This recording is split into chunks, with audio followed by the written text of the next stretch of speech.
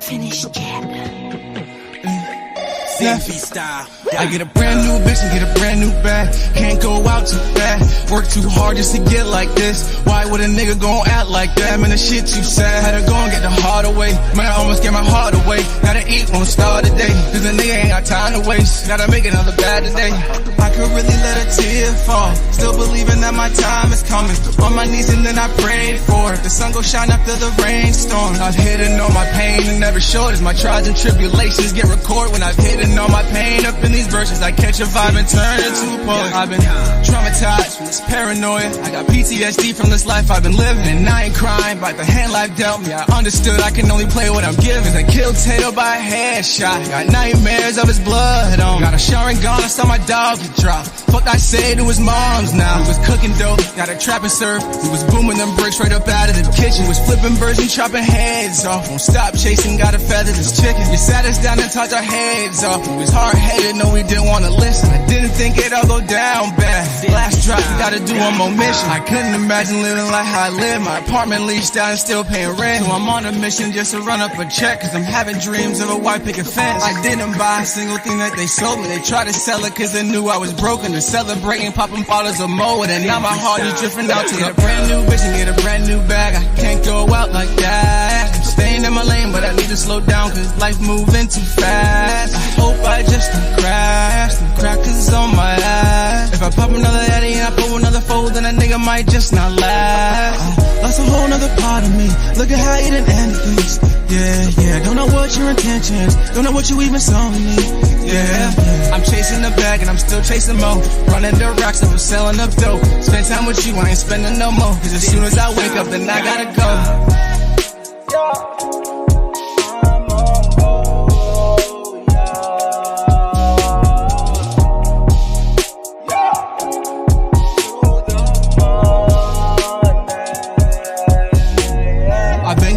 But I gotta go harder, do it for all the things that I never can have. Fuck the old bitch, I was fucking who got in the way and almost let me fumble the bag. This new chick I got, she don't get in the way. Our connection like Wi-Fi with no strings attached. And I can't wait to get her home out of them clothes, cause little Shawty too fine to fuck. If you keep it 100, I got you, baby. Is this gonna be forever or temporary? All this shit going on got you going crazy. Promise to be the rock of your foundation, but I need you right now and I can't wait. I just need me some head, had a long day. But to me, baby, that's just some foreplay. Cause right after you know that I'm going crazy. If you keep it 100, I got you, baby. Is this gonna be forever or temporary? All this shit going on got you going crazy. Promise to be the rock of your foundation, but I need you right now and I can't wait. I just need me some head, had a long day. But to me, baby, that's just some foreplay. Cause right after you know that I'm going crazy. That's a whole nother part of me.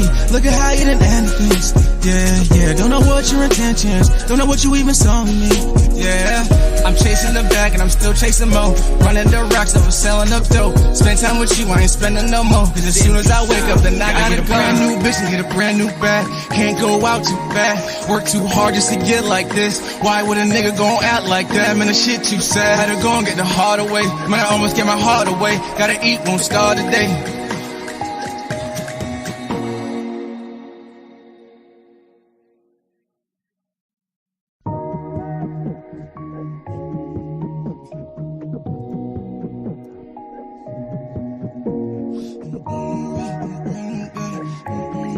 We ain't finished yet. Style.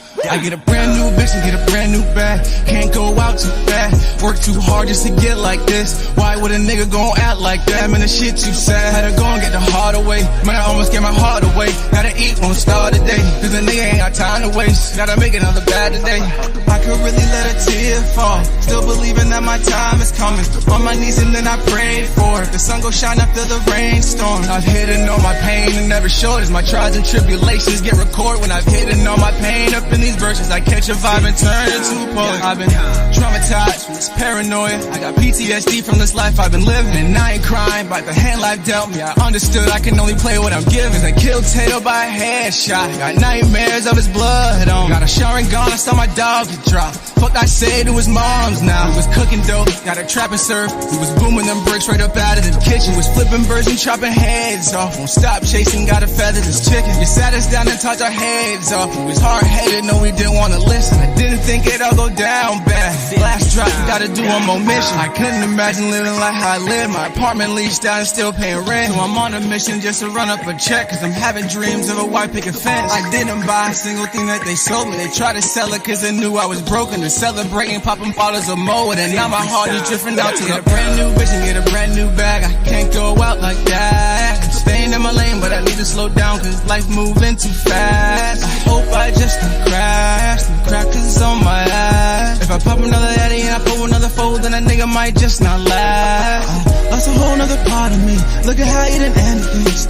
Yeah, don't know what your intentions, don't know what you even saw in me. Yeah, I'm chasing the bag and I'm still chasing more. Running the racks and I'm selling up dope. Spend time with you, I ain't spending no more. Cause as soon as I wake up, then I gotta go.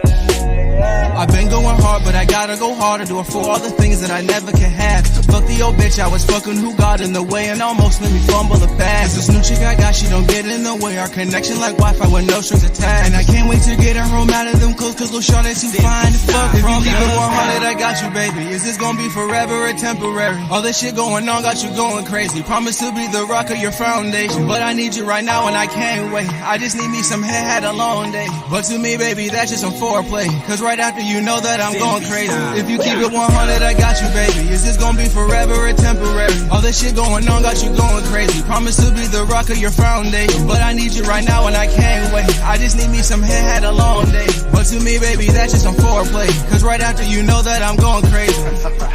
That's a whole nother part of me. Look at how you done ended things. Yeah, don't know what your intentions, don't know what you even saw in me. Yeah, I'm chasing the bag and I'm still chasing more.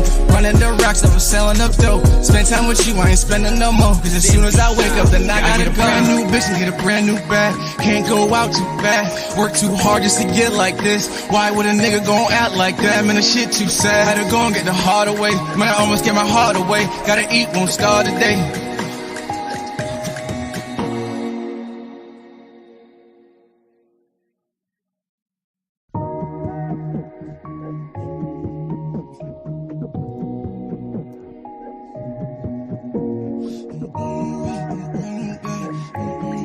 We ain't finished yet.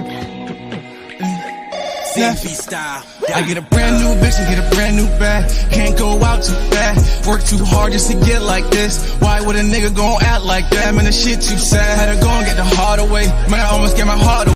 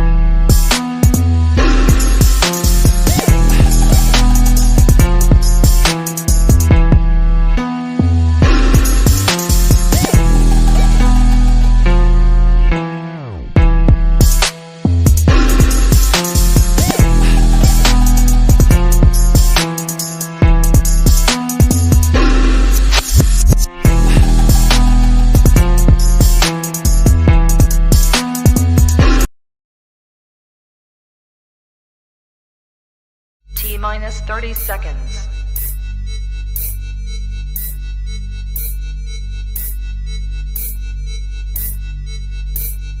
T-minus 20 seconds.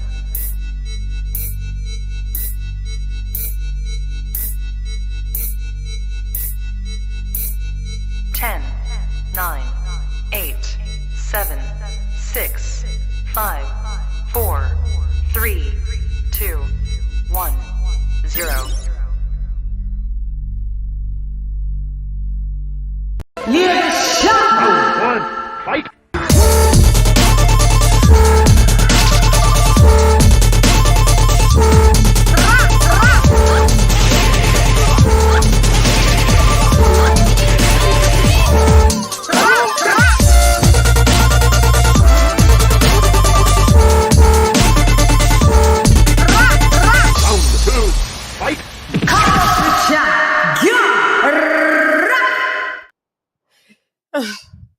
Yo, how you going, this LadyChann rep? No, lads. Welcome to Combats with CHANN. It's a delayed version of the weekly wrap-up shiggity show. I'll tell you why, kaboom. I was kaboomed in the booty.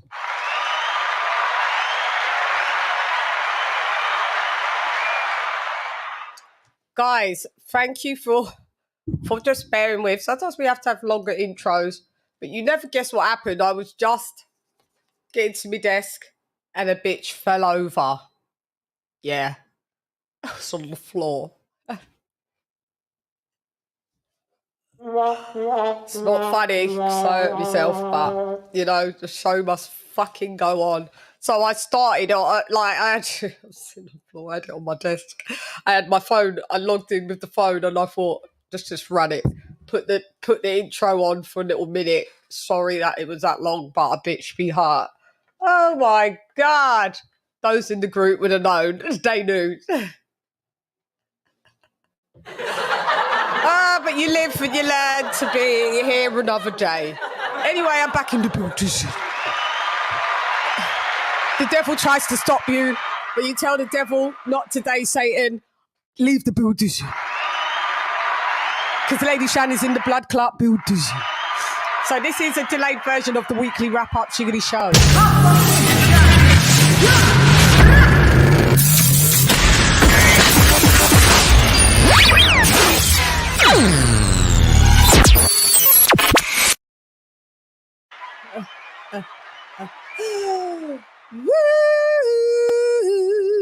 Oh my God. Oh my fucking God. Hold up. Hey, when my people from the side were off. I don't know if that is the same word. It's not funny. Don't laugh at me because it ain't fucking funny. It fucking hurt. Yeah, it weren't funny. Weren't funny. It just weren't funny. Hang on. Un momento, por favor.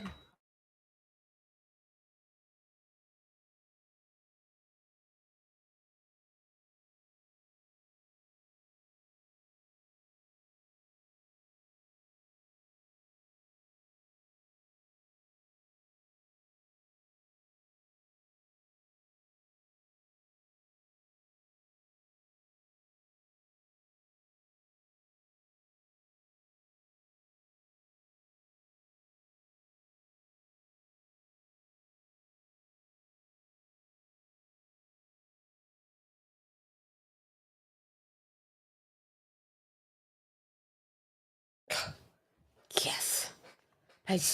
Hold up. Let me see the revised list out here. On my mental, but yeah, it's not funny. Don't laugh at me. It's not fucking funny. Shouts out to y'all that are laughing at me. You lot are mean. Oh my God. So the title of today's show is British Boxing Saved the Blood Clot Day.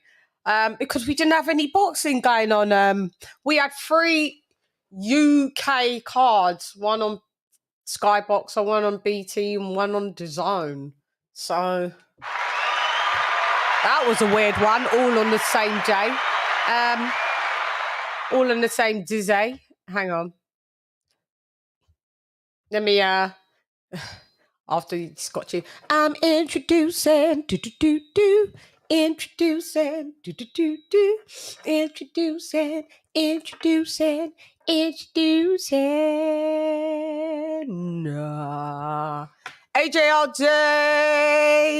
it's Alex.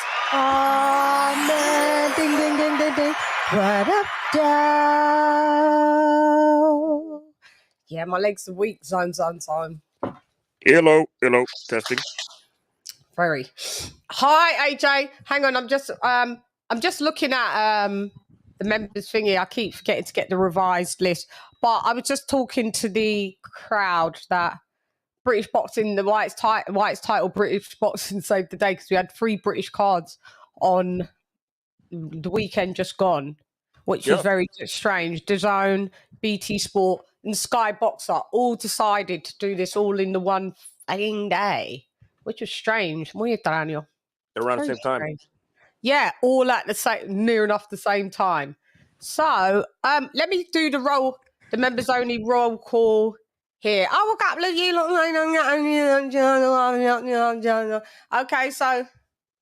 Okay, so we got a bit of a different revised list. Okay, so we've got Modern King Boxing in the boots. Ivo in the Ustania. Karma Serena Queen in the boots. Zara K in the boots. King Boxing in the boots. What up, LadyChann? Con Shaunery in the boots. Queen Lisa Bales in the boots. Ricardo, mi hermano, in the boots. Ben Adams in the boots. Stephen T in the boots. Slim Boxing Commentary in the boots. Mark Niggity Nash in the boots. Dub Brightside in the boots. My Art to the Left in the boots. D-Style Boxing in the boots. Devil Beats in the boots. Jimmy McClenley in the boots. AJL Day in the boots.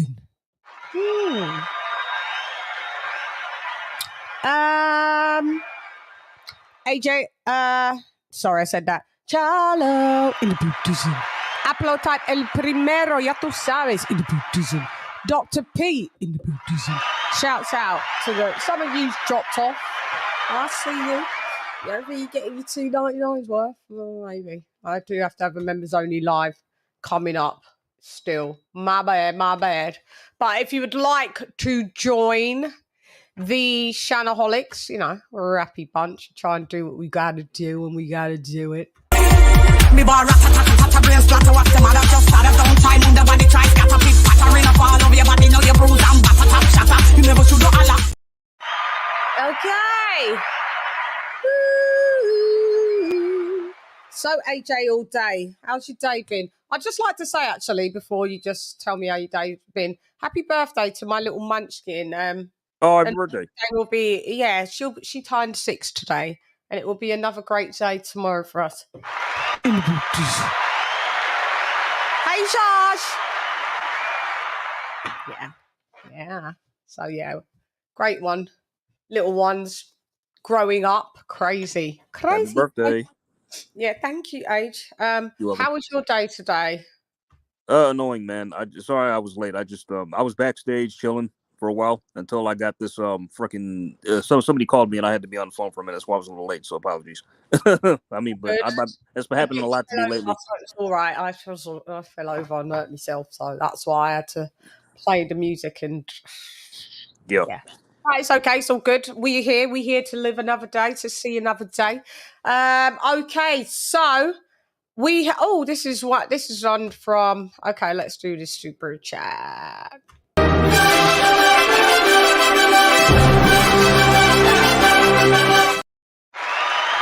Shouts out to my art to the left, $9.99 for dropping that half a dub on your girl. I'm getting some feedback here. Oh, God. Hang on 1 sec. I'm hearing feedback. Check. Chickadee, check.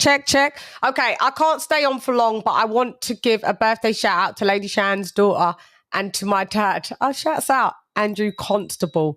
Love you and happy birthday, baby Shan. And happy birthday, daddy. Oh, the same day. Gemini. Gang. In the boots.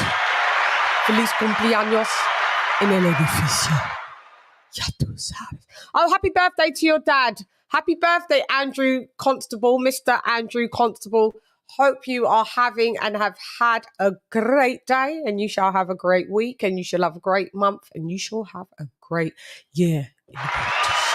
Thanks, Arlette. Massively appreciated. Shouts out to your dad, and thank you for the birthday wishes for my little mommy. Thank you. Okay. All right. How's your day going? Other than your daughter's birthday, good. Yeah. Other than falling over, but yeah. Sorry. Yeah. Oh, no. I know it's fine. It's been all right. Oh, God, 1 second. Stay there. Tell them about the cards. Did you see any of the cards? I just have to mute for 1 minute. Okay. I saw what I see. I saw the Lara Wood matchroom card, the rematch. I saw the main event for Conlan and Lopez, but and Chan, I know you asked me to watch Okolie versus Bellum Smith. I did my absolute best, but I couldn't subject myself to that kind of torture. I mean, I got 4 rounds in, and I just couldn't finish. Then It was bad, didn't it? I mean, what happened was, like, it's funny. I just ate breakfast, and I was gonna watch the fight, and I actually got tired watching it. How is that possible? Like, I mean, seriously, it's like I just watching the fight made me sleepy. And Chad, did you know how many clinches I counted after 4 rounds that Lawrence Okolie initiated? How many? Around 60. 60, I know. 60 clinches. 2 point deductions. He was down from round 4. What? 9? I think 10 and 11, or in the championship rounds. I watched up to after the first knockdown, and then I went and just did highlights. I was like, we're gonna do a point score and rewatch. I can't do it. No. It's fine. It's gonna take a lot for me to go back and finish scoring that fight. It really is. Hard. And I really want to, because one of the judges, the 112 had it a draw. Yeah. I've heard people come up to why they could understand that score. Why does it draw? Yeah. I mean, because I kind of want to finish too, because, like, it's funny, after scoring it, I gave Lawrence the first 3 rounds despite him making it so ugly. 3 rounds. But then I gave Bellum Smith the 4th with the knockdown. Then, like, I kind of like it. Then, it's gonna take a lot, but I'll go back and finish it. I mean, just to see if I can see that if the draw is feasible. So. Yeah, that's what I wanted. God, it was. But Lawrence, oh my God, man, this guy, Jesus, man. Introducing.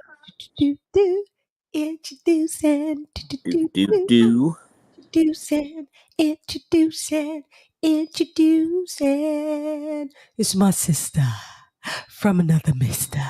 It's the Queen Lisa Bells. Ding, ding, ding, ding, ding. What up, down? Hey, sis. Kaboom. Hey, how's everybody doing? Hey, Lisa. Hey, how are you doing? Happy birthday to your muffin. Thank you very much. Yes, thank you so much from Auntie Lisa. You'll get a message tomorrow as well from the. Oh, okay. Yeah. Thank you so much. Yeah, bless her. Yes. Yeah. Yes, definitely. The weather's good as well, so weather's decent. Not as hot as you guys, but I've seen what it is and where AJ is. It's like it's way over 100 degrees already. It's actually pretty cool out here today. Not too bad. No, you go up to like 110 in a couple days. On a couple, yeah. I mean, but so far I've been outside for a couple times. It's actually nice. It's not too bad. Yeah. So I had to get a haircut earlier, so. Oh, boy, even me, I was complaining. It's like what it is here. It's 22 Celsius. What's that in? That's like high. I was complaining of like high 70s. I was really complaining. High 70s, low, just hitting 80. And I was like, nah, I can feel it. This is too much. It's too much. But yeah. Already I'm complaining, and I look at you lot's weather and I'm like, Shan, don't complain, because this is actually very cool for this time of year here. You know what I mean? Yeah. So, but yeah, go ahead. We was just talking about. Did you get to see the Lawrence Okolie fight, sis? What, AJ? Yeah, that was horrible. That was bad. Oh. I mean, that's probably. I know I saw 4 rounds. It's probably one of the worst fights I've ever seen in terms of Me just too. punching. And it's like, I mean, that and Klitschko and Fury, but at least in this one there was knockdowns. That's the only thing why I can rectify make it reasonable that it was just about a better fight than that. But it was trash. Lawrence Okolie, the face of what? Lawrence Okolie. That's what I called him. He's Lawrence Okolie. That's I'm gonna call him that. I'm gonna call him that too. I'm still in that. I'm gonna call him that from now on. Yeah, call him Lawrence. I know it's really bad. And do you know what? Karma is a bitch, man. 62. No, it's not 62. 70. It's like 78, 76. You double it and then you add 30. Sound. CHANN. Yeah, that's me. Yeah, CHANN, shout out to you. We had you on the panel yesterday on Ring IQ. You came and chopped it up with us. Thank you. Oh, yeah. I left the booties. But he was talking about in one of his videos, had he not left Matchroom, would this have happened? Like if he just stayed with Eddie, you know? I was laughing at Julius going off. He went off last night in the Spanish, and it was just like he went off and just saying, "How can you be like this for another man? Like this is a man like you lot like for the heterosexuals." He really, we will talk about a bit of the update with Bud, but yeah, it was bad. But let me just scoot back to Lawrence Okolie. I mean, Ravioli, Okolie, whatever his name is at this point. It's I know it's bad, but he's being met with a lot of disrespect because of the way how he did like Eddie. And I heard he was talking about Eddie up until for this like whole fight week. Wow. Bruh, ain't you got over it now? Or whatever the problem or the issue is. Like he did make a statement. I posted it. Is there TV in the background? No, that's next door. Woo! Really? By me. You still hear it? Yeah. Who's what next door in the same house? You mean, or next door neighbor? Yeah, next door neighbor. That's a next door neighbor with the telly that loud. Fucking hell. Jesus wow. Christ. That means they're legally deaf. Damn. Huh. If I can hear it in the UK and that's coming from your fucking next door, jeez, they're deaf. I can't hear it now though. Yeah, I can't hear it now though. That's because I'm on mute. Oh. Wow. Yeah. So yeah, it was bad. It was very bad. But CHANN, was the David Light fight that bad? I moved. Can you hear it now? Yeah, I can still hear it. Can you hear it, AJ? Slightly, not too bad though. I mean, it's kind of low. So yeah, okay, I'm just saying that it's coming through, and then obviously also if he's playing anything that's copyrighted and it picks up on here, it'll stop the stream. So you don't be too touchy about that, probably. So. Huh? Who does? No, I mean just the tube. So they're kind of touchy about it. It's owned copyright. If they're playing something and it's people that own it, like they want to get paid, don't they? So what they'll do, they'll take it from my stream. Yeah. Yeah. That's but CHANN, question was the David Light fight that bad? The David Light. Okolie just fought David Light like what? Oh yeah, he fought David Light, innit? Yeah. No, David, that was bad because that was a lot of clinching it, but no, this one was worse. Oh, because Billiam Smith didn't look really good himself. To be no, fair. he didn't. Honestly, from what I was seeing, he didn't really do anything. He wasn't really looking good. I mean, he was affected by the clinching, but at the same time, he couldn't really, because he couldn't get his shots off. Yeah. Terence Crawford, it was that, but like, man, and as soon as he was allowed to kind of get his shots off, he dropped him. Yep. And that was the first time I've seen, and I think that's the first time Lawrence has been down in his pro career. It was. Yep, first knockdown, yeah. Yeah, and then he got knocked down again, Sis, could you see any way, shape, or way or form that it was a draw. No, because you're talking about he had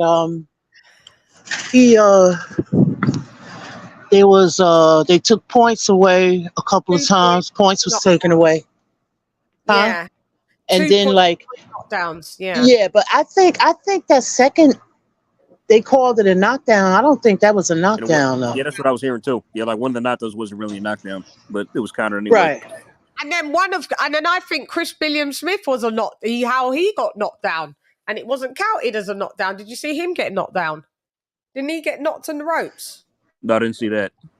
No, I didn't see that part. It was just. I'm sure Chris Billiam-Smith, if I'm right, he got, and they didn't class it as a knockdown. Or is that another fight that I saw? I'm sure Chris went down through the ropes, kind of. And yeah, the fight was he was pushing him.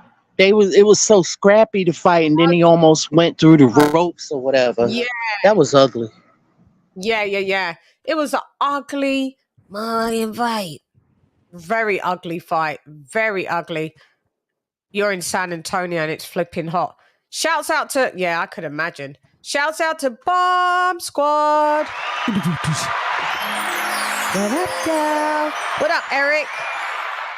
Nice to see you. Nice. Yeah, mate. It's guys. I just don't know what to say more about this fight. Who had the displeasure of seeing it? Because I mean, and Lawrence Okolie said he's gonna initiate the rematch. Please God, no, anything but that. I know. Anything but that. Like, please. No, sorry, wrong thing. Wrong sound effect. There was no round of applause. His style is just he doesn't use his jab, his footwork. It's just everything. He smothers his work. He clinches and then he uses his elbow. It was just. Plus he holds and he hits to the back of the side of the head. He holds and clinches. Yeah. Inside game. So as soon as he launches, like he gets to throw a shot off, when the fighter tries to counter, he's already all over you. He's already holding you with his arms. He's already all over you. You can't counter him, and it's just like I don't know how you got into the Olympic team squad. How was this? I think he was knocked out in the amateurs by who knocked him out a couple times. I heard. Yeah. I think it was the guy who beat AJ, who unofficially beat AJ with some kid. What's that guy's name? Was it an East European geezer? Savon. Savon. Yeah, Savon. Something Savon. That guy or Savon. So, yeah. Listen. Okolie. It's no bueno para él. No bueno, mate. Like Lisa said, he smothers his work. He just. This is quite a cute look like that, isn't it? He just has zero boxing fundamentals. Like, I didn't realize this. So when we've been seeing him fight and he's been starching people, I mean, he always had a bit of an ugly style, but I guess the level of opponent, it was just able to make it not look so bad. I couldn't see a fundamental. His jab is wrong. His footwork's unsteady. Listen, and he was talking about he could fight, go up to heavyweight, and he would give the top 10. He would beat a lot of in the top 10 because he sparred them. Listen, love, you wouldn't even beat my 6-year-old with that style. Yeah. Stop. I mean, it's kind of sad because I remember when he fought Glowacki when he first won the title, and that was actually a good performance. That was a good performance. Yeah, he didn't do any holding. He boxed well. He boxed like he boxed great, and he knocked him out in the 6th. So it's like, yeah. And then all of it just kept. It just went downhill from there again. Listen, we need sugar-free, sugarless. Get rid of him. Get rid of Javon. I don't care. And people go, well, he's just had him for 1 or 2 camps. When they asked him, he had no corner work, like corner adjustments. When they asked him, so what was you trying to do? What was the game plan? Go for the knockout. Uh-huh. Yeah, but how was you going to achieve that, sir? Like listen, Tyson Fury, it can work because he's already the guy already. He's already got all the fundamentals. I don't know what this Javon Sugarhill is from scratch. You've got all of this Tyson Fury passes. You know, you've been up in Vegas, jumping on tables and, you know, being in Versace stuff and acting like a damn fool. And now your work is the unraveling is inevitable. It's an unraveled boot. Well, this is his third trainer now. At this point, like, the problem is him, in my opinion. Yeah, the problem's him. Yeah, I believe that the problem's him, but I believe his style and what Sugar Hill does, it doesn't equate. No, it doesn't not working. Equate. No, it just doesn't equate. Sorry, no one can tell me anything. I'm just you know, at least you can see Derek James has, you know, he's been trainer of the year. He's got an undisputed champ, a unified champ, you know, and a former two. Got a prospect as well in Frank Martin, who's on his way as well. So, you know, there's proof. There's proof in the pudding. I don't know about this Javon now. Who else has he got as well? He's got someone else as well. He's got Ben. Who's got Ben Whitaker, right?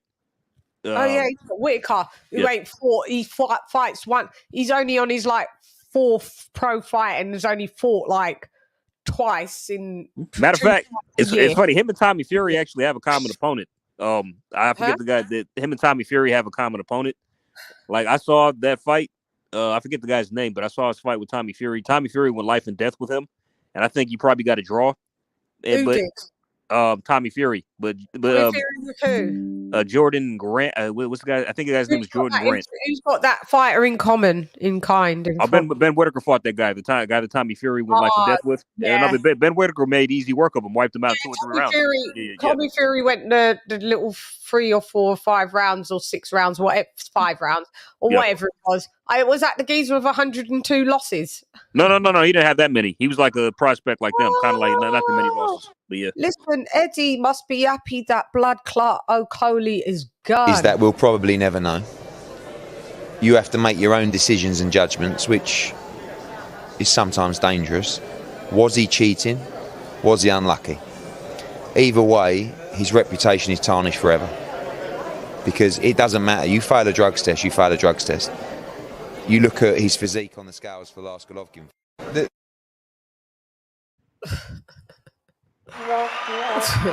It's a wow, and a round of applause. Eddie. After the fight, did you see what Eddie was saying? He was like, he's been poorly advised, right? He's been poorly advised, and yeah, I know. Eddie was like, he can't come back round here. Like Lawrence Okolie cannot come and check me on the flip side. He can't. Basically, after everything that you said about me. Oh yeah, look, everything. We'll go into you know, about the. I mean, this man insinuated that Eddie was a slave owner with that photo. You know what I mean? Like that was. I thought that was harsh. And he said he was Django, didn't he? Oh yeah. He was you just the with the Django pick. Oh God, Lawrence! Stop. But Chan, another interview that's been making the rounds is Eddie and Ahara Davies. Did you see that? Yeah. Right, mate. I'm not. Yeah, he didn't apologize to him. Yeah. Going on and on and on now.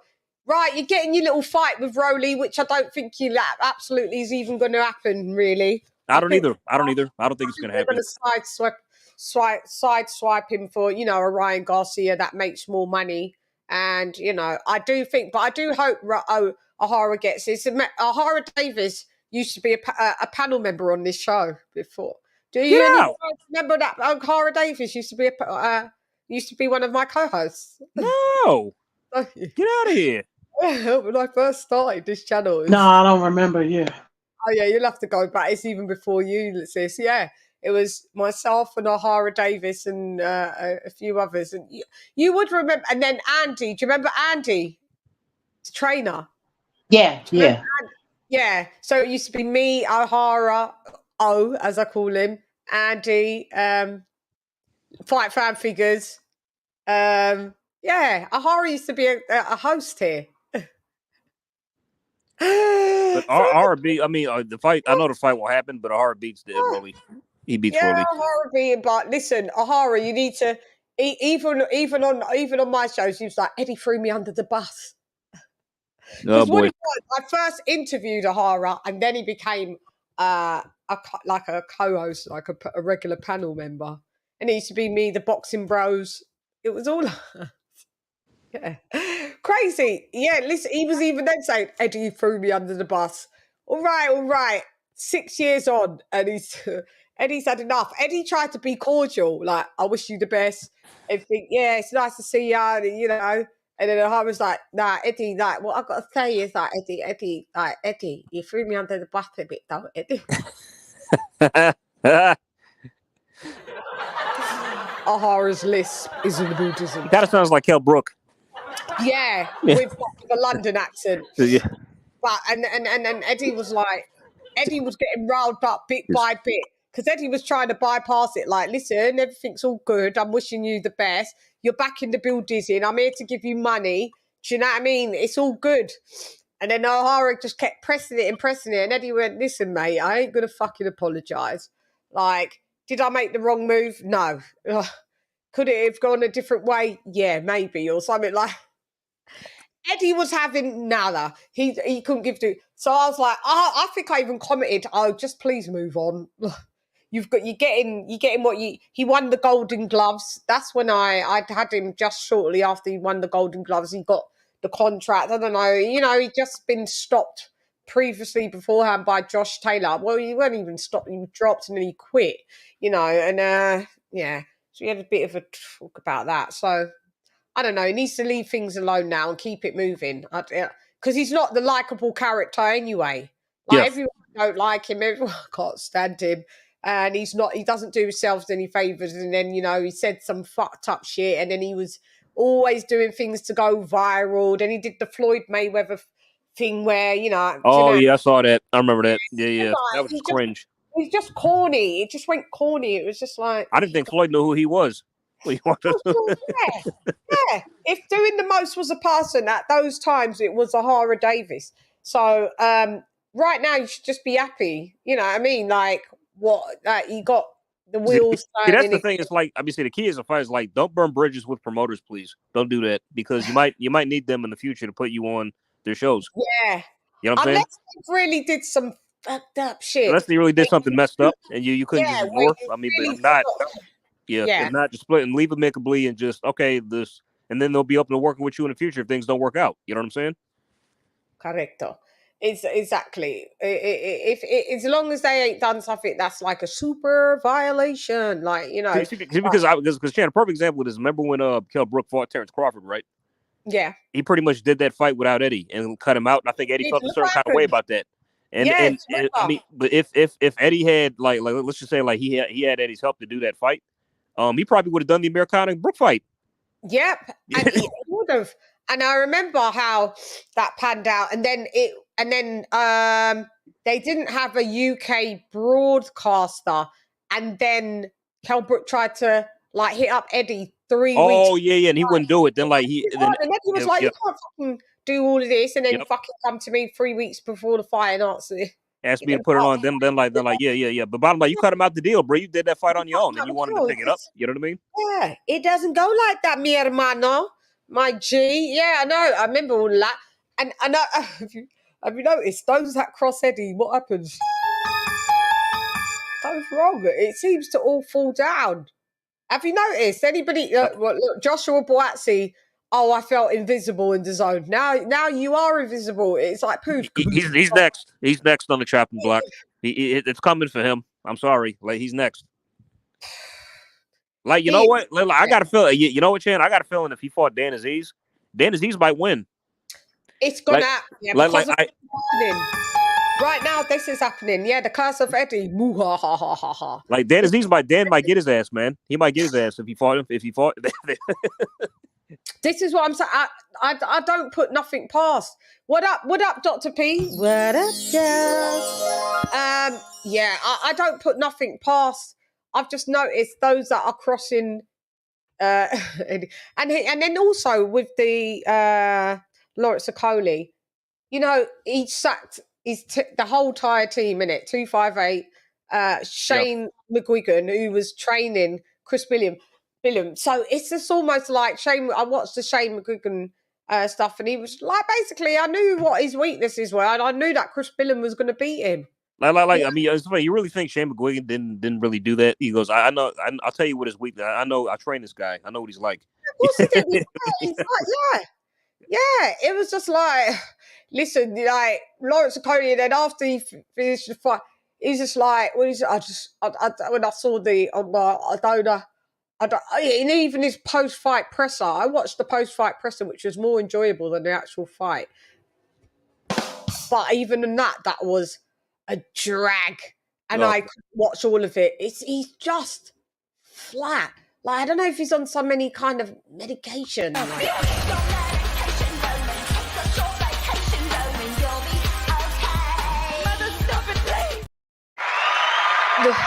The non-emotion is in the bull-dizzy. All emotion is left the bull-dizzy. Like, I don't know. He's just a strange character. And so Shane McGuigan knew that Chris Billiam was going to beat him 100%. You sacked him as well. You sacked 258 and fell out with AJ, and you fell out with Eddie Hearn and fucked off to Sky Boxer, where they said and lied to you that you was going to be the face. The face of boredom. That's what he's going to be, the face of boredom. I could go on for eons roasting him. I could roast him, and it's not even a roast because it's a fact, and he just didn't do himself any favors, and the karma's just well on car top with him now. Yes, the karma is in the building for him. Like it's a karmic building for Lawrence fucking Okolie. I don't know what happens after the. Who is he supposed to be? What happens now? Because it was supposed to be Richard Riakporhe. Listen, Richard, that version of Lawrence Okolie, Richard Riakporhe knocks him out. Richard Riakporhe isn't technically sound himself, but he's a knockout artist. But the man has got that Wilder-esque power. You know what I mean? He's the Wilder of the cruiserweights, isn't he? Yeah. He is, isn't he? He slightly has more technique than Wilder, just slightly. But just slightly. Yeah, but he's not far off. He's not far off, though. Far off. I've always said he's the Wilder of the cruiserweights. He's got the hit or quitter. But then now it could look like there's going to be a Billiam Smith rematch. Like, okay, because just the battle of the ugly fights, man. Because it's just all like, I mean, at least Riakporhe just put us out of our misery and get that fight over in like 6 rounds, please. Yeah, it's just the battle of all of them. Just got either ugly styles and lack of technique, or both. Do you know? I mean, I just see a guy who just honestly, even though he has the height and reach to outbox his opponents, he just wants to initiate clinch fests and just and just use his like overall physical strength to it's kind of like bullying in a way. It's kind of like he's bullying his opponents, while he's just holding and clinching and all the time and shoving them on the ropes. You know what I mean? Shouts out to King of King Boxing.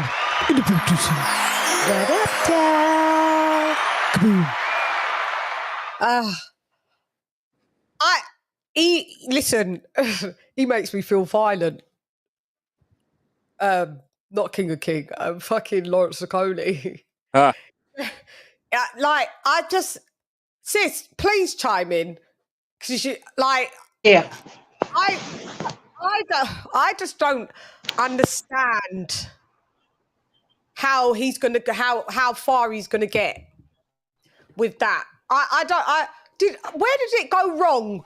Because I don't remember him being that poor. Where does he go now? Because listen, Sky, your contract's going to leave the building. I would drop him. He stinks the joint out. People leave it last fight. Yeah, he's it just seemed like something that's something that type of fight shouldn't even be televised. And they want to talk about Rigondeaux. Rigondeaux is skillful. Yeah. Yeah. Please don't. You put know, him he's in the freaking dome. Yeah. yeah. No. No, I'm saying, but people saying it shouldn't even be televised or whatever. Come on, that shouldn't. Yeah. That was like one of the worst fights I ever saw. Like, In just life. no skill. Yeah, no technique, no nothing. Like that can't be. He needs. They got to work on his fundamentals. They have to. How old is Okolie? 30, Ain't he like probably 30, 30? 31, something like that. 29, 30, Oh, okay. 30. Okay, we can brush you up a bit, but sis, he's an Olympian. That means he had to have some kind of fundamentals, just like Wilder had to have some kind of fundamentals, just like who else was an Olympian? Like Tony Yoka. You were supposed to have some fundamentals. The fundamentals have left the building of all three of those mentioned fighters. What? I don't know where he goes. I literally, you've burnt your bridge at Matchroom. You stink the joint out. I'm sure Frank Warren's like, not on my watch, you know. But my fights are already cheap as fuck, and you know, just about have a card once or twice a semester, if that. Who else won't want him? Let's not talk about PBC. They don't have any cruisers, so that even if they did, they wouldn't want him. So Skyboxer is Top rank. I doubt it. top rank. No, They they don't- don't want him. They won't They want him. won't want him. Yeah, listen. At this point, I know it sounds bad. Lawrence Okolie's family don't even want him at this point. They saw that fight and they was like, you are son. Well, the thing is, I think honestly, he knows. I mean, because if you saw the Glock, he knows fundamentals. It's just he doesn't want to use them. I don't think he wants to. If I'm being honest, There's got to be. This will probably go Shann's funny moment. There's got to be something mental. Yeah, that's gone wrong. Where I heard he's been dropped in sparring a few times now. Oh wow. Could be the reason why all of a sudden he's decided to hug his opponents to death. Hug them to death because he's fearful of getting dropped. Well, then, listen, this is called boxing. You got a box, and if you've got a block and your sports psychologist can't unbar the block, then you got to leave the booties in. But anyway, about Chris Bellum-Smith, minus, let's say. By the way, anyone can join the panel today. By the way, but this is British boxing. I see everyone scared. They're like, you know, this is when it looks like it's a purist show because not everyone's that well versed and can be bothered to watch the British cards. I get it. I got it. But it was the only they were good cards. But it was the only thing that was on really, wasn't it? I think Alexis. My favorite fight the weekend was Oscar Collazo becoming the quickest Puerto Rican champ in history. That was a good fight. It was bad now, man. What card was that on? The Alexis Rocha card. Oh, okay. Rocha. No, I didn't. I did I see Electric Road? See, that was a card. I don't think that was on. What was that on? What network, sis? Sorry, guys. The Zone at night. That was a good fight with him. Was it on DAZN? Yep. What? Yep. Yes. Guys, the hay fever is really rife now. I'm really suffering. So my bad. It's just like the tissues are in the building. Oh, good. Yeah, no, this is the thing that comes with. I sound like I've got a full-blown cold now, innit? It's just like, it's a hard nut. But anyway, it's all right. Let's not deflect. Let's get back on track. But Chow said to CBS, so let's say he minus what happens with that rematch that I'm sure nobody wants to see. Let's just say he actually gets past Lawrence again. I kind of don't see him hanging on to that belt for long. Listen, he's not skilled enough to have that belt for long. Yeah. Lawrence in the rematch beats him. I think so. Lawrence beats him in the rematch, in my opinion. Yeah. My opinion. I thought he was going to win this first fight. So imagine my shock when he lost. No. My bad. I did, but I can't officially say. Did I officially say it somewhere? I suspected that a Chris Billam-Smith win. I don't know why. I think it was because of his the David Light fight. I could see the decline, and I knew that once because Chris Billam was with Eddie, and then he moved over to. Yeah, he was. Yeah, you're right. Because Yeah. he wanted to fight. Oh, I want to fight in my hometown of Bournemouth. And listen, all the stars was just aligning. Like while he was aligning, Lawrence was declining. Bars. I'm good at this, isn't it? And Nice. yeah, that's why I'm an MC. And so he was aligning, and Lawrence was really declining. And I just thought, nah, this is the story. You know, when you see it written, you know, when you watch like American Idol, and you know who's going to win just by the story at the beginning of the audition, and it's like, yeah, you know, dung, dung, dung, dung, you know, so you know there's a story, so you know it's going to align for them. He's going through adversity. His mum's got the second time with breast cancer. Yeah, she's very poorly. She comes to the fight. He's got it by no hook, no crook. He's gone through the rafters of he's British. He went British and Commonwealth. He skipped English title, but do you know what I mean? He's kind of done it, and he's pulled up and he's grafted. So, you know, shouts out to CBS.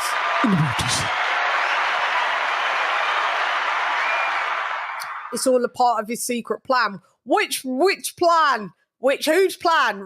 Okolie, Hugoli.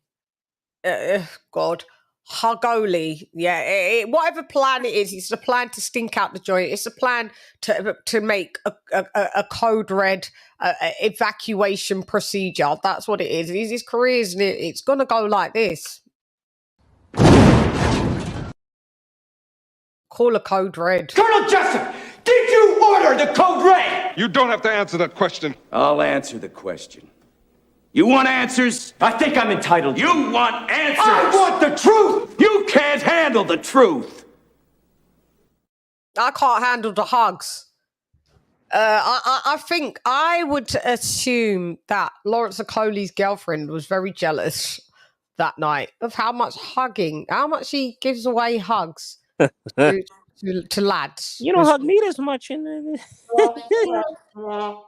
not getting enough attention. He doesn't hug me like that. I don't know why I thought she was an American, because I don't know why I gave her an American accent. She's probably just English. I do know a girl that did date him. She was one of my grime colleagues. Shouts out to Miss Banks that dated Lawrence Okolie for about 18 months, and he did her dirty in the baptism. I never knew why she dated him anyway. She cheated and all of that. He's another one that looks like a praying mantis. Very unattractive. Sorry, I'm just telling the truth. Yeah, and the thing is, he treated her. He went really, yeah. So this is why I feel like I can go at him a little bit. Yeah, he was bad to her. He was bad to her. See, Miss Banks, look how I got him back for you. You didn't even know that Auntie Shan, she's got you, babes. So there was so many different routes of karma for him. Treated her like shit, you know. And I can attest to that. He did. And can you see a pattern here of his behaviour? It's not great, is it? Well, it's not a great picture that I'm painting that it's turning out to be of Okolie, is it? No. Really isn't. He's great. Ivo. He is great for insomnia. I just equate that fight to Klitschko Fury, mate. That fight was trash. So I don't know where Chris Billam-Smith goes. Jenno. We'll see. But like you said, I don't see him holding on that belt. You know, yesterday before I came on and quickly chopped up with you, you made me laugh. You said, I heard you. He said, you guys, they were talking about Josh Taylor fighting You know, Teofimo, you went, Josh Taylor's gonna send him to the Shadow Realms. You said the Shadow Realms, AJ. Did I say that? Yeah, you said Josh Taylor's going to send Teofimo Lopez to the Shadow. You hope he sends him to the Shadow Realms. That was what you said. Yes. Okay, that sounds familiar. I do remember that. Yeah. He walked out of the interview or something. Yeah. I gotta watch that. I haven't seen that yet. All right. Listen, I see you June 10th. All right. That's where I see you. June 10th. See, Josh ain't putting up with his T.O. shit. said he want to kill him. Yeah, sure he does. It's getting crazy, yeah.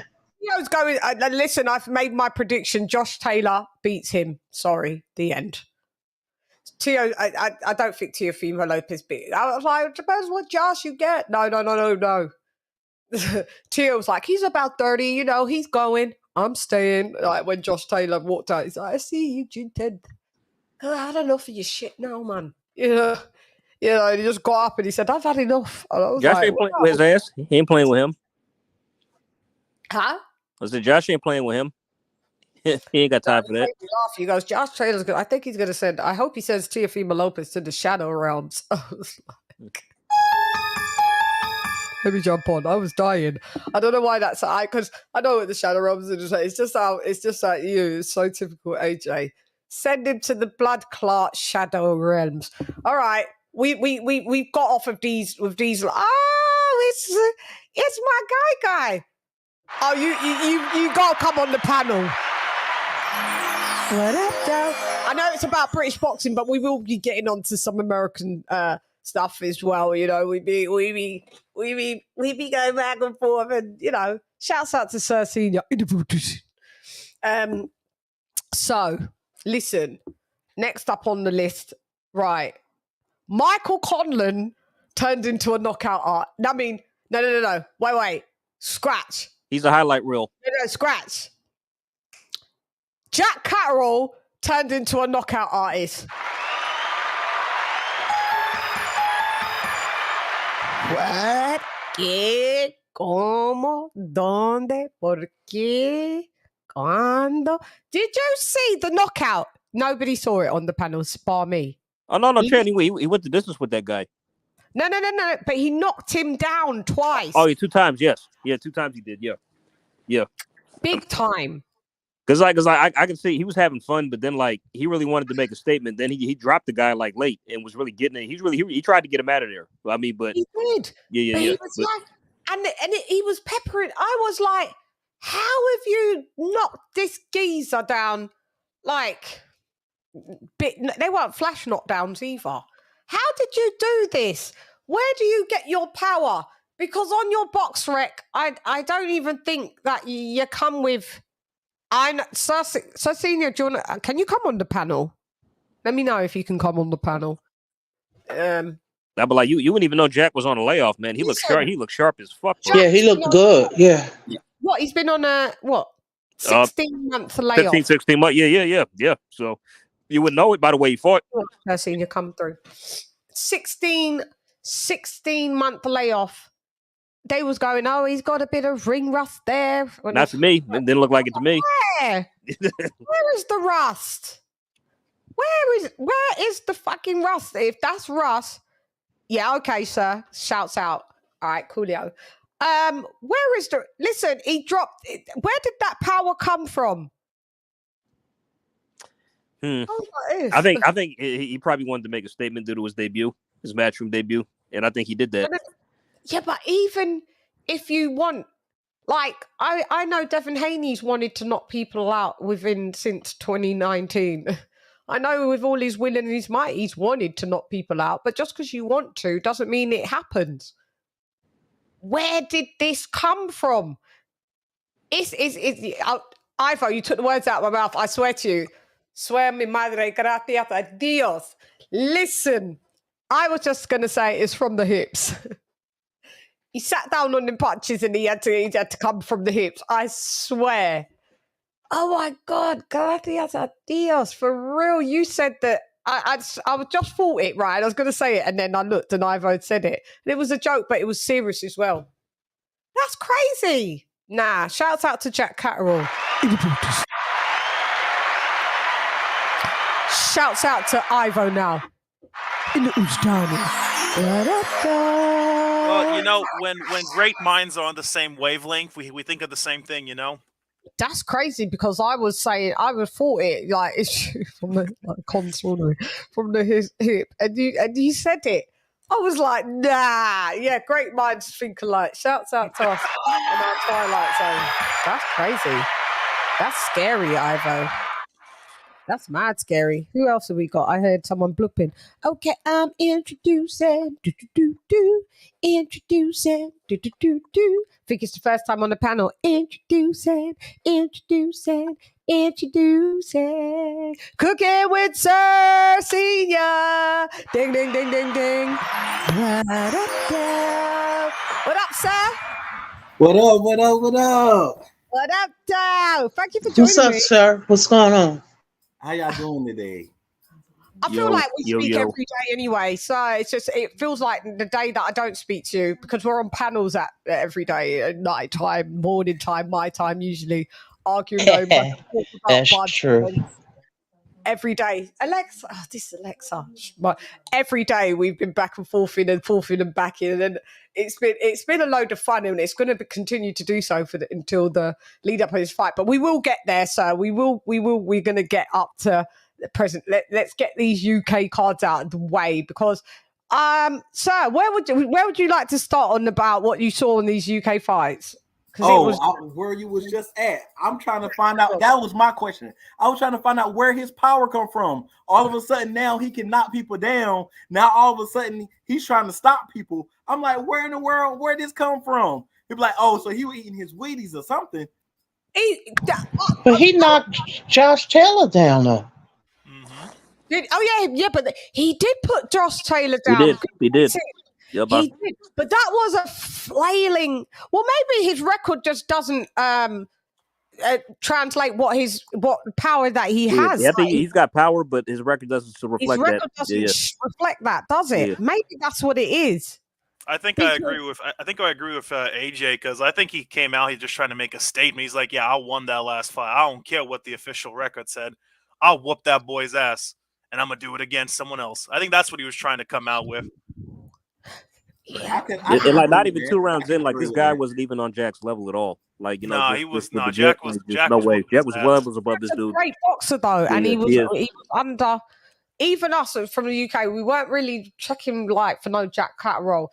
Listen, he went on the radar. We thought at best he was like at domestic level. He hasn't really given the opportunity to really show what he was doing.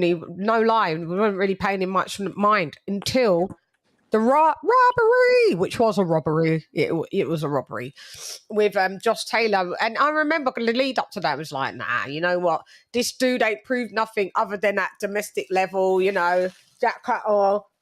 We got Josh Taylor all day. Josh Taylor's going to wipe the floor with him. What happened?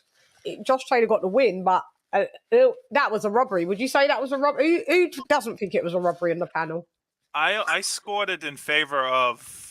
When I saw the fight the first couple of times, I scored it in favor of Catterall by like 1 or 2 points. I didn't have him winning by you had it close. Yeah, I didn't have him like really that far ahead. I think I had it. I think I had him winning by 3 points. Yeah, I had it 1 or 2 points. I didn't have it that wide. But I had him winning. I had it by 2, but it was a definite 2. Like it was definitely 7-5. No, without question. No. I said robbery, so I couldn't have had it 7-5. Did we do a point score and rewatch? We AJ? did. We did right after. We did, and I think we all had Jack. We all had Jack winning. We all had Jack winning. We had Jack winning, but let me see if I had him winning by wide then, so I can actually speak from a place of figurative facts and not just Let me see what I gave his score. Shouts out to Fight Score as well. It keeps us all logged in. We've did a lot of point scoring when we watches. Guys, check out the point score and rewatch playlist that we do have. We did the Errol Spence and I put that up, reposted it. So, as the lead up for the fights, I put up Spence versus Porter. I had Errol Spence. Initially, when I first watched the fight, I had Errol Spence winning. And then rewatching it, I still had Errol Spence winning. Let me see. It just wasn't aesthetically looking very favorable in Spence's favor because he was fighting Sean Porter's game. Yeah, he got dragged into Porter's game, and that's what Sean Porter would do. Look, guys, that's what Porter would do to you. I had this a wide margin. It was a robbery. I had it 110, 116. Wow. Oh, damn. Wide. The width was... Honestly, you could argue Jack outboxed Jack for like the first 8 rounds, at least the first 8 rounds with the knockdown. Yeah. You know what I mean? He trained with, didn't he spar loads with Mayweather? And Canelo, yeah, both. Yeah, with both of them.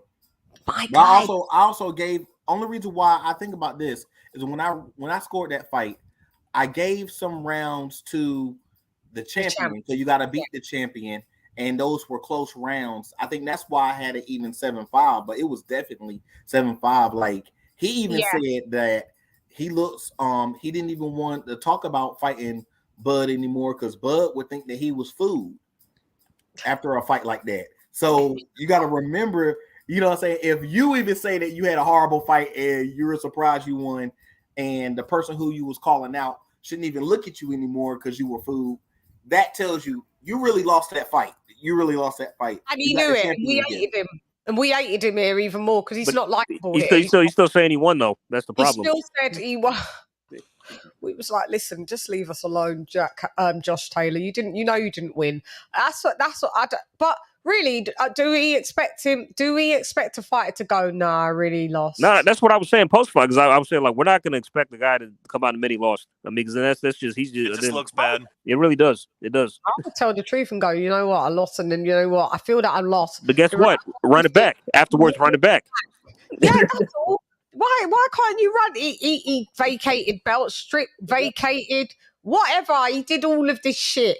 And then Jack Catterall, he's won some fucking intercontinental belt. He was going for undisputed, and that fight where he just beat the geezer, it was for intercontinental. Yeah, WBA. Yeah, so he's on the WBA route. Yeah, but you was going to be if that would have went your way, you would have been the undisputed 140 champ. Yep. Now look at the foot. Now you've had to stay out of the ring for 15, 16 months, right? You don't get a rematch with the geezer, and then you're fighting fucking for an intercontinental belt, which isn't a recognized. You know, it's just like it's a drink. It's one of the little come up belts. It's a Burger King belt. Yeah. It's a Happy Meal belt. WWE belt for boxing. Yeah. It's a Happy Meal belt. You know, when you buy the Happy Meal for your kids and they're like, what do you want, the toy or the book? And they go, I want the toy. And then you give them that belt. It comes with the Happy Meal. I always call it like the participation trophy.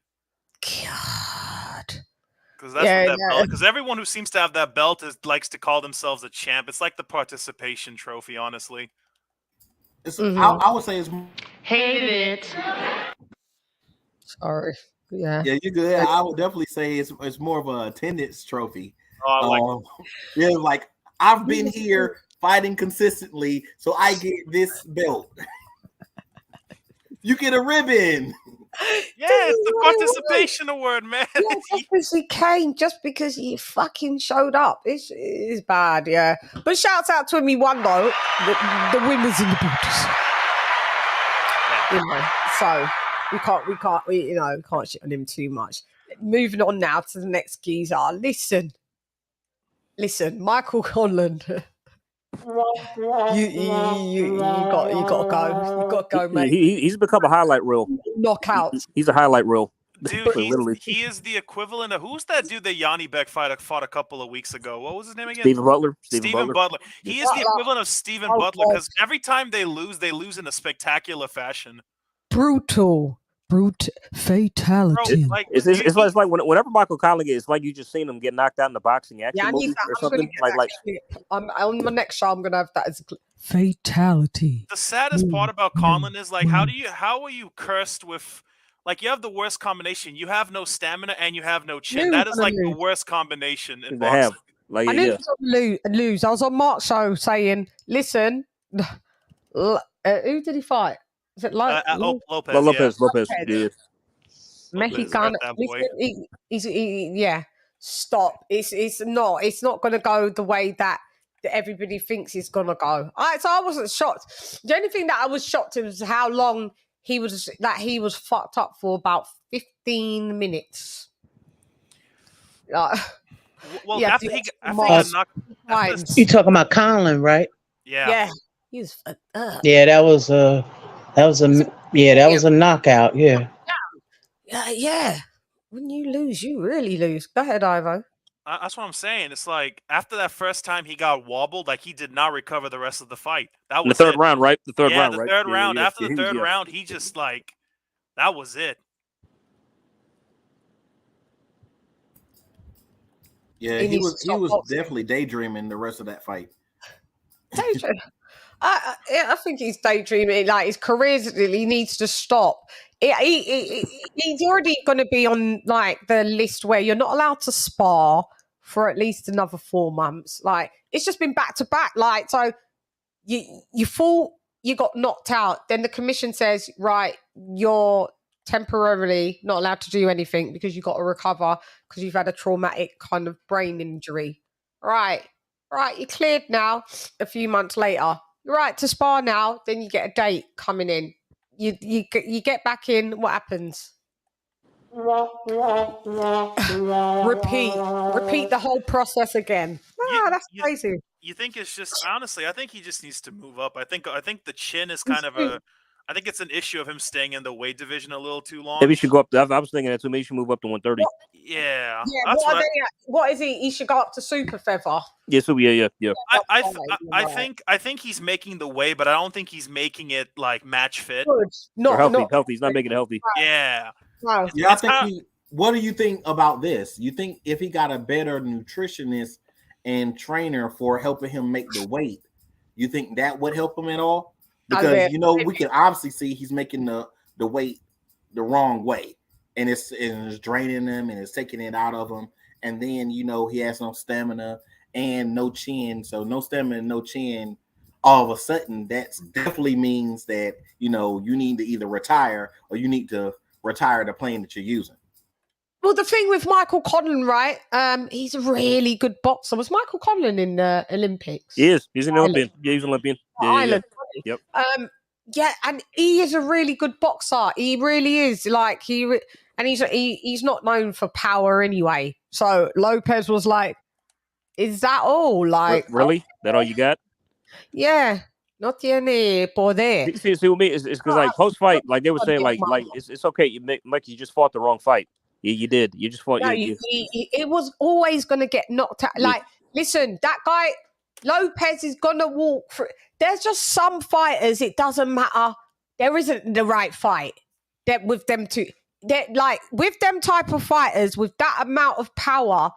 That they can just walk through. There's fighters that they've got power and you're the pure boxer and everyone's like, box on the outside. Like that only lasts for a little minute until what Lopez did was like, he took a few shots and Michael looked all right for a couple of, all right, yeah, for a round.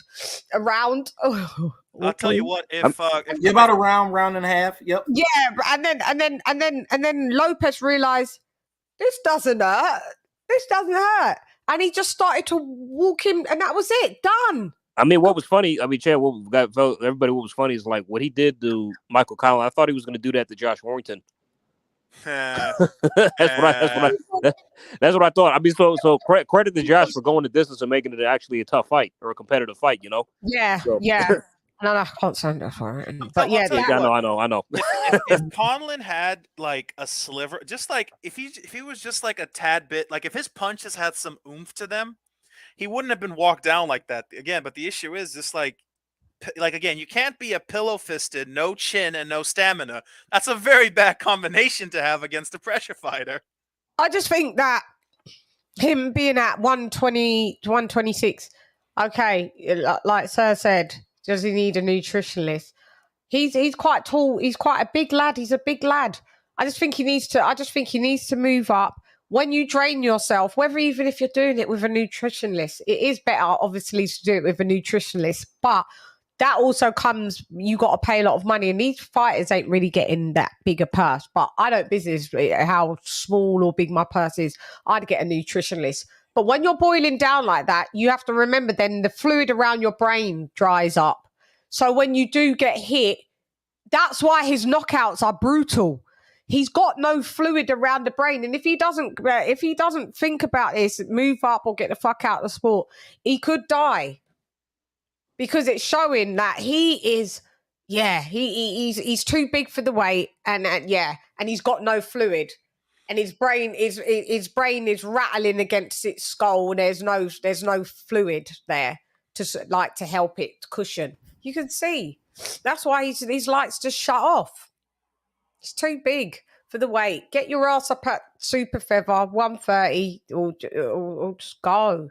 Because these two brutal knockouts, your stock's lessened like that. Like everyone's going to be like, we just walked through you, bud. You ain't got no power. Your chin shit. Plus, at this point, he has no big fights left in the weight class for him to do. Like realistically, what he's going to go for? What is he going to fight? Like Wood and lose? Like, He'd get knocked out. That's what I'm saying. Is he going to fight? He already got knocked out there. So would he go fight Lara, who put him in the hospital? Like what's left for the dude? Like Lara, well, let's go on to Lara. Yeah. See, good segue.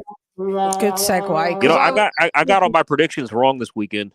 I was absolutely saying no. Lara's going to do it. Remember, sir, was you on the panel when I was going? No, Lara. It doesn't matter if he's not the way. He's still going to do it. He's going to face adversity. Mexicans face it.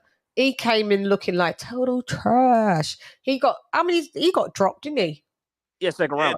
Yep. Yeah, he didn't look good at all. Second round, he got dropped. Yeah.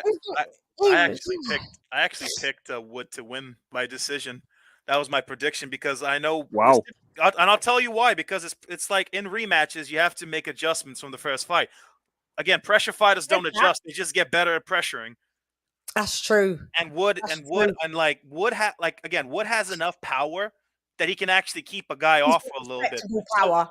And again, he made the right game plan. So again, my prediction actually stuck. Yeah, shouts out to you because I said nah. Because the last time he got knocked out, 6 rounds, 7 rounds, or whatever it was. Yep. And I was like, listen, he's going to adjust, Lee Wood, because he's a good boxer like that. He'll adjust, but he's still getting knocked the fuck out. I'll give it about around 9 like that. Like, it'll just go a little bit longer, but he'll be knocked out nonetheless. And it's true what Ivo says. The pressure fighters don't really adjust too much. And boxer punchers or pure boxers and whatever. Even if you're just a puncher, you can kind of adjust. Pressure fighters just get better at pressuring. They work on their jab to get in better, or in Isaac Cruz's case, they pretend to understand what a jab means. Like that's what they do. They just jab. They get better at pressuring fighters. Yeah, boxer punches and boxers can adjust better. So yeah, I didn't think he was coming in looking like trash like that. Coming in 4-pound overweight, but he was just like, "Fuck it," I've got them pound sterlings now, and that's multiplying my little bank account, and I can eat very well in Mexico with that money. Yeah, I mean, he just thought, "Fuck it, I'm going to eat." But it was very unprofessional coming in at that. He got a good opportunity. Signing to Weddy, I guess. Do you know what I mean? And then you just blow it like that. I bet you they release him. From his contract. I bet you he moves up. Yeah, he could go up. You should just go to 130 now, honestly. Yep. He's good. Yeah. Might as well. There's no reason for him not to. For the weight. I don't know how they make that weight. I don't see him beating Navarrete or Oscar Valdez.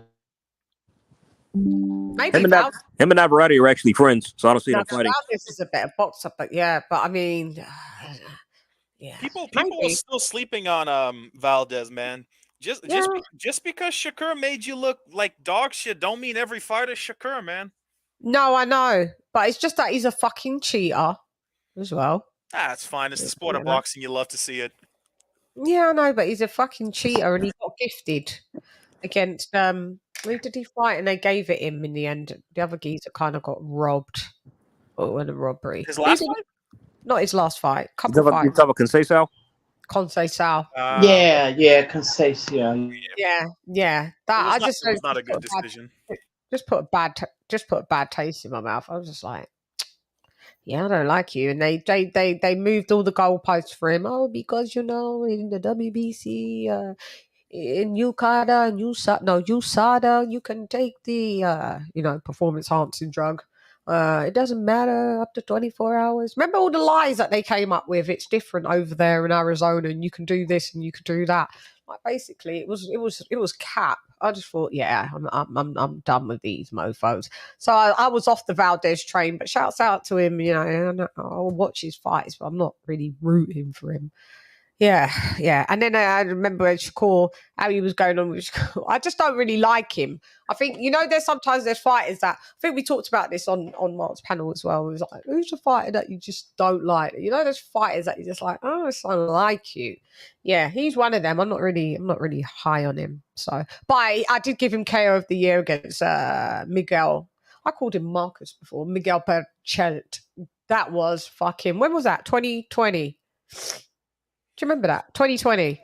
Yeah, that was a vicious KO. Yeah, that was KO of the fucking year.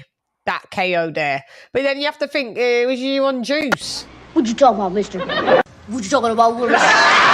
What you talking about, Manny? What you talking about, Dad? What you talking about, Willis? You'll say no, but... Well, we don't believe you. You need more people. Yeah, you need more people, Valdez. We don't believe you. I don't know if you was knocking out Berchelt like that. Let me just do a quick segue. Sorry, guys, with talking about the performance enhancement drugs. We've got Hannah Gabriel's. Yes. All credibility is left to Brutus. God. Yeah, so she popped for some, I don't know, maybe Ivo may know the name of it. I have not been up to date on the Hannah Gabriel situation. It was a steroid in It's the a steroid dog. that you give the dogs, usually fighting dogs or either racing horses. English bulldog, I think it was. And it's something about they have to be born by cesarean or something, C-section. So I don't know. Did you see the Instagram live she did? I saw it. What'd she say? Tell us. Sir, help me out with this because she was explaining that she was helping with the dog administering the antibiotics or whatever on the dog. Yeah, she was saying she was giving the dog antibiotics, but that's a steroid. It's not an antibiotic. But anyway, she was like, I'm giving the dog antibiotics and, you know, trying to nurse it back to health because I'm a real pet lover. You know, what they call them, what she said she was, what they call them, like a pet mom, some type of crap. When they act like a animal, their dog is a child. You said what now? Yeah, she's a ped mom. Yeah. Yeah, she got like a lot of animals over there. Yeah, I think she got monkey or something too. You guys say dog? Is it close to ball? Is she eating? No, it's like YOLO. Yeah, it is that. That's it. Say it. Is it close to ball? No, it's not that. I think that is the name of it. I think that's it. Was it? It was another name that I first initially heard it was with. But it could be. It was something like Rollo, Solo. Like it was. Go ahead, though. You mean 4-chlorotestosterone? Well, guess what? That's close. If y'all believe that, I got some property on the Vegas Strip, I want to sell you. Bro, Leave my number in the chat. Give me a call. It's an anabolic androgenic I could believe the story. I just think she didn't. Okay. She ain't got it from no dog, man. Because I remember the story she said. Now that I think about it, wasn't she the one who said that she like kissed the dog or something like that? And she got it from the dog or some bullshit like that. She said the dog was playing with her, licking her in the face. She was giving it she was constantly giving the dog, nursing it back to health, giving it antibiotics. And that's how she got it from the dog. Yeah, you're right. Clostebol. That's it. Yeah, Clostebol. Yeah, it's Clostebol. Yeah, and testosterone derivative. Literally, it builds muscle mass. And she's been under scrutiny of how she's been even when I heard that when she was fighting Clarissa Shields, it was under some suspicion that she could have been on some kind of steroid. And now that she was coming down in weight, okay, heavyweight, she's fought at heavyweight. So for her to be coming down at, what is she fighting Clarissa at, 54 or 60? 60. Okay, You know, for I'm her s- to lose, she wants 60, to, yeah. she wants to keep the muscle mass. Because if you're losing all that weight, you know, you're going to lose muscle mass. So she can talk about the dogs all day. Was she eating the dog food then? Is she? You know, I'm su- I'm Maybe she would eat the surprised. dogs. I'm surprised of all peds she chose close to ball because like even Why? funny enough because even people in the bodybuilding industry don't use that one. Why? What's? Tell me. Well, Is it injected? it's so it's like T-ball and essentially it does the same thing. What it does is basically it doesn't convert to estrogen, so it's drier gains. That's like so at the end of the day, it doesn't convert and it stays in your system a little longer. Funny enough, that's what John Jones got popped with, I think, a couple of years back. So I'm just surprised, like she took that one, honestly, because typically, like people who use this one, that's the ones like when your muscle deteriorates. That's why they need this particular Yeah. test. But that's what she particular needed because she's derivative. dropping all that weight She's dropping the and weight. her muscle is deteriorating. Yeah. But you look at her Instagram, like I follow her on Instagram, and you can see like she's very extremely muscular. I was like, wow, she's really in shape for this fight. She planned on beating Carissa this time. It's not going to happen, but she's definitely going to try to, you know, throw her weight around. And lo and behold, I was like, she looked really mannish. Like she normally has a little, you know, physique with her. You're like, oh, okay, she's a little nice looking thing. No, she looked really like a dude. Like she looks like a drag queen dressed up as her. The testosterone was in the building. That's what I'm saying. That's what it does. Right. They start managed. Yeah. They start looking like men. Yeah. Well, Right. that's not by coincidence. You're talking about that's from your dog. No, we can see that you're on that shit. Stop. You know, I love like honestly, one thing I love about people who get caught and pop dirty, they always come up with the greatest of excuses. One man had an overdose of eggs. The other one had teas from like Malaysia. The other one had it in street taco Shaking meat. people's hand. I want Yeah. to shaking people's hands. Yeah, wasn't it Connor Ben who said like he ate out his girl and that's how he got it from her? So like, yeah. No, has he ever said that was his original one. Like when he first ever tested, he's like, "Oh yeah, maybe my girl was on it and I ate her out, and that's what I happened." don't remember him saying that. You remember when Jared Miller said he was taking dick pills? I remember that one. That was a funny one. You probably need them with he was juiced to the gills with like 4 different anabolics, and they all have to be injected. Like he's a fucking junkie. He's an anabolic junkie at the end of the day. Do you know what I mean? So his dick probably didn't work, and you probably didn't get even popped for the fucking anabolics. You got popped for the dick pills because your dick don't fucking work because of the anabolics. Oh, boxing, we love you. Where would we be without this sport? The young and the restless, the bold and the beautiful. Fucking hell, it's more outside the ring than in the ring, isn't it? Okay, so that one's crossed off the list. Bringing it back just for the last lads one. Oh, we did Conlan, we did Wood, and we did Okolie. So we finished the UK cards, didn't we? You guys did Wood? Yeah, well, yeah. Nice. Wood. Yeah, that Lara looked like trash. And that. No, we did that. I mean, to be fair, like people have a misconception of how the first fight went. Like Laura was getting outboxed like the entire first fight. He was until he got. Yeah, that's true. So it was like, but remember, Ivo, what? Hang on, you came on the panel. You spoke. You just were speaking about. I have horrible memory. I think I'm just speaking about Wood. I'm punch drunk. I'm sorry. Saying that. Hang on, now you've just passed it on to me. You just said that. You said, hang on, wasn't he just saying something about Wood and Lara? I was looking enough to watch you on playback. He just came in talking about them, Ivo. He did. I'm gonna be like a professional boxer. I deny everything. God. Yeah, Ivo. I deny everything. Yeah, you was just talking about Wood Lara yourself, love. Remember, and I was just like, Lara looked trash. And then you came in talking about him. Even AJ just said he did, didn't it? He did. That was the first thing that you spoke about, Ivo. You remember? Yeah, I think so. Yeah, he did look good. In my defense, I got nothing. Yeah, you ain't got no defense. I plead no the fifth. defense. Defensively irresponsible, mate. Irresponsible.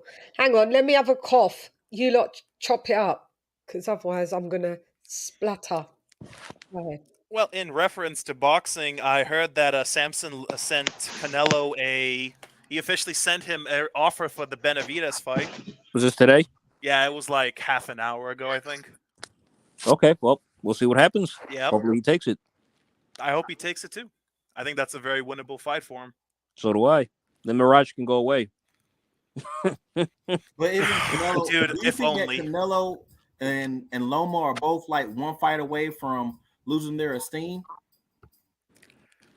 Say that again. I said, would you think that both of Canelo and Loma are both one fight away from losing their esteem? Well, no. I mean, it depends on who they fight. Honestly, I mean, in Canelo's weight class, I maybe I'm wrong, maybe I'm off like my rocker, but honestly, I see him like the fights that people want him to fight, right? It's David Benavidez, Andrade, and Charlo. I can see him beating Charlo, Andrade easy, same night, honestly. Because one, both of those guys fight once every 2 blue moons. And like the toughest of those guys is Benavidez, but Benavidez's style is like made for Canelo. He walks into punches with Canelo counters. Like that's what he needs. So I don't know, man. I think that Andrade could beat him though. I think Andrade could beat him.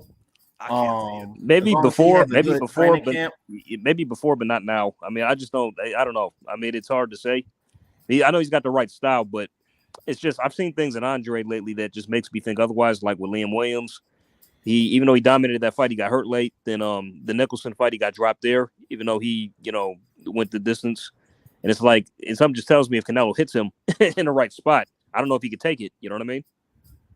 Yeah, I think that also he didn't take those fights as serious as he needed to because he knew that okay, well I'm gonna win this, and I think that's his biggest problem is that he's one of those fighters. He fights to the level of his opposition. That what you're trying to say? Yeah, he takes his skills for granted, and he doesn't take people who he figure them out. He doesn't take them serious, and those are the ones who can hurt you. That's the one to lay you out. It's the punch you can't see coming that gets you. I know he's going to step up for Canelo, but now if he fights Benavidez, I think he also thinks he can beat Benavidez. So I think that Benavidez might beat him, but I think he could beat Canelo because he would take that serious just because of his style. I don't think he beats So here's why I somewhat have to disagree with you. One, he technically speaking in layman, like he just moved up to 168 in your first ever fight, and instead of trying like really acclimate to the weight, congratulations, you had one fight and now you're inactive for the rest of the year, waiting, hoping that a Canelo fight happens. That's just not good for an aging middleweight. He's not that young anymore, man. His legs are not what they were like 3-4 years ago, and I'm being honest with you. Andrade's. Oh, sorry. Yeah, no. Do y'all remember what fight he could have? Y'all remember what fight he could have taken that would have lined him up for Canelo? What's the answer? Thank you. Oh, Zach Parker. Yeah. Parker. Well, I mean, he probably would have made more money on Yanni Beck. Yeah, I think. What's his name? Andrade is just looking for names now, looking for cash outs, basically. Please get the fuck out of here, man. It's my night. That's what I think. But fuck you. Get his legs is. Come, be a bitch. Go ahead, be a bitch. Be a bitch. Go ahead, sis. The Andrade that fought. What was his name? Willie Nelson. He looked really good in that fight. What, the country and western singer? Jokes. Sorry. Yeah, I know. Yeah. Got jokes. Yeah, he looked really good, but he just them legs is he's gone. Yeah, they're not what they used to be. He don't have the bounce in them. No, He's a shame. Yeah, every time we speak about him, I try not to speak about him because we sound like scratch records because we say the same thing. We're like, it's such a shame what happened to Andrade. Really wasted his career. He should have fought Zach Parker. He should have took the Yanni Beck fight. He should have did this. Yanni Beck in the end.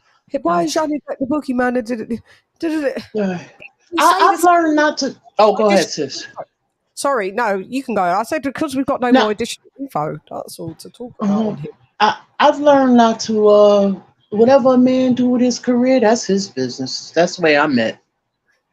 I think But he's doing what they told Bud to do. Wait around for the big names. And that's literally what he's doing, is just waiting around for the big names. I'm gonna wait for the big names. No, you gotta get to stay busy fights. You're getting older, you're going to a different weight class. You need to have to stay busy fights, so you're hungry. You're just waiting for the big names, like you're just waiting for that big pie. You want payday, man. You want payday. Mm-hmm. I mean, in the meantime, you need to stay active and Payday. You want payday. I know that. It's true. I mean, you need. I mean, see, that's what I'm saying. It's like everybody's waiting in the Canelo line to get the call. It's like, bro, you gotta find something. You gotta stay active. You gotta fight who you gotta fight.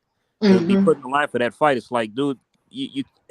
This is what I can't stand. It's like, I mean, it's just it's like the never-ending Canelo hand-me-out line. Everybody's in this line waiting to get the call, and they want to stay. And it's okay to stay inactive and not fight and not do shit. I mean, it's like, but you can't let your career revolve around one guy. You know what I'm saying? You know, Hate it. I heard Shane McGuigan say, "Fuck it, we want Canelo next." What? Mm-hmm. But you're supposed to call out the best guy in the division. That's what boxing is. Yeah, but everybody talking about the same Lisa, dude. you Like that's even true. the That's true. 147 pounder was trying to fight Canelo. Smith to fight Canelo. Oh, that's okay, man. That's getting out of hand now. It really is. Yeah, but that's a whole ass cruiserweight. But Lisa, I mean, to your point, is like, yeah, you're supposed to call the guy. That's fine. I mean, but at the same time, stay busy and fight other people. You know what I mean? Oh, I agree. Yeah, he was staying busy when he was on the zone, but let's call a spade. Nobody over there unified with him. That's true. I stand by that. Triple G didn't want to fight him. Charlo didn't want to fight him when he had a belt. Charlo, I mean, him and Charlo should have been mixed it up. They should have, and now they want to fight now. Like they talk about, like, oh yeah, we've been in conversations for an hour about the fight. Like, who wants? I mean, who wants? Demetrius doesn't have a title in middleweight no more, and he's moved up. I mean, how interested to fight you now? You know what I'm saying? And I believe Triple G. If those two would have mixed it up, maybe Triple G would have came out and fought for undisputed. Who knows? Well, we all know what Triple G was thinking, because remember, he took the Murata fight just because he knew that was a beatable fight. And the second issue was he was saving himself for that final Canelo fight. Like that, I stand wholeheartedly on that. He didn't do shit for an entire year. Instead of unifying with Andrade when it was available, he just waited for that Canelo fight. Because if he, on the off chance he did lose, that's it. There would have been no Canelo fight. Amir Khan used to always call out Floyd Mayweather, right? But at least Amir, I'll give Amir credit. He still fought other people. Yes, yeah, he did. Yes, he did. Call out the big dog, but yeah, like you said, but he still fought other people. But let me just remind the audience where you're tapped in. This is the weekly wrap up. Shiggity.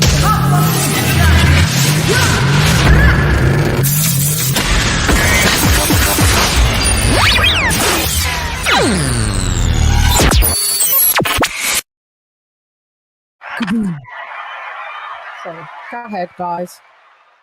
Just reminding the audience where we are. Can you guys hit the like button? This is what y'all mama is going to be doing. Hitting the like button so that I don't hit the algorithm.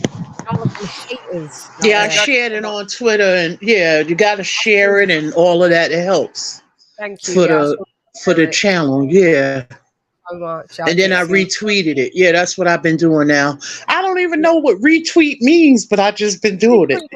Tweet that you see that you like, it becomes your tweet. It shows up on your timeline or your profile. Yeah.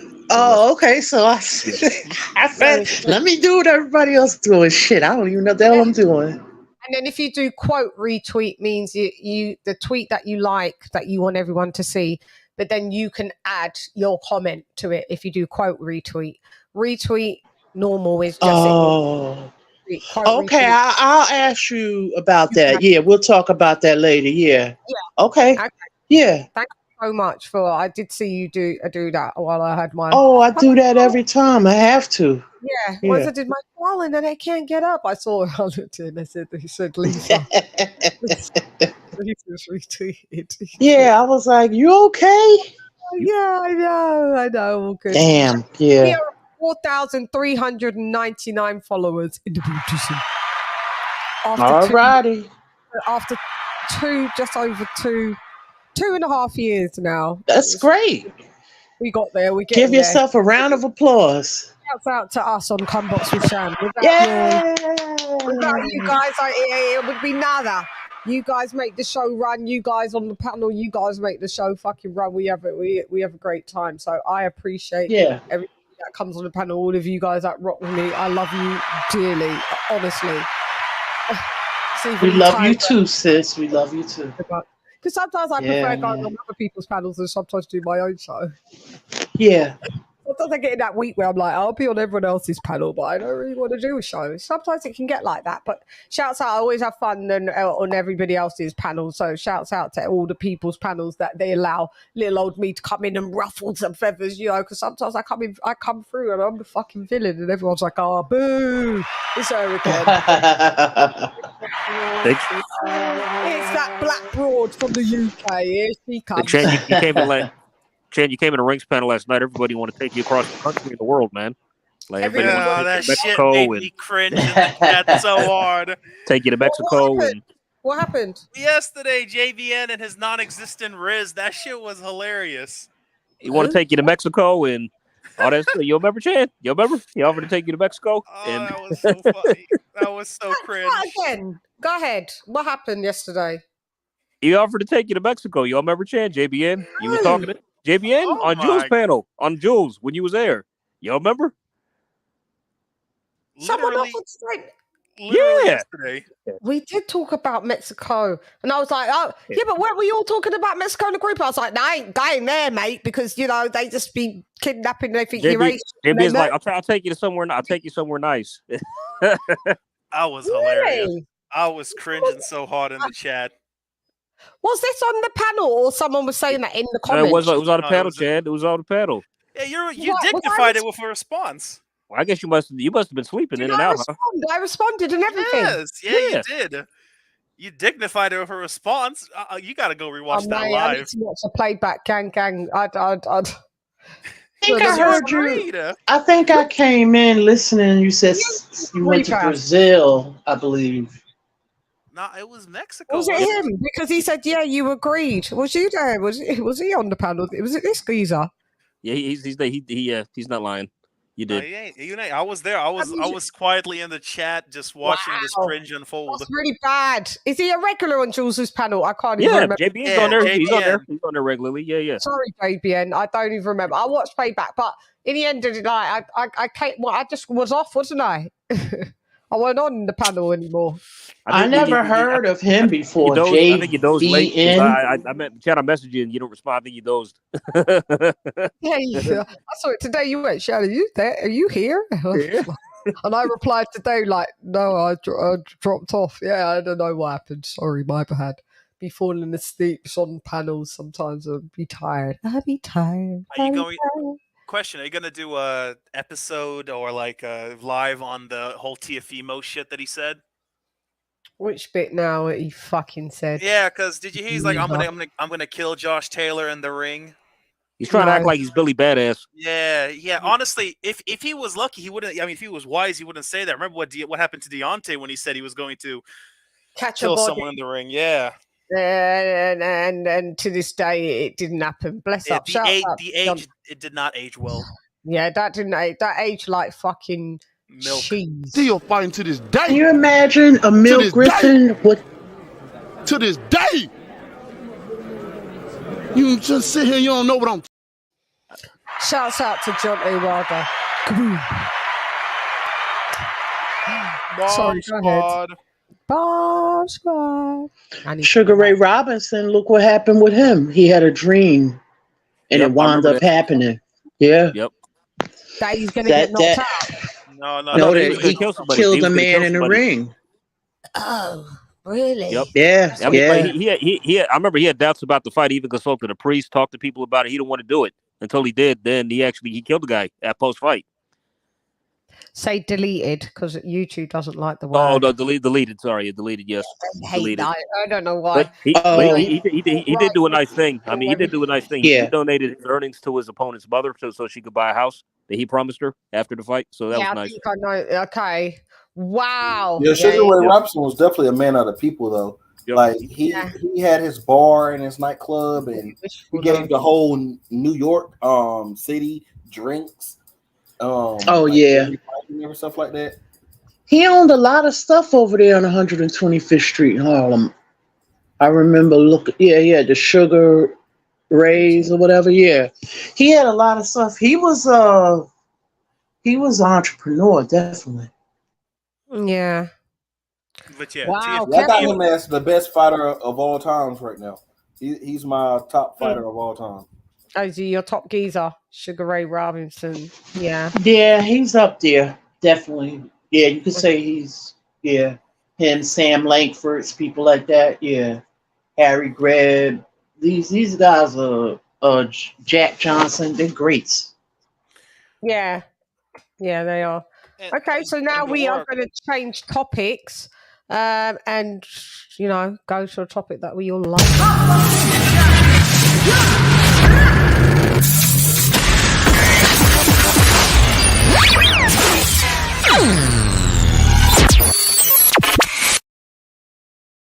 Kaboom.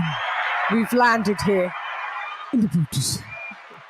We're here now with the Spence versus Crawford update. So I did hear an interview today. I think Mark played it. I was listening. I remember. I remember bits of that. But Bud was saying basically about that he called. I hated the interviewer because it was almost like it's going to start. Oh no, he said this and he said that. Like the interview was like, who called first?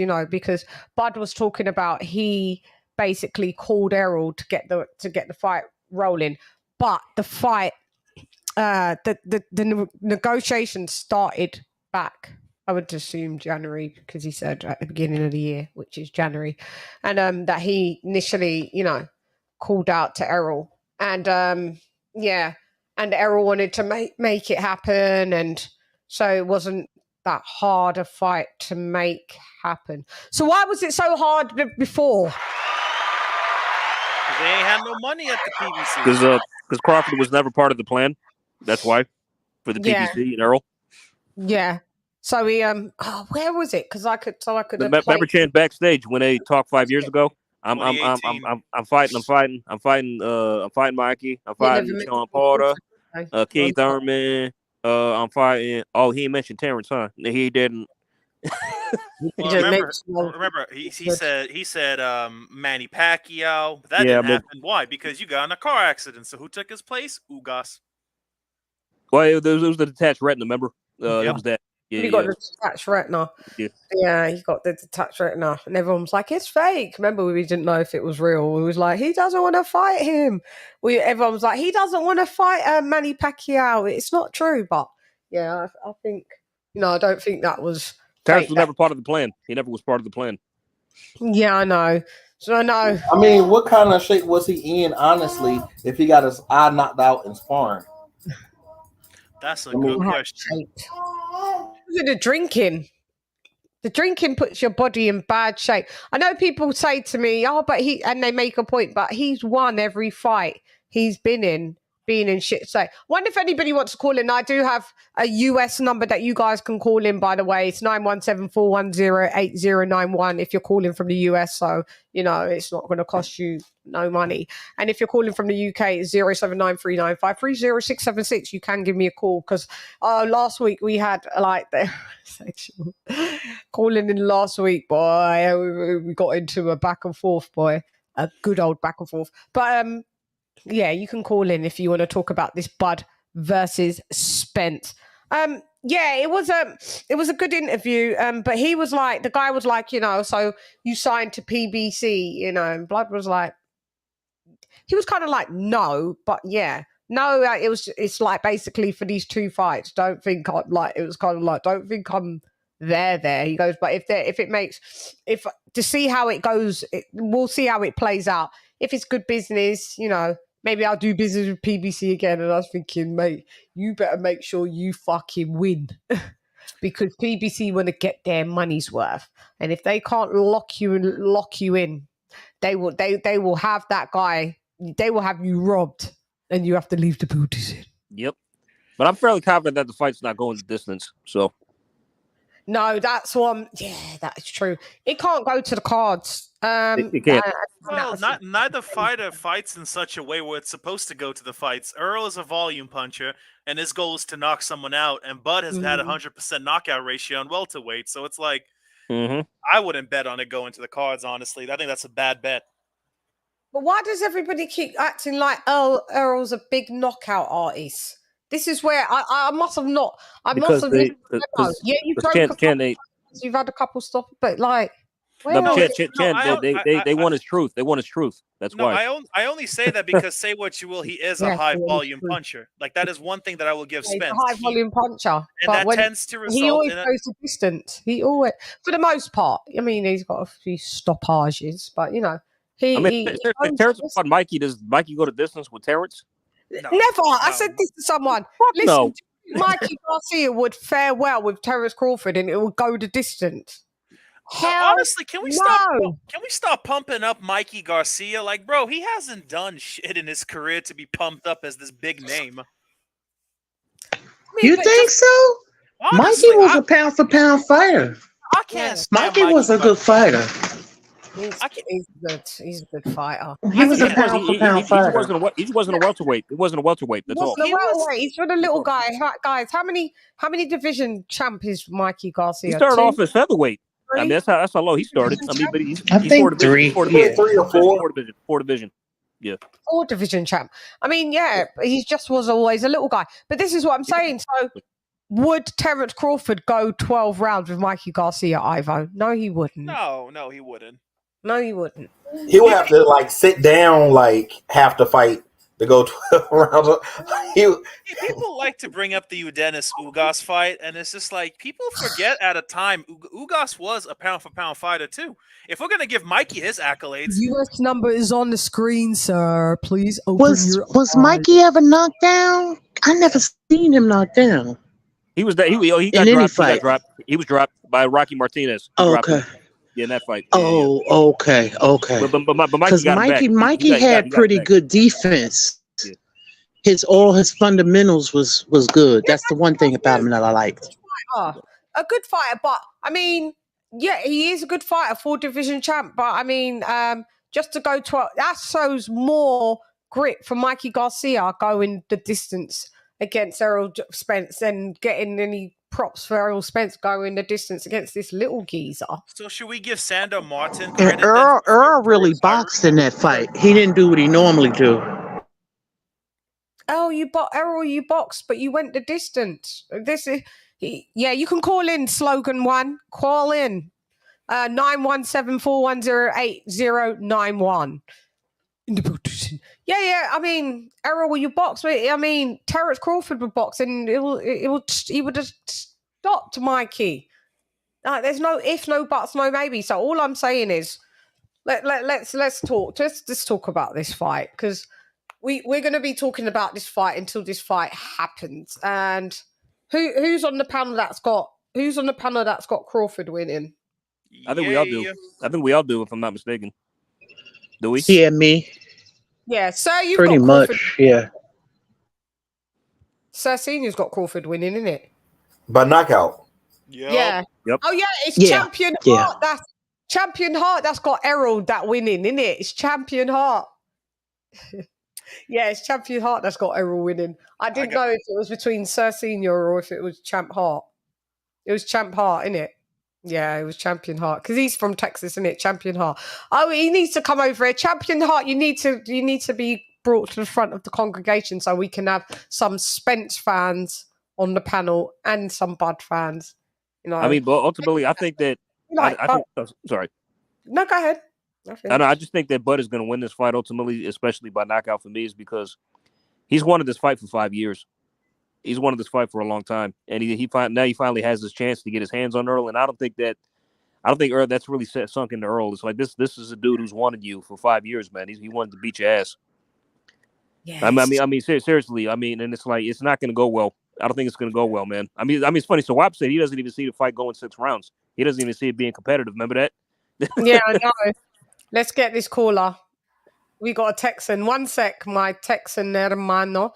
Let me just get you so that everybody in the show can hear you. Yeah. Rollcaster. Sorry, I didn't have the Bluetooth on because I was... What up? We've got a fellow Texan. What's your name? What's your name? What's your name? I know you're calling from Texas, but what's your name? Because my phone says it. What's your name, sir? Name? Southern One. I'm Southern One. Southern One. Shouts out to you, Southern One. I'm just writing it down so I can shout you out later on. Go ahead, talk to me. What up? Thank you for calling the show. Yeah. What up? Talk to us. Yeah. Actually, it's Slogan One. Yeah. Slogan One. Yeah, so, my bad. Sorry. My bad. Slogan One. Yeah. Sorry. My bad. Yeah. So I've been listening to you guys, and yeah, you guys have a good show. And I'm calling from the DFW area, so I'm just like 20 minutes away from where Spence lives. Yeah. Talk to me about Go ahead. Talk to me about how you see the fight going, and where you disagree with us. Okay.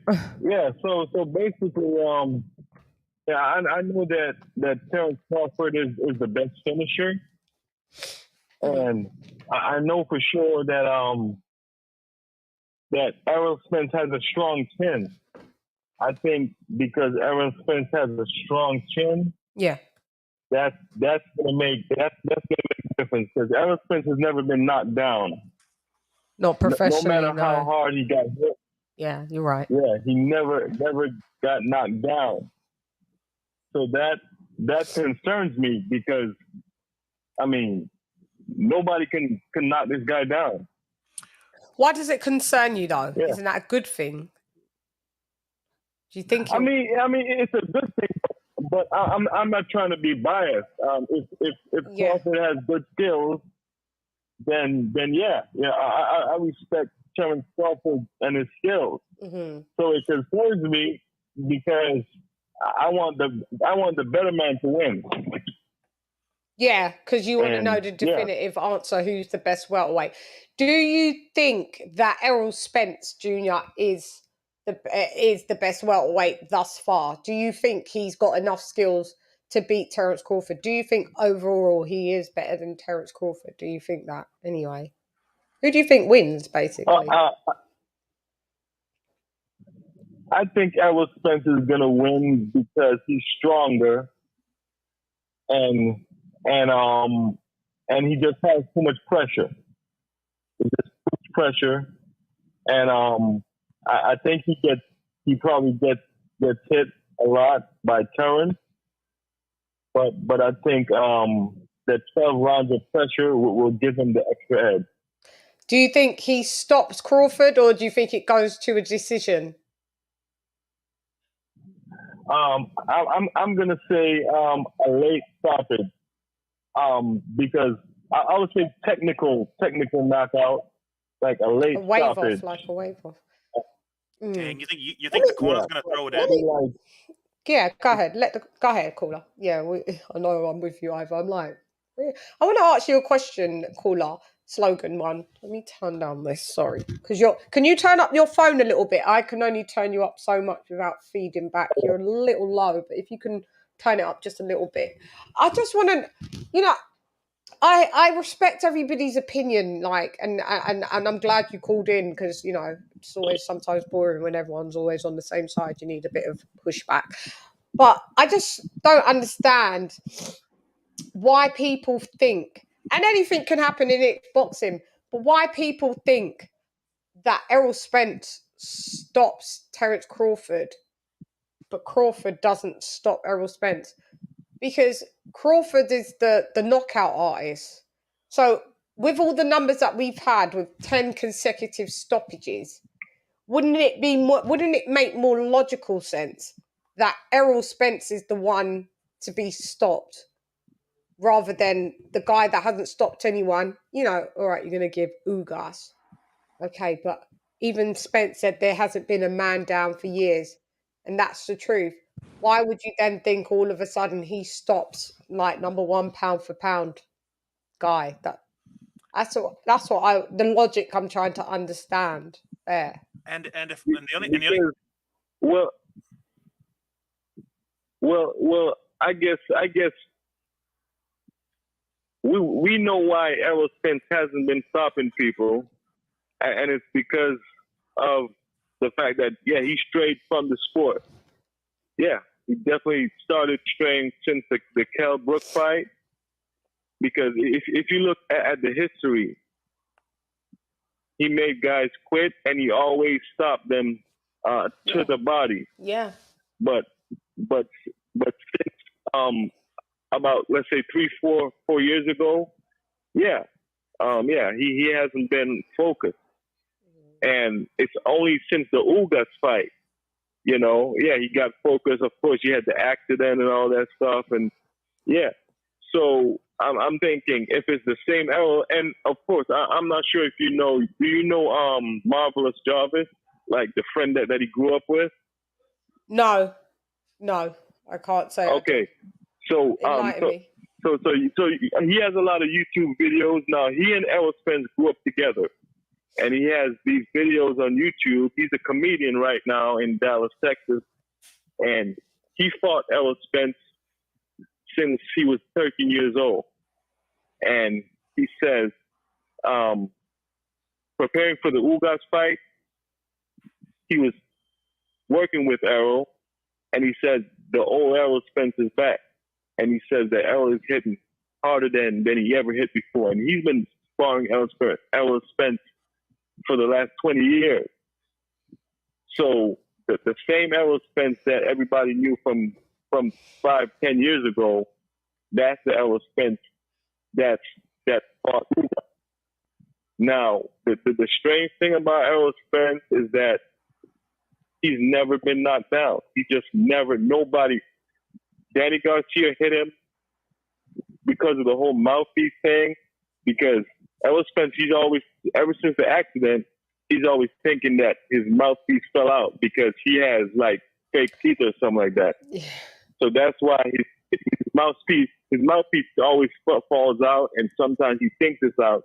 So in that fight, and even in the Ugas fight, he got hit when he wasn't looking because he was looking for his mouthpiece, thinking that it's out. He got hurt more than numerous times in that Ugas fight. There was about 3-4 separate times where before the teeth coming out, he got stunned, he got rocked, he got thrown to the other side of the ring. Yep, and then and at the end of the day, we can all say what he looked like, what he's looked like in sparring doesn't mean we've seen Terence Crawford, what he looks like in the ring. You can't say, well, you know what, guess what? You should have saw what my bank account looked like last week. I was a millionaire last week. I swear to you, I was. Because that's what my friend told me. That works at the bank. But would you guys believe me until then when you asked me to see my bank statements and it shows I believe you. Come on. I know. Well, I was. Can I ask him a question when you get a minute? Yeah. So I just want to clarify this. It's just like what you see in sparring doesn't mean it transfers into the ring. And with Ugas, it was, yes, he got the stoppage, but it was also quite shocking to see the fact that it looked like for some reason a non-puncher did that much stunning to someone that, supposed to be a hard hitter, like Ugas, Ugas, like they say. I'm not, shouts out to Ugas, but he's not known for punching power. So for me, that doesn't equate to a great performance. How he stopped him in the end with someone that just stood in front of him, because that's what Ugas did in the end. Just stood. He got those shots to the body, and he wouldn't move. And just stood there high guarded, and then obviously his face got beaten, and that's what's going to happen if you're going to stand in front of not just Errol but any boxer. You stand in front of any boxer like a punching bag, you can get punched. So I can't say that was a great performance. And just by the fact that he got rocked on numerous occasions and your mouth guard did get punched out, whether you thought it was your teeth or just the mouth guard, the fact is your teeth still got punched out. It still got punched out. So that's quite shocking and worrying to me because Ugas isn't deemed as like one of the highest level fighters of punchers. Oh, go ahead, sis. You go ahead. I just had a question to the gentleman. The gentleman that you talked about that grew up with Earl Spence, is that the same guy that was fighting Earl in the streets? He was kind of heavy years ago. It was like a street fight, him and the guy. Is that the same gentleman? Logan, she's talking to you. I think Al got him. Oh, sorry. Yeah, my phone was on mute. Yeah. So no, that's not the guy. It's a different guy. Okay. This guy said that he actually quit boxing because of Errol Spence, because Errol Spence is one person that goes from the state to the regional to national, and he was always number 2. Mm-hmm. Errol Spence was always number 1, so he never got to go. So he actually quit. He's like, fuck it. Okay. God, he didn't have. Yeah, because he said Errol was just the only one who would represent Texas when they go to the nationals and stuff. Got you, yeah. And so he would just beat everybody, and yeah.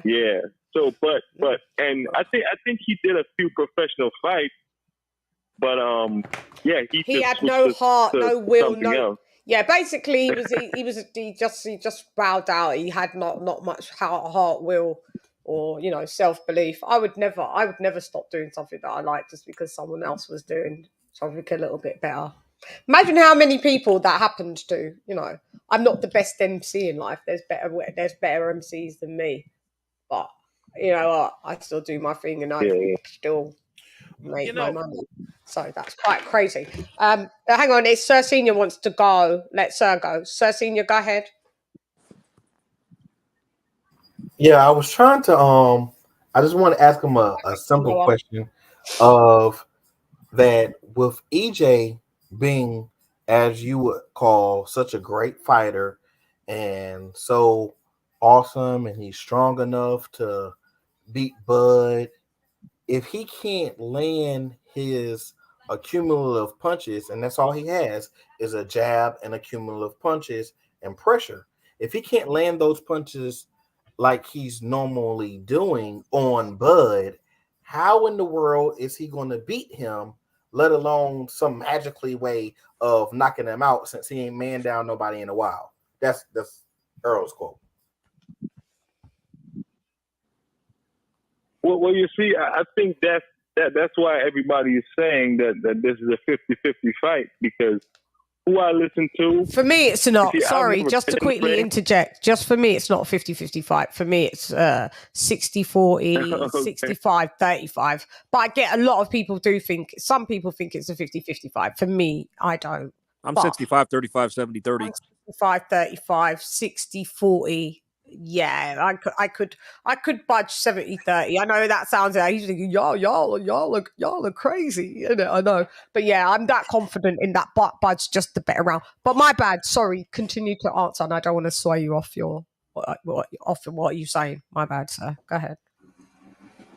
A lot of people you said think it's a 50-50 fight. So sorry, I think I did butt in. My bad. Go ahead. Yeah, I think you see, I listen to somebody like Kenny Porter, who trained both of them, and in the end, Kenny Porter gives the edge to Spence. Errol. He's PBC as well. I mean, I've never. Sometimes do you think I've never been. And also, you got to remember that this is the man who retired his son and hurt him in a way that he had to throw in the towel, which he's never had to do that, even in the amateurs. And then never had to do that ever. And then the guy that absolutely fought him, not the guy that trained them, the guy that fought both, has given Crawford the edge to beat Spence. So I'm going to go with the guy that really fought both of them than the guy that trained the both of them. Who Sean Porter or Kell Brooks? Sean Porter. Sean Porter gives the Okay, edge so to Sean Porter came out on record last few days and said he said he's not counting Spence out. Spence powerful. Spence hits hard, but he said Terence just does everything too good. Said it just got him over Spence. He even said that the fight is in your mind. The biggest at the highest level fights, the fight is in your mind, and Bud's mind is way beyond. All right, he did say that. And Spence, he was just a little better than him that night, but his mind was way beyond his. That's why it ended the way it did. Yeah. So yeah, I wouldn't put all the stock on what Kenny Porter said, but the majority of people, if you ask around the boxing community, like all the high level fighters, and I was quite shocked with Floyd Mayweather Senior. He's got Spence.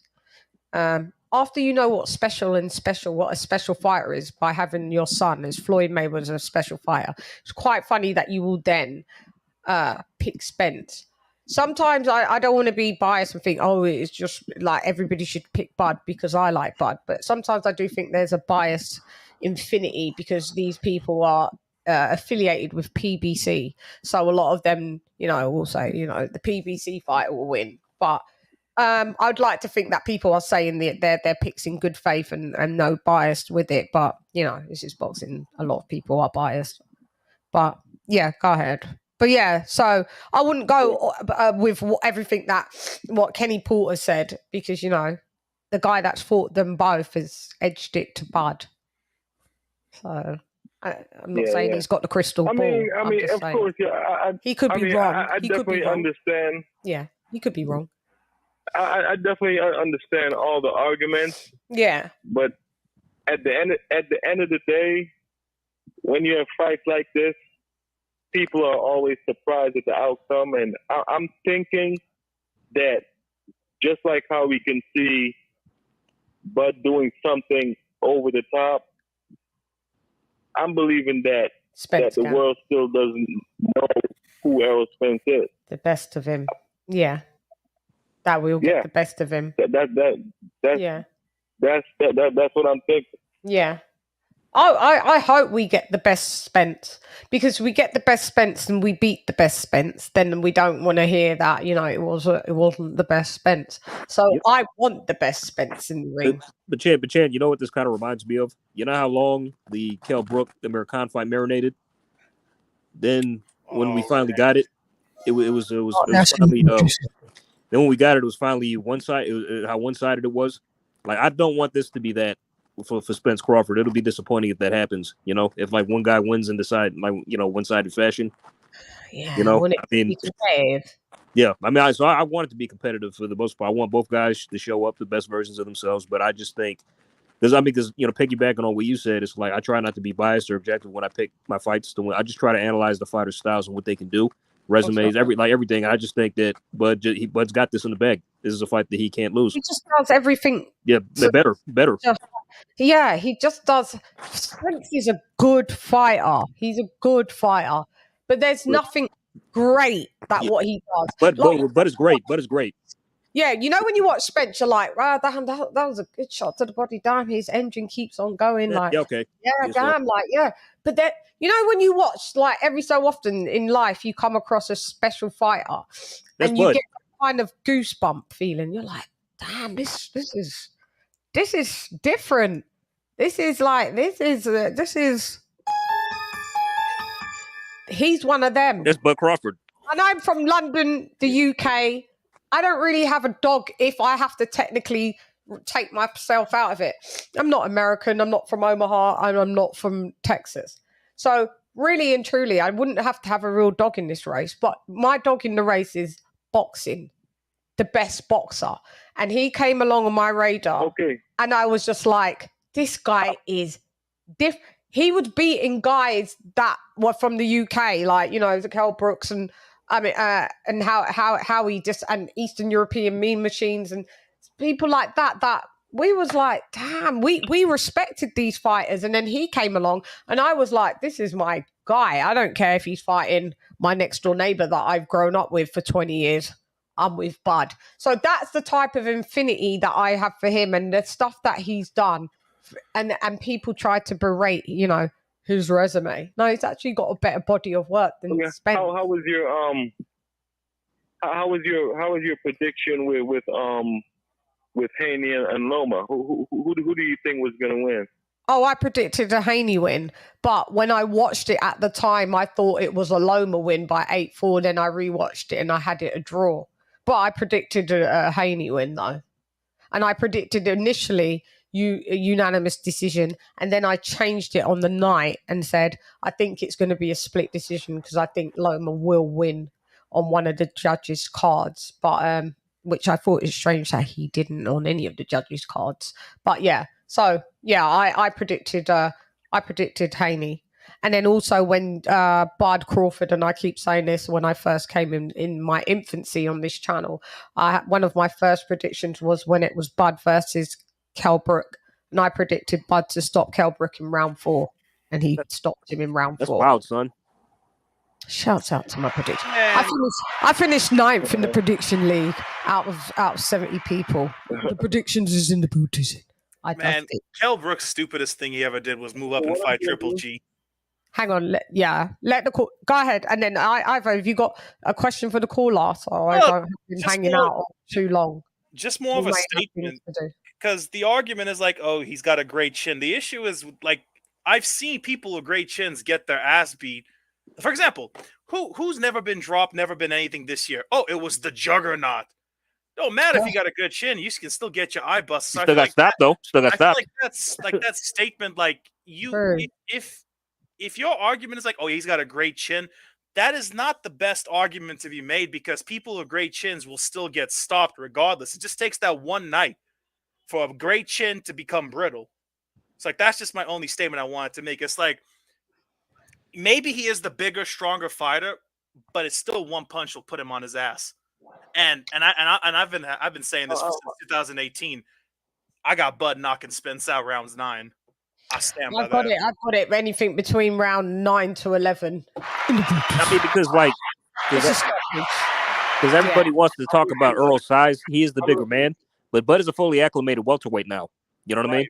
He's a full-fledged welterweight. He's not a lightweight, a light welterweight. He's a lightweight. He's a welterweight. And to survive on chin, I mean, it's a good attribute to get to have. But for you to say that means that you know that chin's going to be tested. That means he's going to get tapped up. In order for you to have a good chin, you promoting that your favorite fighter's got a good chin. That means you believe that the other fighter is going to be landing a lot. Plus just one of my biggest because what I'm saying.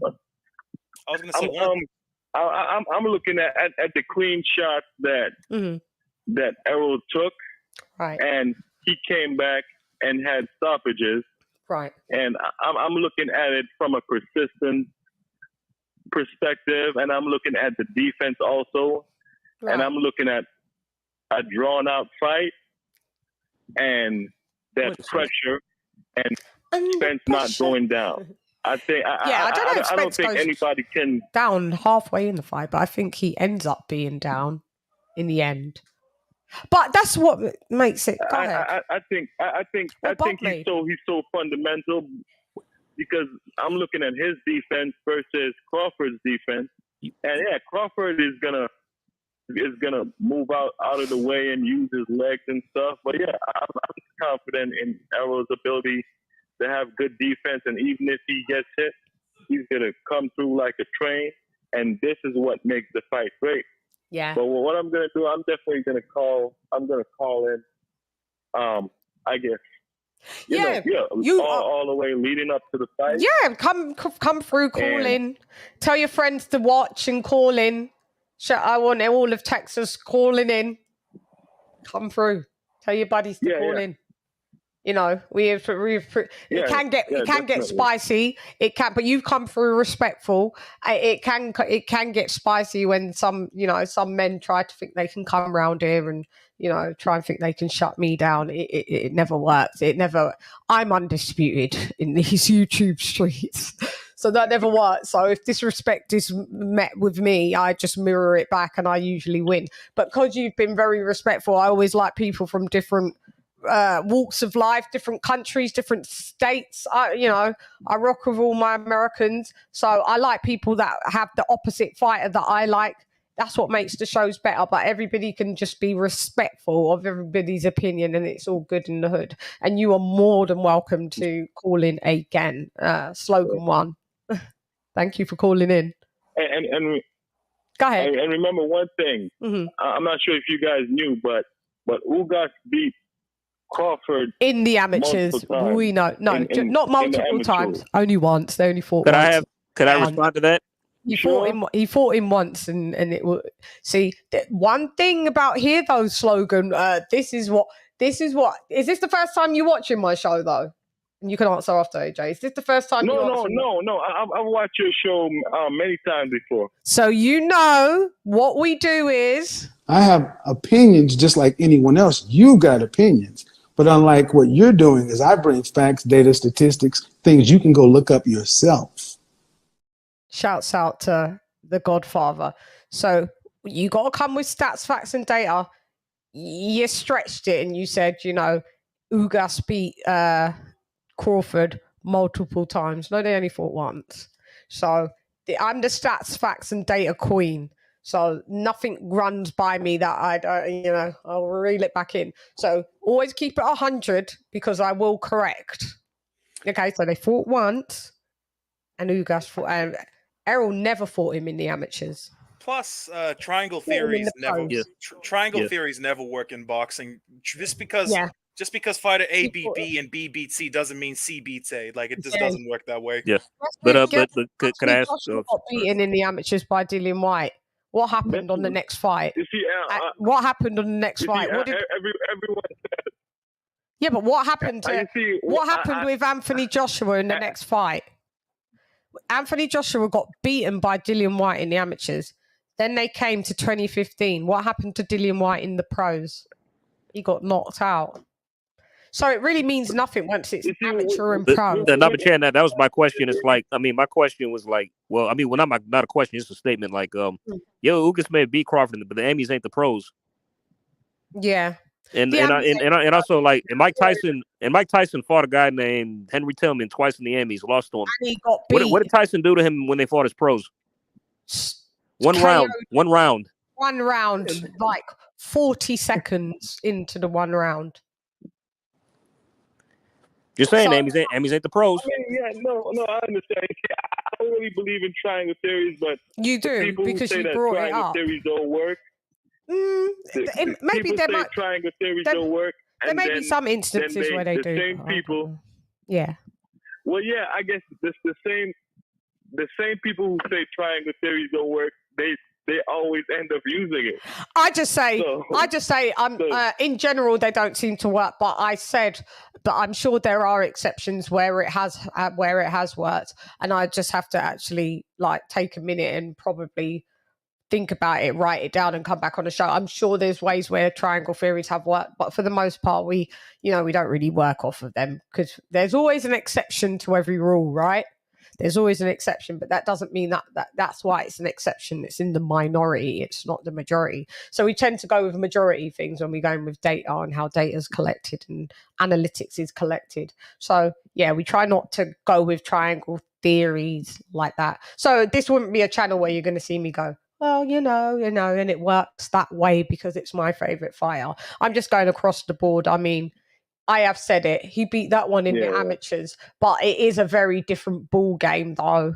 Once they, it's a point system, how they do the point system. It's minimal rounds. It's head guards.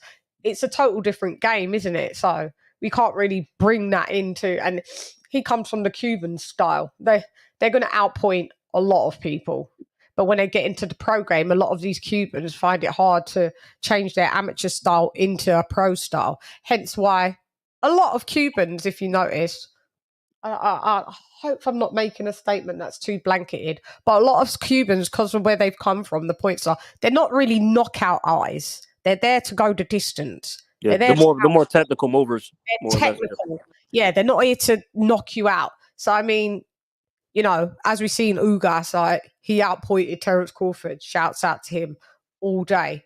But then, then you come into the pro game and then you get stopped by Errol Spence. So, we can't really bring that, what they do in amateurs is what they do in the pros. Just doesn't work like that. So I'm not going to be the channel that you're going to hear me. Yeah, I think. Go ahead. Yeah. Anyway, one last thing. Yeah, I think Crawford is gonna box really well. I'll get caught. And I think Errol is just gonna bang. And yeah, I guess let's see what happens. Thank you for your opinion, and make sure you are here for the lead up. And shouts out to you and all my Texans out there in the Buddhism. Thank you for calling in, Slogan One. Salute. Yep. Yeah, have a good one. And you as well. Slogan One is lift the Buddhism.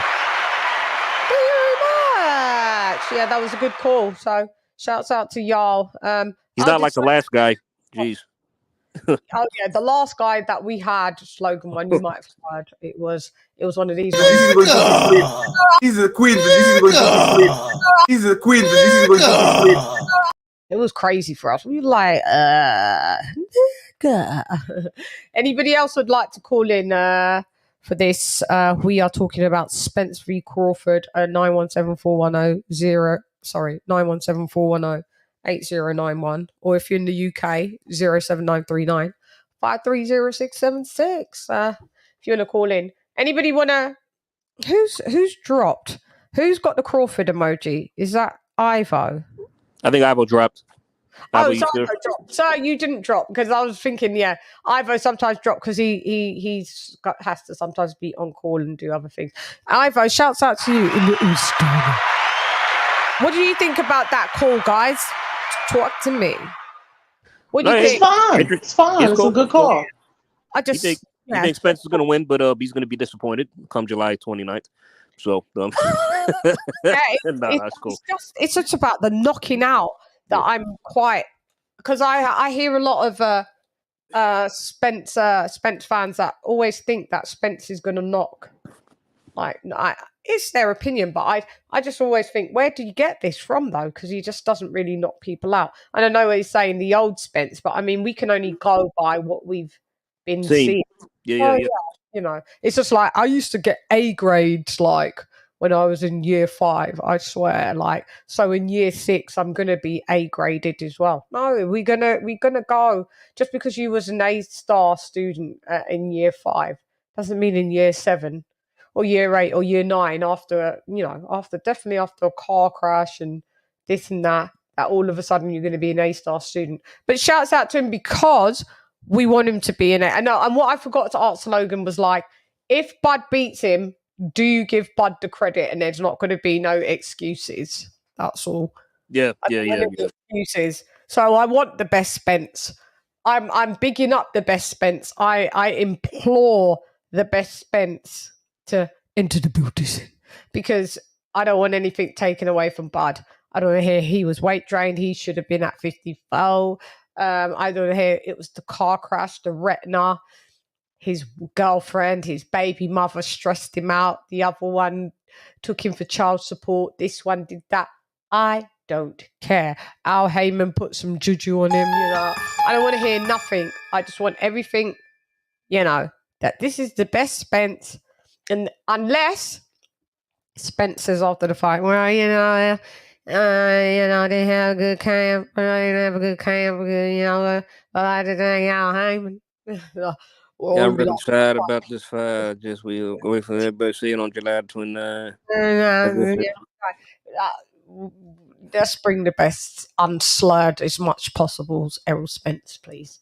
Sir Senior. I think Bud's going to knock out his teeth. Alex. Yeah, I think he better get them. He better get them. I wonder if he should get them solid because they'll only get knocked out. Maybe, no. Get them solid. They'll be staying in longer. Because, I mean, if you get the ones that can get knocked out, I mean, if pillow-fisted Ugas could knock them ones out, it's better maybe you get the real ones in and spend the 20k on them and they're going to get knocked out regardless. So, I don't know. It's a no-win. It's a no-win, no fee. Fuck, I don't know. I'm just excited for this fucking fight. About time. I mean, way past due, but we're finally getting it. It looks like so. I'm excited too. Yeah, I'm very excited. Past due, but yeah.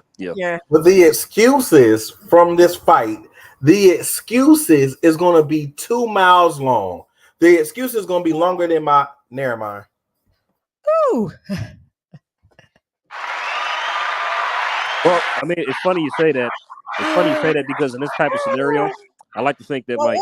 what if there was only one excuse? That means your things are a little short there, Sir Senior. Ooh. Oh, that'll be only on the cold night. Only on the cold night. Go ahead. Go ahead. Sorry. Go. Oh, here we go. You know you had to see this one. The back call. That back call. This one, he will make a million excuses. You see, if Errol loses, which he will, I don't know why I said if, when he loses, this one, I can almost guarantee he fucks his channel off. You won't see Ben Israel. Remember when Wilder lost to Fury? What happened? This guy. Do you remember Ben disappeared for like... Is he the one that said Earl can go to heavyweight and become dominant there?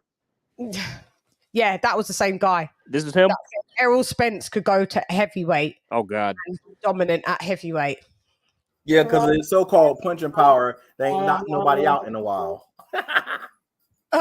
Can you? Yeah, his so-called punching power that has, he would be dominant at a heavyweight. No, but he totally, Sir Senior, he disappeared when Wilder lost. We was all there. We was like, when AJ lost, we was like, yeah, I've done the fight live. I was like, kaboom, here. You know, I don't know, but because it's really not that deep for us. That's why we're still here. You know what I'm saying? It's like fighters lose. Did anyone realize that's what happened? But this is what happens when you put all your eggs in a basket into just one fighter. I mean, because one day, guess what? They're going to let you down and disappoint you. What happens when you fanboy? It's all right when you love a fighter and that's your favorite fighter, but we see when you fanboy, and that means putting all your eggs in one basket. That's when it goes wrong. Guess what? They're going to let you down one day. It's going to happen. You know what I mean? Fighters let us down.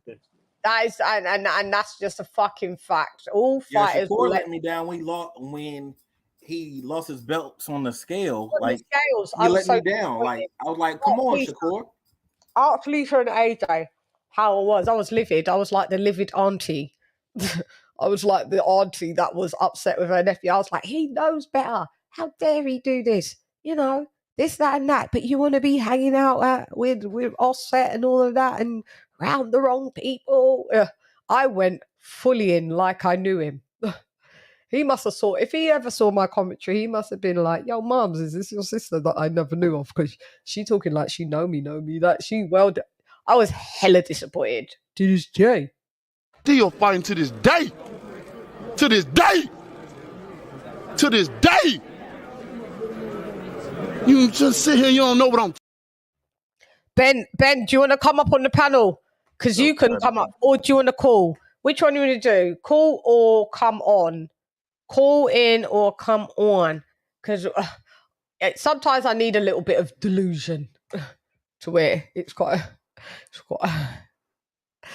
me and Ben we go back far. He gets on my fucking nerves.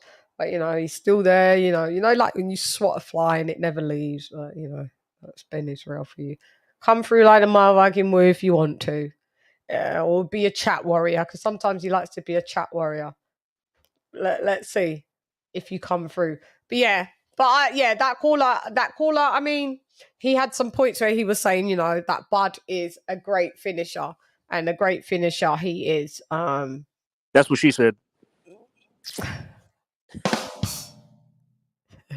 Depends how long it took him to finish or how quick. What do they say about you, AJ? Man down. Oh, please no. Oh, God, no.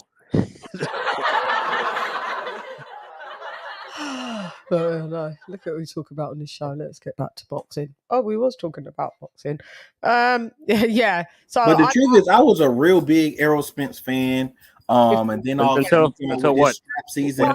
What he happened? was like strap season, man down. Then he started kissing on Yellow Beezy, and then I was like, wait a minute. Now I understand. It's strap season, and he got a man down. Man, it's funny. That's his brother. Yeah, He's my brother, bro. Bro, what's wrong with this nigga, bro? He said his girlfriend. Nigga gay now. My brother, man. Hey, man. Hey, it's serious. Hey, it's serious. That's my brother. Getting jealous. She said, "Don't kiss him." My brother. Bro, what's wrong with this nigga, bro? He said his girlfriend. Nigga gay now. My brother, man. Hey, man. Hey, it's serious. Hey, it's serious. That's my brother. Getting jealous. She said, "Don't kiss him." My brother. I know that. He's always holding his arm so he can't He got leave. accumulation punches. He's a weight bully. He's good with the jab. Oh God! Is that what made you go off him then? Because of that, sir? Is that what made you think? Nah, he's got it. Really? And then, especially when he ran away from Bud, that was honestly those two things. I still like EJ as a boxer, but you know.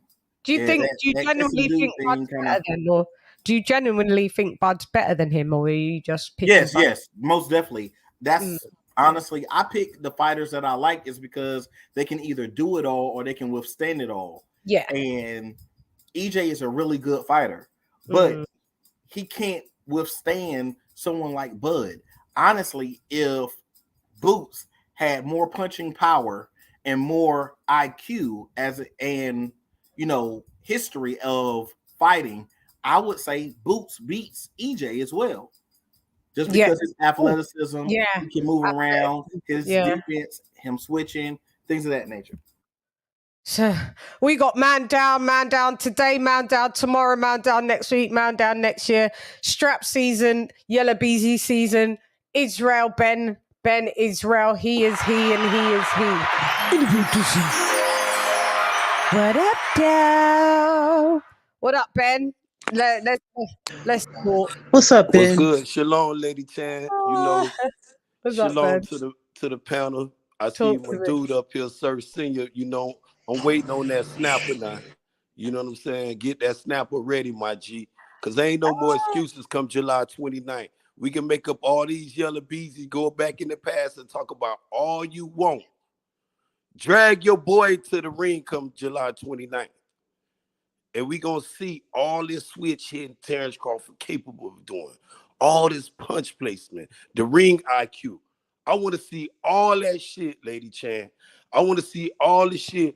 Oh, I'm looking for the big fish. It's going to be, I want to see that shit.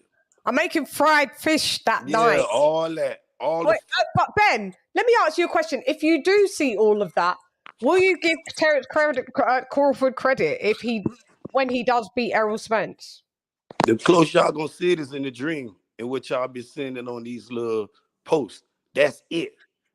Okay, but I'm just holding my breath. Is he gonna make it to the ring, LadyChann?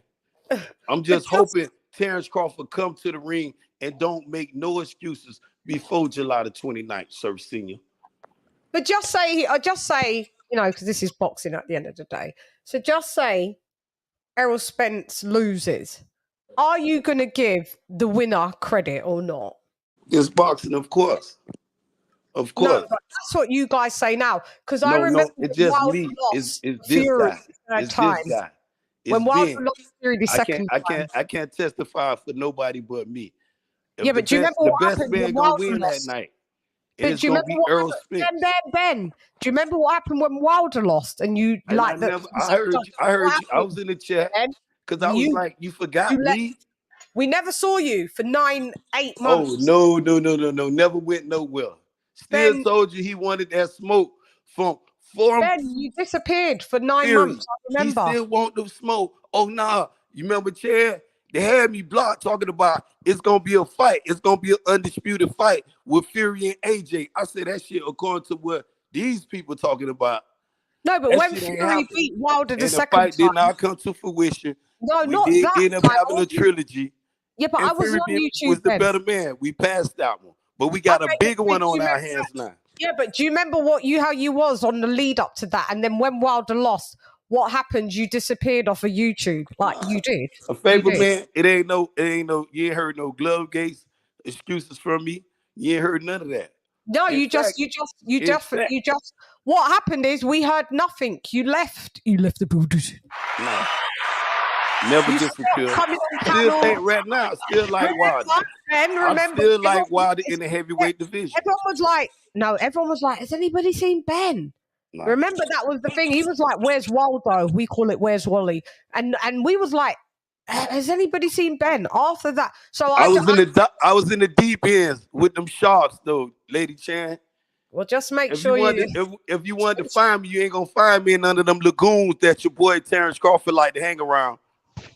You know what I'm saying? Well, you gonna be grilling corn and we frying fish. None of them ponds. If you want to find me, I'm not in no pond. Okay, I live by the ocean. Okay, listen to what Lisa just said. We're gonna be. Go ahead, sis. Hey Ben, shalom. You gonna be grilling corn and we frying fish. Shalom to the Queen, the First Lady. You know them corn huskers out there in Nebraska. You know how that is. Hey man, they better have it ready though, because it's gonna be come July the 30th. It's gonna be a memorial. It's gonna be a retirement party. It's gonna be held in Arlington Cemetery. Man, EJ don't need to retire just because he's gonna get knocked out. I'm gonna be at both party to fight EJ and a don't need to retirement party. retire. Yeah, EJ don't need to retire. You know what? Mikey Garcia had a No, similar he can go to record, heavyweight. too. He can go to heavyweight 39 afterwards, like you said. with 30 He can go to knockouts. heavyweight. He can go to heavyweight afterwards, like you Need said. to retire after he gets beaten. He can go to heavyweight. He don't need to retire. Why are you saying that, Ben? You know, he gonna retire. How he gonna sit there and talk about he want to face Jamel Charlo when Earl put this work on him July the 29th? You know, when he knocks out EJ, Charlo gonna run. I want to see the switch. I'm waiting to see the switch hit. I want to see the knockout ratio.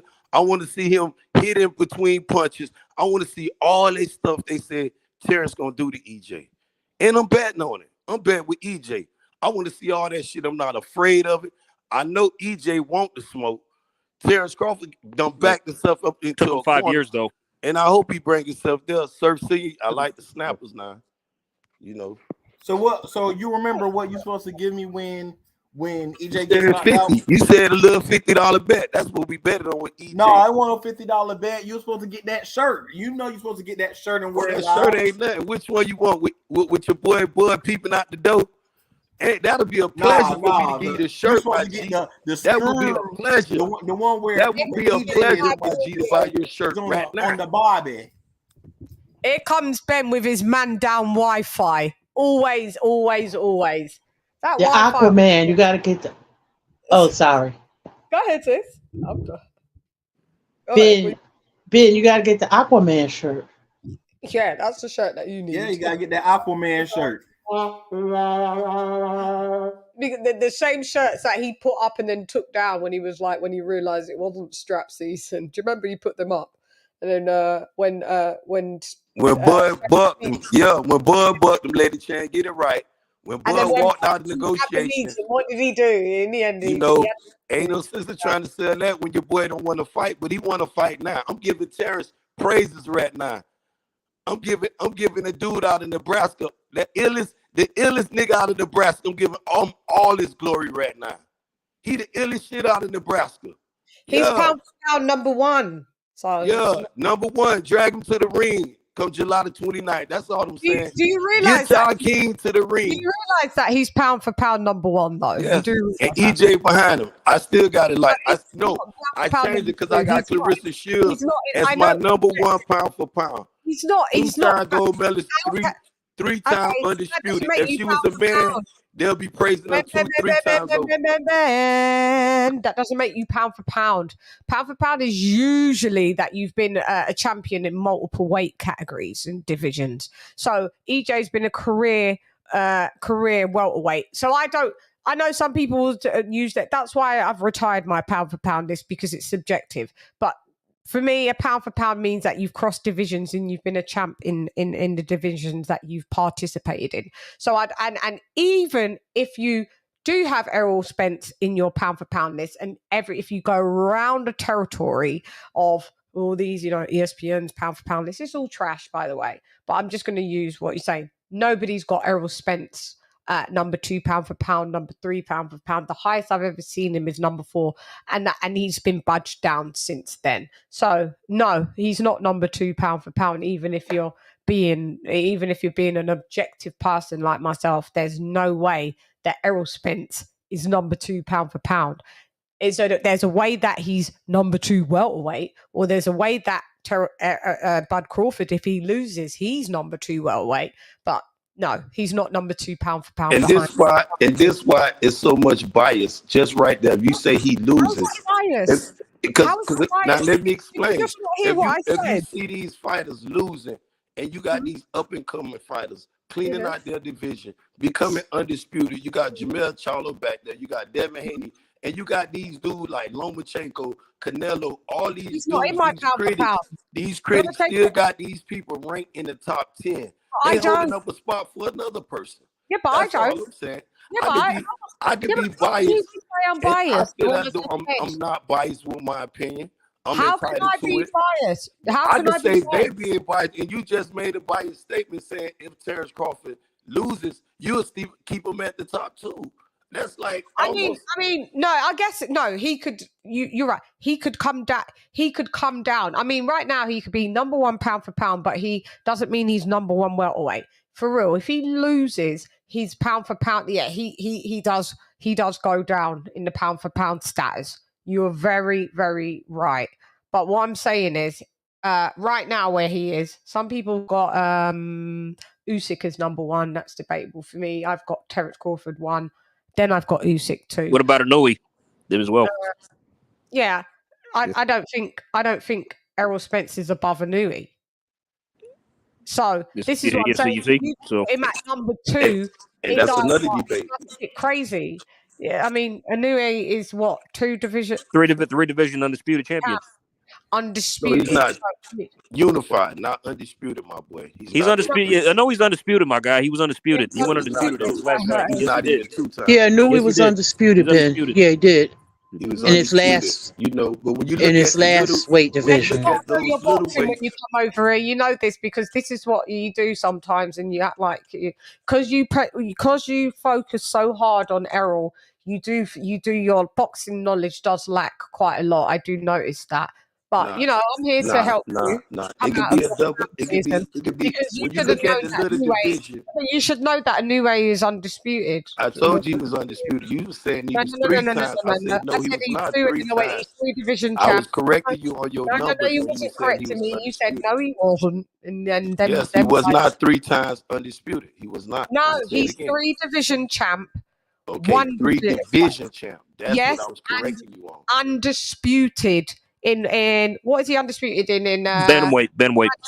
118. Okay, so he wasn't. When you take these little weights, though, it's no. We're not going to take away accolades. We're not going to take away accolades. We're not going to take away accolades just because it suits you, sir. This is not what we are. This is what you we doing, like and you just boxing, credit. and we like boxing just because the bias of people who they pound for pound list. When they got people with multiple losses, though, LadyChann.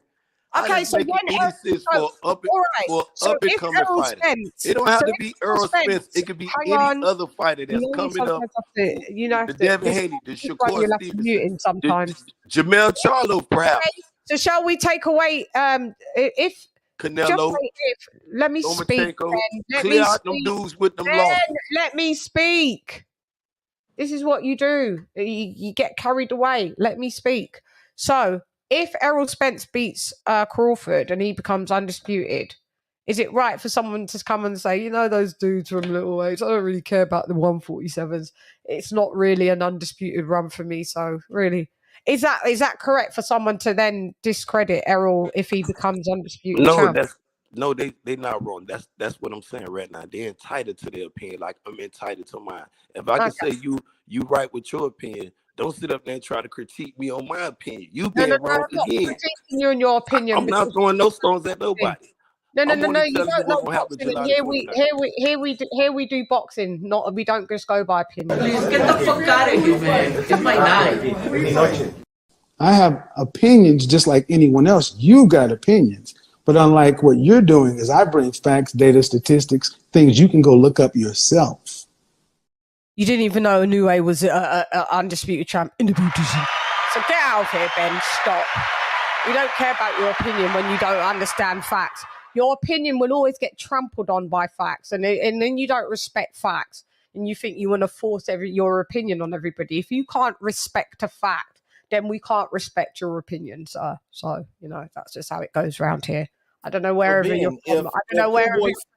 Wherever you're from in your town, maybe that's how it rocks around there. But around here, you know, it doesn't rock like that. Please get the fuck out of here, man. It's my night.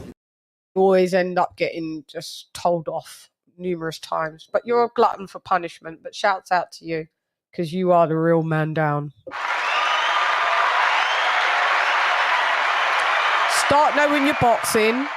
Start knowing who was undisputed. You can have an opinion and let people know that you don't respect certain fighters. But at the end of the day, an accolade's an accolade. And we shouldn't try and take away people's accolades because you don't like. It's hard for you to let things go, huh? No, I'm just you just saying said that and told me he was 3 times. I correct you, but you gonna tell me I don't know boxing. You just don't like boxing. You steady thought it. I'm saying okay. And that's what you do. That's what you do. You come on people's panels with your rubbish audio, and you do it all the time. Like, I hope when Errol Spence wins, I hope when Errol Spence wins, he actually buys you a fucking new phone. Because we're sick of your trash ass phone for the last near enough 3 years that I've had to be exposed for it. Have you never upgraded your phone ever since I've known you? I don't really care about all this electronic stuff. You know what I'm saying? I was just asking. Have you ever? They hear what I got to tell them, and that's have all you I'm ever concerned upgraded with. your My phone opinion. in 3 years? What phone do you have? What phone do you have? You've got iPhone. You got the iPhone trash. That's what you've got in it. Phone down. Get a new one. But okay, let's talk about a fight that's gonna happen. We got Josh Taylor and you. Yeah, because you just knew. Chann's not. Don't fuck with Chan today. You knew. I like that nice segue. Go ahead. At least you're learning. Go ahead, Ben. What's that? You want to still stick with the Rocks in the new way? You still want to go there, Chad? Why? What? No. Well, I got a question. No, I'm glad we're moving in. Go ahead. So you're telling me that a new way is not all that, and you don't really. I'm not saying he's not all that. You know, if you're gonna ask me right. I'm saying when you got these fighters, I wasn't even mentioning a new way. You know, when you take my thing is when you got a new weight down there, the little weights, the small weights, when you take 116, weight 18, 122, those weights is probably like 17 good fighters down there. And that's probably all the fighters down there. You know what I'm saying? But as you move up, that's take nothing away from what he's done and what he's doing. But when he fight Fulton, we gonna see. I'm gonna give my assessment, especially when you talk about going in the dude's backyard. If Cool Boy can whoop his ass over there, and he whoops Cool Boy ass over there, it's a beautiful fight for boxing. I'm a boxing fan first. Regardless of what title you want to put on me, I'll take that. Because I know this is a brutal sport. This is a concussion business. I'm a fan of the support, so I'm gonna put a concussion on your ass when I come. You feel what I'm saying? On your forehead. I'm gonna be on your bumper. Like it or not. That's just me being a fan of a brutal sport. That's like being a fan of football. You ever been at a football game? Them motherfuckers get crazy. Be at some of the boxing field, they get crazy too. When I talk about my favorite fighter or the sport, period, I get passionate about it. That's all, my G. It's all good. I've just never really heard you talk about any other fighter ever. I do, because only time you want to corner me, with the AJ. You want to corner me with the Deontay Wilder and that's what you corner me with. I give you what you want. That's because even back in the day in my comment section, unless I was talking about Wilder, and I even said it to you in my comment sections, I was like, do you only comment on Spence or Wilder? Why don't you comment on any other fighters? You've never when I started pulling up across the pond, though, you was heavy on AJ. And, I was heavy on trolling. So I used to know what pull people, how to, mess with them a little bit. So I throw my little. You was a troll, was you? Yeah, I used to be on with trolling shit. Throw my little bomb up in there, get everybody all riled up.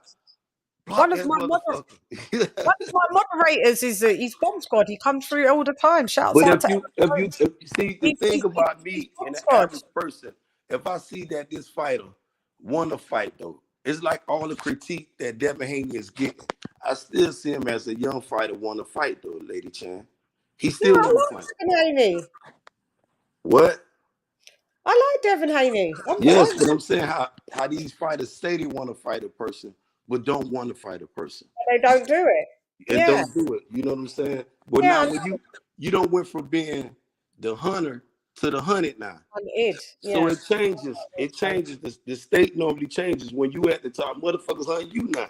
So it's gonna look out you getting called out every day. You got to do this and do that. You know what I'm saying? To me, I would have said, you know, and addressed a lot of other shit, but I feel like Bill moving the well. Bill doing some shit I just don't know. You feel what I'm saying? And I congratulate him on that. You feel what I'm saying? I ain't hating on it. I just don't know. I ain't took my son to Undisputed, LadyChann. He took his son to Undisputed. Like it or not, there's a lot of fighters out here in the game training they fighters. They son, they fighter, however they want to call them or describe them, ain't took them nowhere. Let alone a world champion, the Undisputed. This man done took his son, correct him from a life of don't do wrong. And people get mad about that, LadyChann. Well, who you talking about? Being a father, they get mad because they don't got no daddy in their motherfucking life. Ain't have no father. Oh, Bill Davis soft. He ain't come from the streets. Motherfucker ain't shit to be saying you came from the streets. Ain't shit in the streets but the streets, motherfucker. And if you got somebody that love you and care about you, you dog ass motherfuckers should be happy. You got a girl or let alone a father in your life that can keep your ass out of trouble. Father. Yeah, a girl, a wife, a father, a dad, a mum.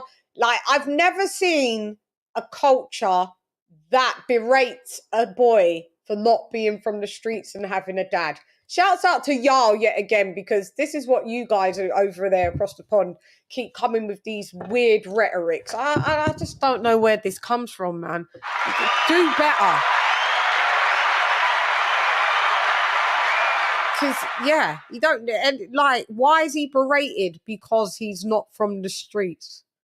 It's ridiculous. Just because, and you didn't have your dad, not you, Ben. I'm just saying, like, the people that are saying this. So to me, it just comes from a place of being bitter, and they're just haters, to be fair. But I'm down with, I'm not really, you know, Bill Haney's Bill Haney at the end of the day. But yeah, I've always shouts out to Devin Haney, shouts out to him. He's the undisputed one in the 4-belt era out of 8. I'm down. I'm down. What was I going to say with he said, what did I see today with Devin Haney said, oh my God, he said he wants to fight Prograis next. Yeah, I don't believe him. Oh, he shouldn't do that. I believe it when I see it. I mean, if he actually does do it, I'll give him his, but I'm not buying that just yet. No. Why should we? This is us. We're weirdos because we're like, oh, he shouldn't do that. I mean, do it. We want to see the good fights, but don't do it because we don't think you're going to win that one. Prograis is a. But do you know how old's Prograis? Is he 34? 34. Yeah, I mean, he's. I know the last thing that goes is power, but I mean, when's he going to be beatable? Well, from based on what I've seen, he hasn't looked like he slipped just yet. I mean, it looks like he keeps himself in shape. He keeps his weight down. You know, I think honestly, he's got like a good 2 more years left before he start to see some slippage, maybe. I mean, because he looked good in the Jose Zepeda, and beating Jose Zepeda is no mean feat, man. Zepeda was he's a good ass fighter himself. So I mean, but more or less, he never really looked out of his element in that fight. You know, you know, boxing. You know, touching Zepeda up, knocked him out late with a highlight roll KO. You know, so and before that, he was looking good too as well, despite the subpar opposition. But you know, I haven't really seen any signs of slippage yet. But you're right, Chan. Time is of the essence. I mean, he needs big fights and he needs them now. But honestly, I think that they're building towards that Catterall fight. I mean, I can honestly see that happening. Like that'll probably go down because after Jack, they're both in the table, isn't it? Yeah, Matchroom. Yeah. Jack's on Matchroom now, and so is Prograis. So it's like, and after Jack won his fight on the undercard, they were saying they were looking at a couple fights, or one of them was Prograis for probably sometime in the fall. If mind you, he wins this fight, which I'm sure he's going to do. He's going to win his hometown fight next month or this month. So yeah, that would be great. I mean, if Devin's serious and he wants to, credit to him, but I just don't. I'm not. I believe it when I see it, man. I mean, why would you want to take a fight like that in your 140 debut? Yeah. Do you not think that Devin's going to be undefeated at 140, guys? No. Neither do I. No, not at all. I thought he lost to Loma personally. I don't know. It is what it is. But I mean, you know, so exactly. It's true. Yeah, you thought he lost to Loma. Yeah, it's true. Do any of you I guys don't know. stays undefeated at 140 with the current who's currently there? Does any of you guys think that he stays I undefeated? believe it all depends on what he's aiming for. You know, he could be undefeated at 140. You know, How? I believe What does he do? he first and foremost, before I go Right. to 140, I think he still got unfinished business at 135. He Tank can't Davis. Just Tank Davis. fight Tank at 140. 140, Yeah, 135. 140 is fine. Because Yeah, at Tank can go up for that 140, fight. He can't at make the weight, 140, so why not just fight Tank at 140? at Remember, Tank 140, it makes no sense at 140 though. Why? Why not? All Tank's the got- legacy, everything is on. All of it is at 135. It's undisputed. This legacy. We understand Tank Davis. Well, I understand Tank Davis is the super duper quadruple A side to everybody. Oh yeah, I forgot you Everybody. Tank as well. I forgot. It's Is he really? Is he really? What is that? Factual. God. Fact. Do you How? always get?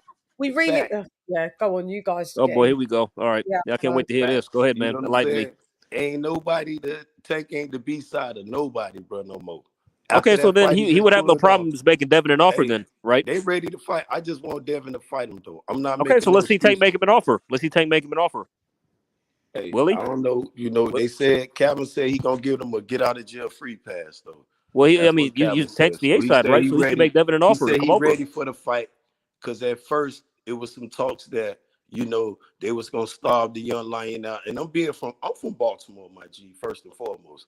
And I would never use that statement with none of y'all talk about starving y'all out. Especially if you look like me. You gotta whoop my ass. Prove me you that dude. Prove me you that dude. And I know Tank that guy. I know he is. But when you got a dude like Devin standing butt naked in downtown, acting like you don't see him, I see his ass. The fuck is he doing? You know what I'm saying? So I feel as though Tank supposed to address this situation. Devin address it. I feel as though this fight here makes sense, legacy-wise. I feel as though if Tank can secure this fight here, he'll be a walking Hall of Famer right now in the sport. And I feel it's the same way with Devin Haney. With his resume, I feel as though his was more complex because a lot of people got a lot to say about him. I feel as though that's based because he was avoided to his road to undisputed. It was a lot of people talk about Devin Haney need 5 years. He's not on their level, but he was still out there saying he wanted to fight those dudes. You feel what I'm saying? So he there now. We there now, like we there with the Earl Spence fights. Let's not go back in the past with all that shit, because that's gonna take away from him. He passed Lomachenko. Out of those 3 judges, they was talking about LadyChann. The fix was in against Devin Haney first when they had those judges coming. If one of those judges scored in Lomachenko's favor, I would have been saying, okay, I feel these professional judges, now like it or not, my opinion, if I don't like none of those judges, Moretti, Southern, your other boy, I can say I don't like none of those judges. Oh yeah, I don't like. If one of those judges, LadyChann, felt like Lomachenko won the fight, not one of those judges. Just think about it.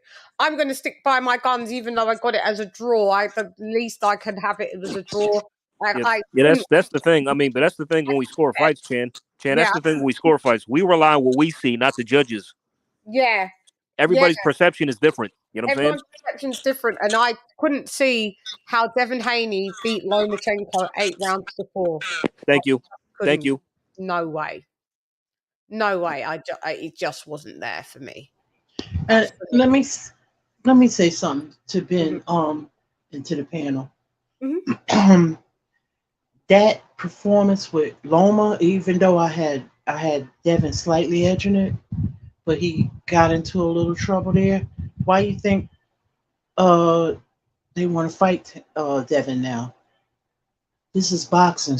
Boxing is about strategy. Mm-hmm. Mm-hmm. Tank wants to fight Devin now? If it's true what Calvin Ford is saying. This is what boxers and their teams do. They're looking for something. Yeah, as soon as you see that animal, Tank wants to fight Loma. Yeah, I got you. Yeah. If you see a flaw in the little defense, any type of little sign of weakness, they going for the attack. You didn't want to fight him years ago when you could have. And I'm still not. And I think if Devin's still Devin, he should still want to fight Tank today. And I go for it. Right I think he should fight Shakur, if I'm being honest. So for what? For what reason? Who is What do Shakur bring to the table? Yeah, but Tank hasn't fought. Well, for one, he's Devin's mandatory challenger. That's one. So that's what he brings to the table. Tank hasn't fought a future Hall of Famer as not yet. Don't tell me. No, but Ben, you just asked me, what does Shakur bring to? He's Devin's mandatory. That's what he brings to the table. Tank is Devin mandatory too. So what? I thought Loma was the mandatory. Oh, he got a bunch of belts. That's right. I mean, well, we can already put that Devin's resume. Everybody mandatory. Hang on, Devin's resume is now better than Tank's freeweight division. Well, I mean, well, Shakur and Devin, that's an easy fight to make. It's in the house. I mean, Devin was just with Top Rank, and all they have to do. Nobody, unless it's now. Yeah. I think now he's realised he's getting to 30 years old. Yeah. He's got to take the fights because he sat down acting like he was the young one, like with these lot, and he's not. And he's realised now he's missed out on fucking fights that he should have been taking 5 and 6 years ago. Tank Davis has been a pro for 10 years and never held a major belt. But Chan, it's like, I mean, Ben, you say, I mean, he had one that with Pedraza. Yeah, I mean, but Ben, do you not want to see Shakur Devin? Do you not want to see that? No, he's got a Reggie belt at 140. That's not the Reggie belt. I don't include, but yeah, the Pedraza, yeah, that one. Yeah, 3 at junior lightweight, 3 world. But Ben, do you not want to see Shakur versus Devin at lightweight? Of course, this what I'm telling you. At lightweight, that fight makes a lot of sense. This is what I'm telling you because it's for legacy. You got undisputed fight. You got a 3-division 5-time, and Devin coming off another 3-division champion. Wait. Do 3 divisions. Wait. Hold on. You know why he don't want to do 140? Because he knows there's more risk that Devin will be. Devin's the bigger man. There's out on top of it. You fought a week. It won't be. Mario Barrios that was boiled down. All of a sudden, you don't like it at 140 anymore. The belt, that means he's gonna have to give up the belt. You got to stay at 135 for Tank. What belts will be on the line? If Tank ever got a belt at 140, I would then agree with you, Ben, and be like, yeah, if Devin should stay at 135 to fight Tank. Listen, Tank went up to 140. Now you can fight Devin at 140. That's where we're going, my G. Otherwise, if that's not the next fight, fuck it. He's going on. He ain't going to ball down himself for no damn Tank Davis. Wait. Ben, are you talking about Tank? You said Tank is 3-division fight. Are you talking about Tank? Not 3-division champion. Yeah, he's no, he's not. No, he's not. He's not 3-division 5. He's not 3-division. Why he's not? Because he has Reggie belts. Those don't count. That's why. Okay. I bet if you look up, you're gonna say 3-division, 5-time world champion. I don't know whether we said. Yeah. So let me ask you this. Let me ask you this. If Showtime said that if Showtime said he could walk on the sun. On it. We're telling the truth. Get out your fucking feelings. We're telling the truth. He's not. I mean, but Ben, if Showtime said he could walk on the sun and walk on water, and would you believe it? Would you believe it? That's what Showtime said. Does it make sense? What's wrong with you? If it don't make no sense, I'm not going to. Okay, it doesn't make sense. Then he's not a 3-division champion. I can walk all over you. You gonna believe it? What the hell is you talking about, my dude? You walk all no, it makes sense. The Showtime is not always correct. Showtime ain't charged of that WBA. He's not a 3-division champion, my guy. He never was. Yeah, but Ben, what they're doing is it's a marketing. It's a PR, that's how they're marketing it. It's a PR thing. You know he ain't a 3-division champion. If you know boxing, you know he ain't a 3-division champ with Reggie belts. You know it. He's a 3-division champ. I'm not taking away from his. You can say he's a great fighter. He's a good boxer. He's a 1-division. Pedraza is his best win. We give him that all day long. We know boxing. He ain't a 3-division champ. Who's got the WBA at 135? Devin Haney, the undisputed champ. That Reggie shit don't count. That doesn't count for nothing. It just puts you in. You know why I'm not going to. He gonna wind up happening. Either he gonna have to drop them belts. Because go ahead. When Lomachenko gave up his his prestige WBC belt. They was out here shitting on Devin Haney. We wasn't one of them. We weren't. I was not We out here. I wasn't said one that's of them. fucked up. Y'all gonna Yeah, get we mad weren't at one this of them. dude because this dude don't want to fight. We It's just criticized what we that. at, Didn't we, Chan? Didn't we And criticize the that? dude don't want to fight. We and said Loma was that's not the king for Tank Davis. Yeah, we said Loma Dr. Devon. Ben, this isn't the channel where we run with narratives. We are here for boxing. We never was. He beat George. He beat Gamboa for the world champion at 135. He beat Marius Barrios for the other WBA world champion. To fight Devin Haney at 140. At 140, and what you beat Mario Barrios for was a Reggie belt. Okay, It was a you can call Reggie. it. You entitled to your opinion. Y'all are. It's a fact. It's called the WBA regular belt. Yeah, it's an interim title. It's an interim title. That's all it is. I'm not like. Well, how's that an opinion? They're getting rid of that belt. They're consolidating them. It's only a few years left. That's the one supposed to have all the mandatories. But the thing I don't understand, see, what y'all think I don't know, right? Tank Davis, this is the thing I'm saying now. The Reggie got all the mandatories. But Tank Davis ain't been having no because he's the super duper quadruple A side. When you move like this, you do what you want. If he's the A side, why is he send Devin an offer? His status is over Canelo. Y'all got to like it now. The man decide who he want to fight now. Okay, well, why how's his status over Canelo? He wasn't on the Forbes magazine list. He made it now, man. He made it. I don't want the young brother to do nothing crazy. Don't go back to the screen. I don't want him to hook He's up. on house arrest. You can't do anything because he's on house arrest for doing crazy shit. Should have been locked up, in my opinion. But okay, that's me. When we young, we do. He should have went to jail for what he did was disgusting with the pregnant woman. We don't know what happened. We don't. I do Yeah, know of course you don't. Of course you don't. Was there. Unless all the report was lies, then and the judge was lying. Why is he on house arrest then if he did nothing, Ben? Hey. Ben, not every fighter you can support a fighter, my G, but you do not have to always swim and wade in the pool of delusion.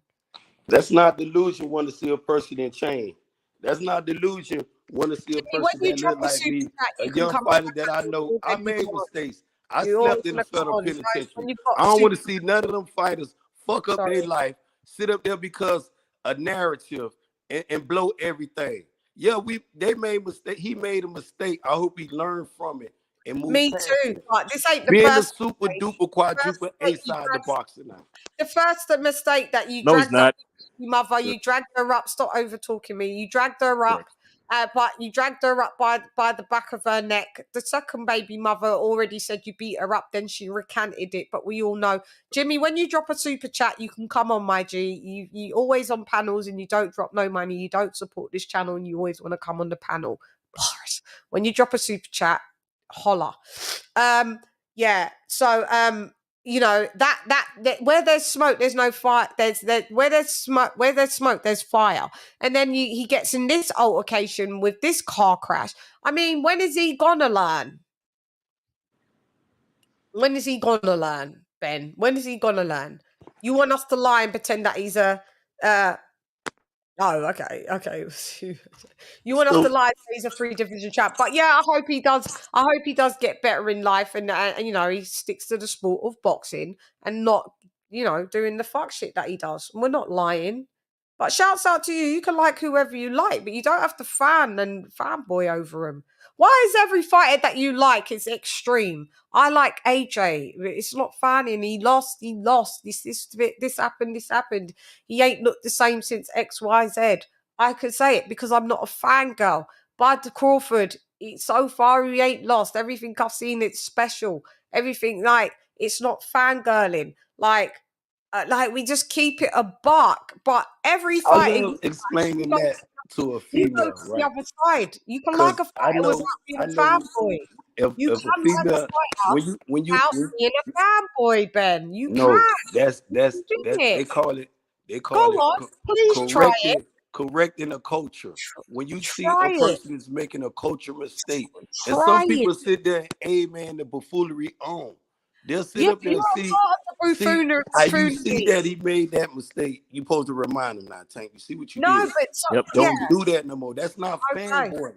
Okay, not, no, that's not fanboying. That's No, not it's not fanboying. fanboying. No, That's that not bit's not fanboying. fanboying. But when you say he's a 3-division champ and you full well know the sport of boxing and he's got a Reggie belt and you know he's not, but you will sit down right in our faces right now and say he is, then that's because you're fanboying. He's not. He's a good boxer. He's held belts in 3 divisions, but they're not major title. Which at 135, at 130 with Pedraza, was that a major title? That was. It was. That was his only major title. So he's a super feather champ. Yeah. Which belt did he have with Pedraza? What did he beat Leo IBF, Santa IBF Cruz for? IBF. And the It WBA was a 130. two-time The WBA for Leo WBA Santa Cruz. and a one-time IBF down there at junior lightweight. The Yeah, 3 so world he- titles he held. He held held one- the WBA twice, and he held the IBF. IBF. You know what I'm So saying? the WBA, the Reggie belts. I'm not saying, but the thing I am saying is the fight with him and Devin Haney. I'm gonna get to that and stay on that. I'm not gonna go. Haney. Well, I would like to see it. I'm down with it, by the way. You thinking I don't want to see At it? 135 though. I want to see them. By all the Well, I belts don't on know the if it's line. going to be at 135. He doesn't really call the shots. If he wants to, he's the A side. He should make the offer. Thank you. And Devin's not going to take peanuts. So He ain't gonna offer him peanuts, man. He ain't gonna do that to Devin. Hang on, let's go. I'm not here to negotiate who what, but I know. Yeah, we but I always. thought Tank's the super duper triple quadruple A side, which he's on top. Yeah, this was. That's what Tank is. Tank is the I'm new. sick of all this Tank A the new side face talk. of One boxing. of these motherfuckers are in the Forbes list. The only ones I saw was Canelo and AJ. Yeah, Anyway, where's Tank? Where's Tank at?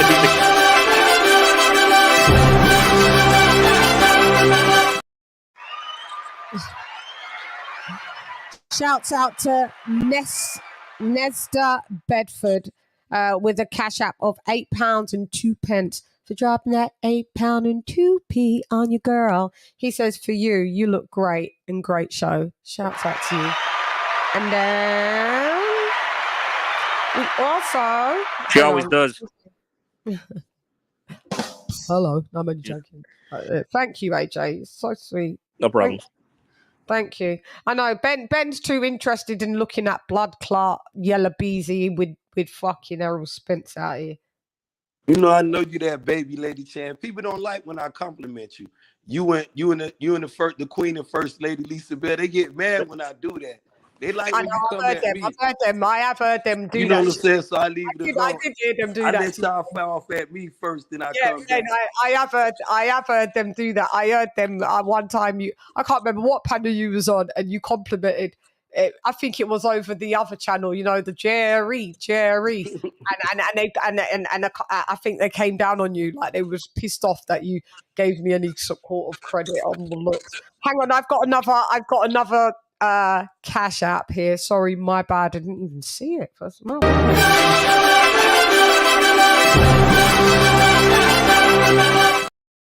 Shouts out to my sister Lisa Bell's the Queen for dropping that dope on your girl. For you and little one for yesterday. Shouts out Auntie Lisa in the boots. Thank you, sis. Thank you very much. You're welcome, sis. No problem. I will tell Layla that, Jaji, Auntie Lisa, pick out something, and we'll show you. Yeah. Get her nails. Yeah. She likes all. You're welcome. And all of these things done. Oh God, she's like, do makeup. But shouts out to you guys with the cash app. Yeah, I had to tell Jimmy. Yeah, because Jimmy will come because he's had Ben on. Because Ben's on straight away, he wants to come on now to turn it into a big old argument. But no, Jimmy, you ain't put £1 in on the super chat, £1 in the thingy. So sorry, you can't be. You drop something. Drop a tenner, Jimmy. Drop a cold tenner. Yeah, that's what you can do. Don't ask me what you should drop and you're not dropping. You know you should drop something. Drop a tenner. That's what you should drop. And I guarantee it doesn't. But you're still not turning it into Jerry because Ben, Ben gets you and you lot turn into, oh God. Why is it Ben every time Jimmy sees you, he comes Like you get the back call when it's Spence, and then when you come on the panel, Jimmy gets the back call that you're on the panel. But the whole time that we're talking boxing, Jimmy, you haven't come to say participate in boxing talk. Only you've come for the fuck shit. So if you want the fuck shit, cool, but you're gonna have to pay for it, and let Ben do what Ben does with you, if that's the case. But you won't do it because you've never dropped a super chat. So stop it, Jimmy. Stop stunting. Yeah, and time's of the essence, Jimmy. So if you want to come on the panel, hurry up. Yeah. But also what else? Okay, so oh god. We started. The fuckery started in the booties.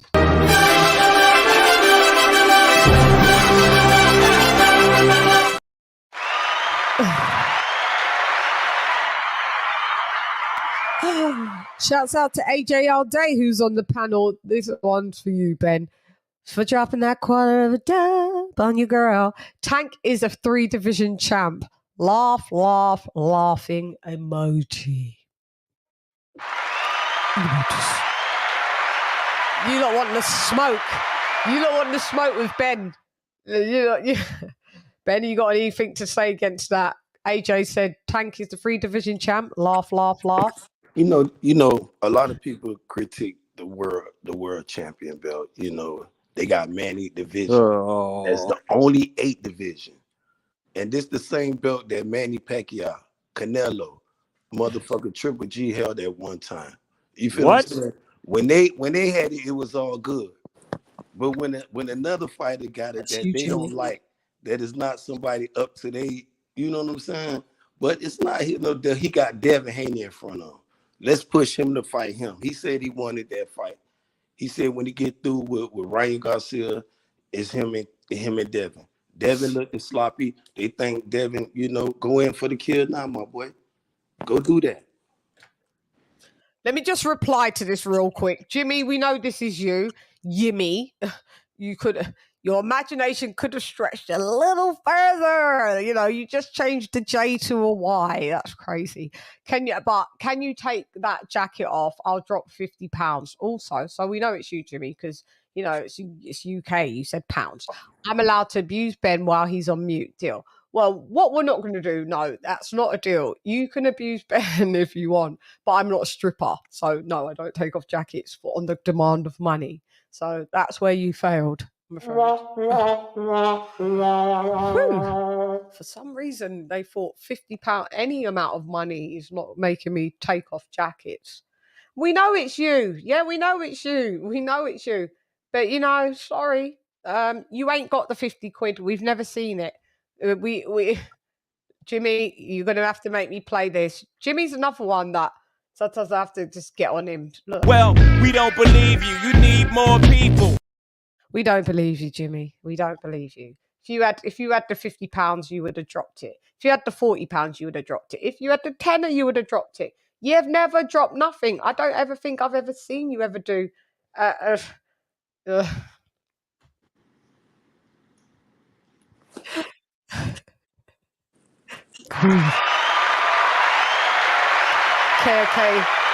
has spoken in the waters.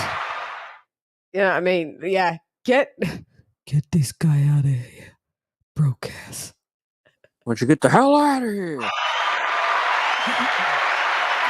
Can you believe that? I know that Jimmy thinks little old CHANN is a stripper. Jimmy, drop your money and you and Ben talk about boxing. Because I've got a feeling that Ben will desecrate. Because Ben usually does get the better off you, Jim. He usually does. Because Ben's like me. He goes straight to your mama jokes. Hey, but if he want to smoke, he know I'm there for every pound for him, though. But I come over here, I come across the pond to talk boxing tonight. I think people want to test me on my boxing IQ, and I want to talk about Josh Taylor and Teofimo Lopez. Do he stand a chance, LadyChann? Do you think he does stand a chance, right? But I just think, Ben, that the Teofimo Lopez that we've seen of late, Like I can only go by what I've seen of late. Like we say, even Anthony Joshua, what we've seen of late. It's hard to sometimes forecast something better. Do you understand what I'm saying? Like, we can only go by what we've seen in it, like the last fight or the last two fights. And if Teofimo Lopez has looked like trash, what's what? But then again, Josh Taylor looked like trash with Jack Catterall. But Teofimo Lopez has looked like Josh Taylor's an undisputed champ, the real undisputed 140. You Chan, that's just Josh, that's just one fight. Teo, that's three. Yeah. So I think Josh Taylor beats Teofimo. I'm gonna go with Josh. I got Josh, man. Sir Senior, I just realised you still. Sir Senior, are you here still? Yes, ma'am. Sir Senior, you know you can just jump in when you want. I know at Mark's there's order. Here we do have parliamentary order, but sometimes we just jump in like we do. Sorry, you know, I didn't even realise that you fucking still here. Jump in when you want, you know. I know you spoke about this topic anyway, but you I'm just saying, you can jump in whenever you want, even if you kind of hear us talking and we've said a lot. Just etch in, you know, like when you play double dutch, you know, you got to know when to jump in, Sir Senior. So you can double dutch with us. Yeah, you can always jump in. But Ben, what do you think? Who wins that fight? I feel as though, if just like you gave your assessment about, Till looked at crap his last fight, so did Josh Taylor. But I'm looking at when the dude just said that was one fight against three fights. Till had three fights in Josh Taylor, because you remember, Josh fought your boy too. He fought Ruru too, and unified right there. Then he went on and fought Ramirez.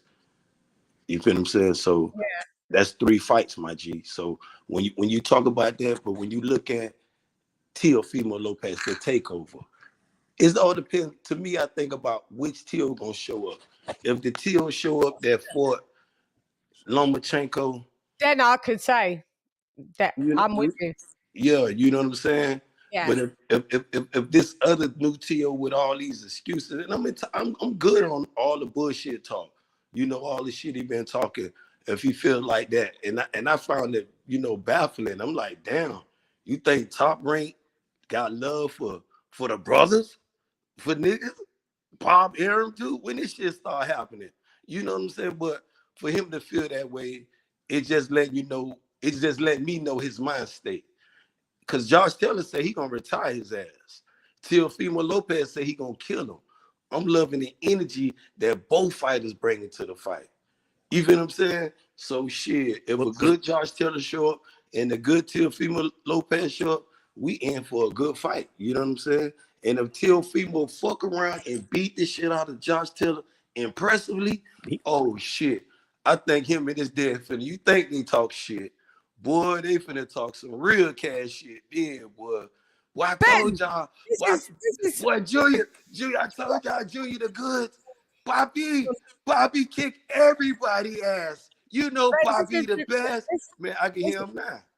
This is the best. I have to give you this.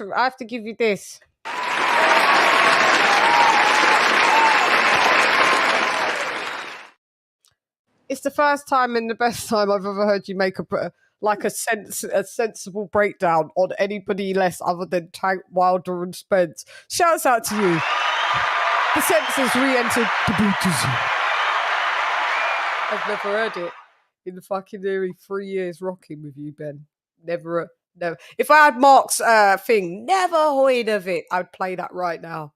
So shouts out for that breakdown. That was a very good breakdown. So I'm the same thing. We don't know which Teo that we get in. Guys, your opinions. I know we've already kind of glossed over that. Does anybody want to touch back on who their prediction is on? Did you say who your prediction was, Lisa and Sir and AJ? I can't remember it on Taylor and. Yeah, I got Josh. Yeah, I got Josh Taylor, because if you get the worst, I look at it like this. This is how I pick my fights. You go base them off of what they've been doing normally, more recent, how long they've been out of the game, and things of that nature, plus their style of fighting.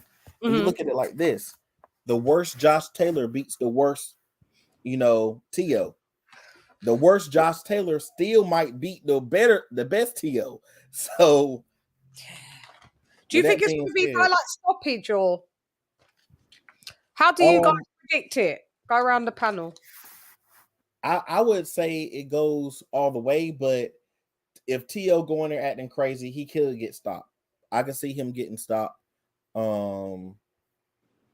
If he goes in there acting crazy, if he go in there and he tries to box, he might get outpointed. But it'll be a more closer fight if he goes in there hungry and go in there trying to box. But if he go in there acting crazy, yeah, he'll get stopped. He's gonna run into something, and that's all it's going to take. And then, your boy will be back on the line like he never left. People forget his trash fight. Yeah, that's true.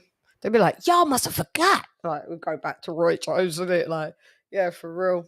Go ahead, Lisa. How do you think? And then AJ, how do you think this fight's gonna go? I got Josh Taylor. I'm not sure if it's stoppage, but maybe a late stoppage, or he's just a much bigger man.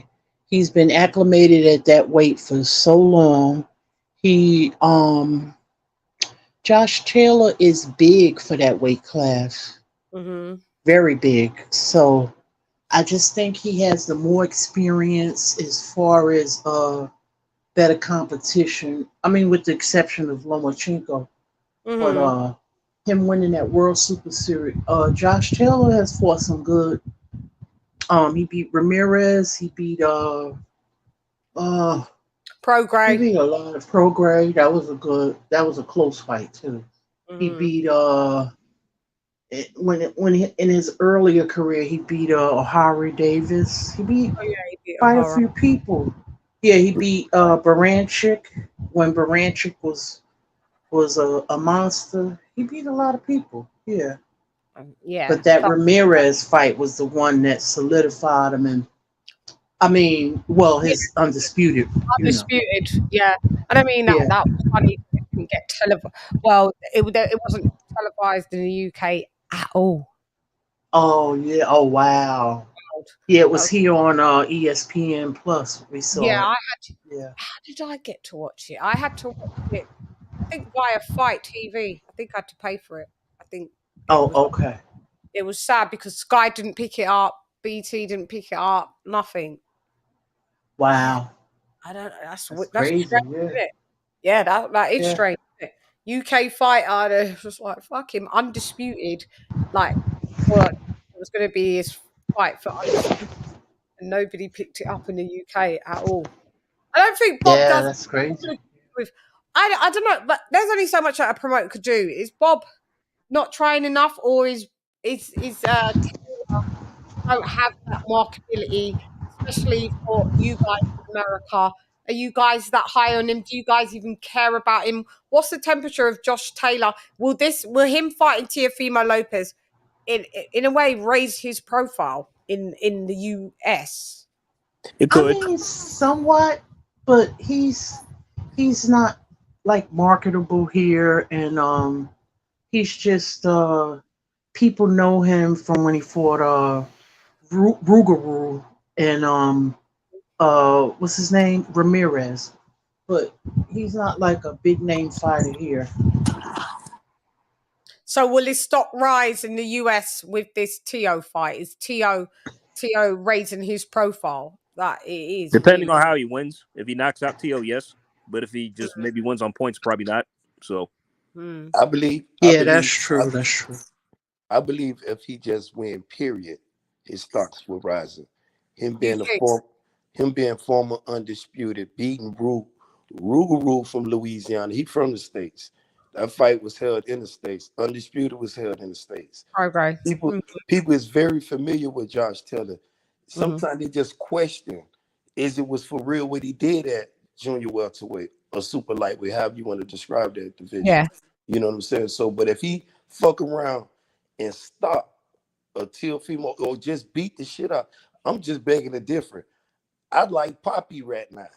I think the back against the wall for Teofimo Lopez. I feel as though The takeover done cornered himself. I feel as though he done tapped in with his old self again. I feel as though Teofimo Lopez don't realize what the fuck he done put himself in. I feel as though he can answer. Sometimes you got to do that to a fighter. You got to slap them in the mouth to make them realize who the fuck they are. Yeah. You know what I'm saying? Because sometimes we get hallucinate, we feel ourselves. You know what I'm saying? He was on that high horse. You know what I'm saying? But now he got realization because it's a win-win for both of them. Josh Taylor's stocks will go. Yes, it will go up. I feel, especially in the States. It would, Shit didn't might it? be shady over there across the pond, but it's definitely gonna be a force to reckon with over here. They're gonna be talking about his name, especially at junior lightweight. After beating motherfucking Teofimo Lopez, oh yeah. Yeah, I believe so as well. That's what I'm saying. So really, Teofimo Lopez, as much as Josh Taylor's like kind of talking down on Teofimo Lopez, he does need to realize that out of the two of them, Teofimo Lopez, it's weird. Josh Taylor's a former undisputed, but Teofimo Lopez is the more popular fighter, and he could almost argue for like if you had to tag, he's the A side. Ain't that weird, isn't it? Do you understand what I'm saying? He's the one that sells the fight. That Josh Taylor doesn't sell this fight. He does, but he doesn't. His profile raises in the States only due to fighting Teofimo Lopez. Yeah. I mean, I'm under the assumption that when he fought Ramirez, he top rank. He wasn't meant to win that fight. Ramirez was, because based on the scorecards, drops with the scorecards, even with the two knockdowns, right?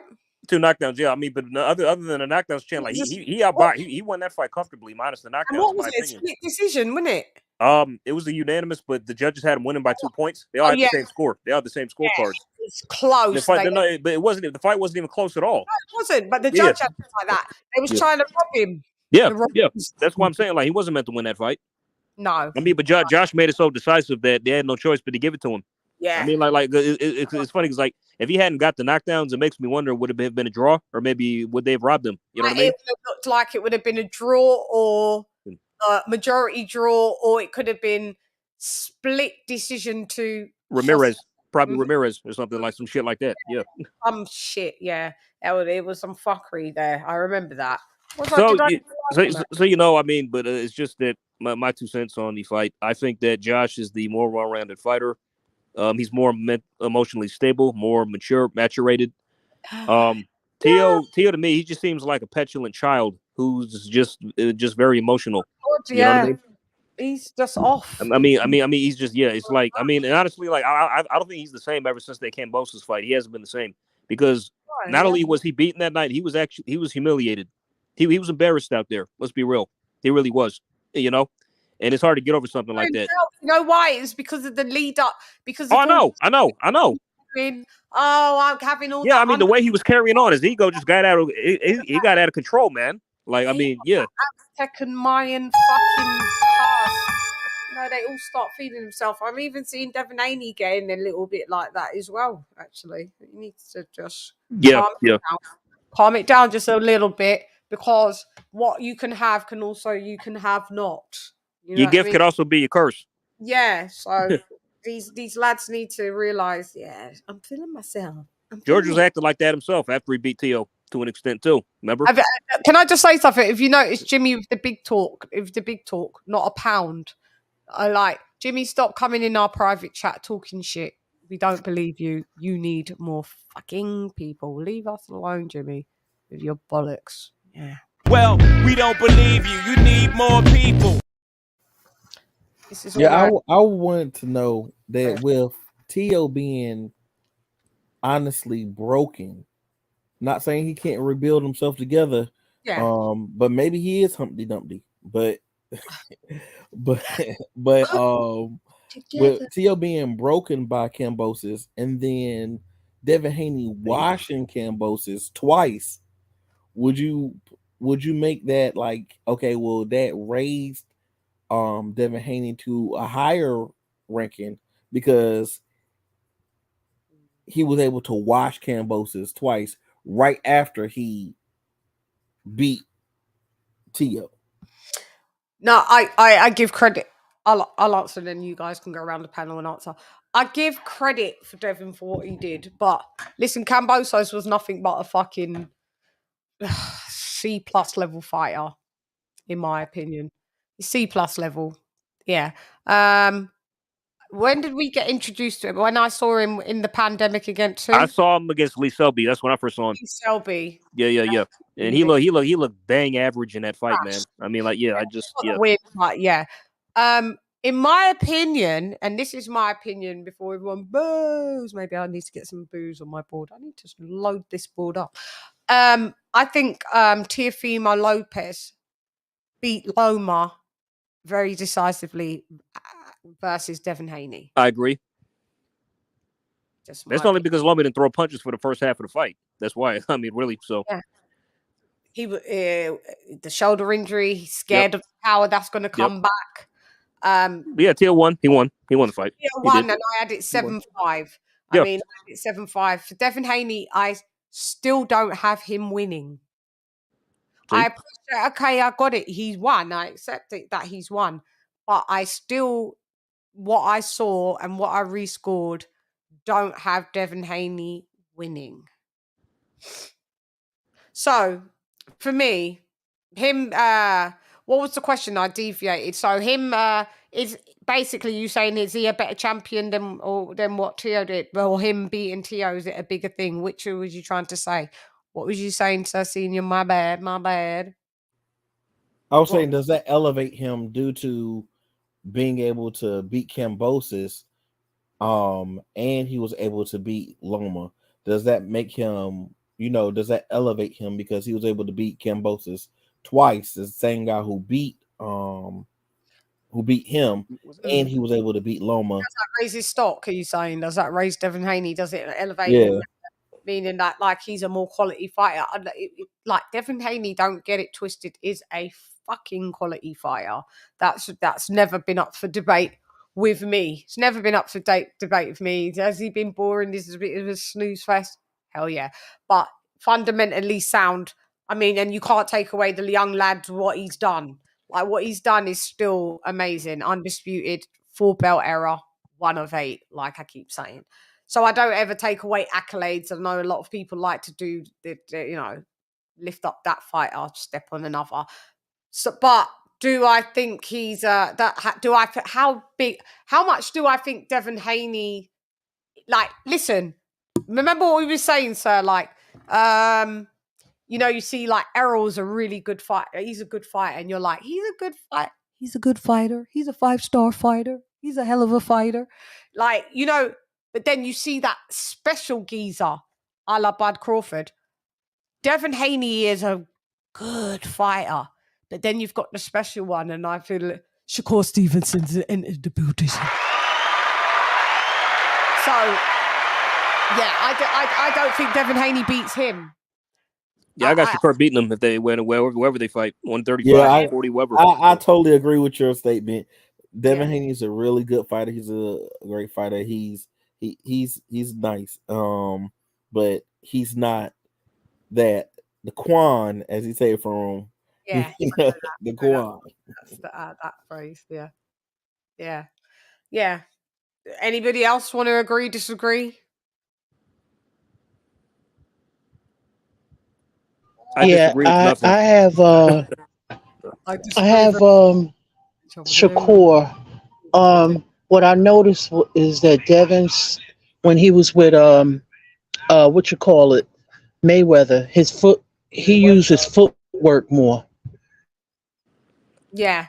And do you think he is lesser now? He more tries to bang in the pocket. Yeah. As he's grown, I've started to see that well, Chad, you know what it is? It's like Shakur used to be a pure, but now he's developing into more of a boxer puncher. He's got power now. He's gaining power. Yeah, he's becoming more of a boxer puncher now. So you see the style change with how his growth is. Yeah. I think the thing about Devin Haney, I think, bless him, he's you see his lack of power is something that really annoys him. It really bothers him. I don't know how he sleeps at night, but a part of me thinks that sometimes keeps him up at night. Because as a young lad with a lot of bravado, a lot of ego, a lot of testosterone, You guys always want to be the biggest, the baddest, the toughest. No man likes to accept that they've got a flaw or a weakness, especially when it comes to physical strength, and you're amongst peers that knock people out, or you started off with both being pillar fisted, and then you saw your peer then started to knock people out. I know that bothers. Well, I don't know because I'm not in his body, but I think that bothers Devin Haney a lot, and I think we've seen him almost. When I say lose fights, almost get himself in problems by trying to prove that he has power. We saw him with Lara. Yep. Happened there.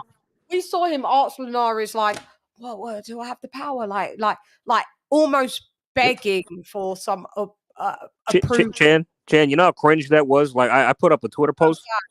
It was as cringe as Canelo. It was as cringe as a plant begging Canelo. Like, I put up a Twitter. I'll see if I can find the GIF, the meme I made. But I put up a meme on Twitter, like where I just put the under caption, like it was a photograph of him and Linares in the locker room, and underneath it I wrote, "Was it good enough for you?"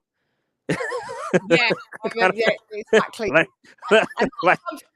That's kind of something that a woman says to a man.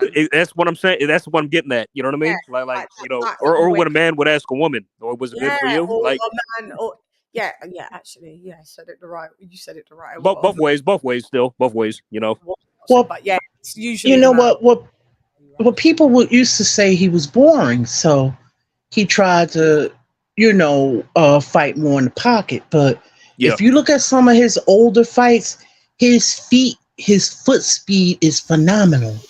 Mm-hmm. He don't fight like that no more. It kind of was similar, reminiscent of how Floyd was like Castile, or I'm not saying it was as fast, but he's very fast foot-wise. Well, this is the thing. He's only changed his fundamentals is because of the want, not the need. Like Shakur's changed certain he's kept all fundamentals but gained power. Devin Haney's decided, we have said he's boring, but there's fighters that say that there's fighters that we say that's boring. I mean, Frank Sanchez is boring and you don't see him change his style. He's like, fuck it, a win's a win. Right? So at the end of the day, I think Devin Haney, it's the power that he's trying to prove that he has. With what we're saying, the Linares, then you get rocked because you're staying in the pocket. And then with Loma, I mean, he put a beat down in Loma's face. Let's not get it twisted, but it wasn't anything that Loma got rocked or. Yeah, I can't recall him being visibly hurt in the fight at all. Yeah, really. So maybe it's the skin that Loma has, and yeah. I mean, so some guys just mark up different than other guys, marked up and peppered. It wasn't due to Loma didn't come, but I don't like the things that Loma's been saying after as well. He's gone back to his fucking entitlement self as well, and that's I'm hearing you getting another title fight after. Well, if Devin moves up, it's like if Devin moves up and vacates, then it's going to be him and Shakur for the vacant belt for WBC. He said out of the three of them, he said out of Haney,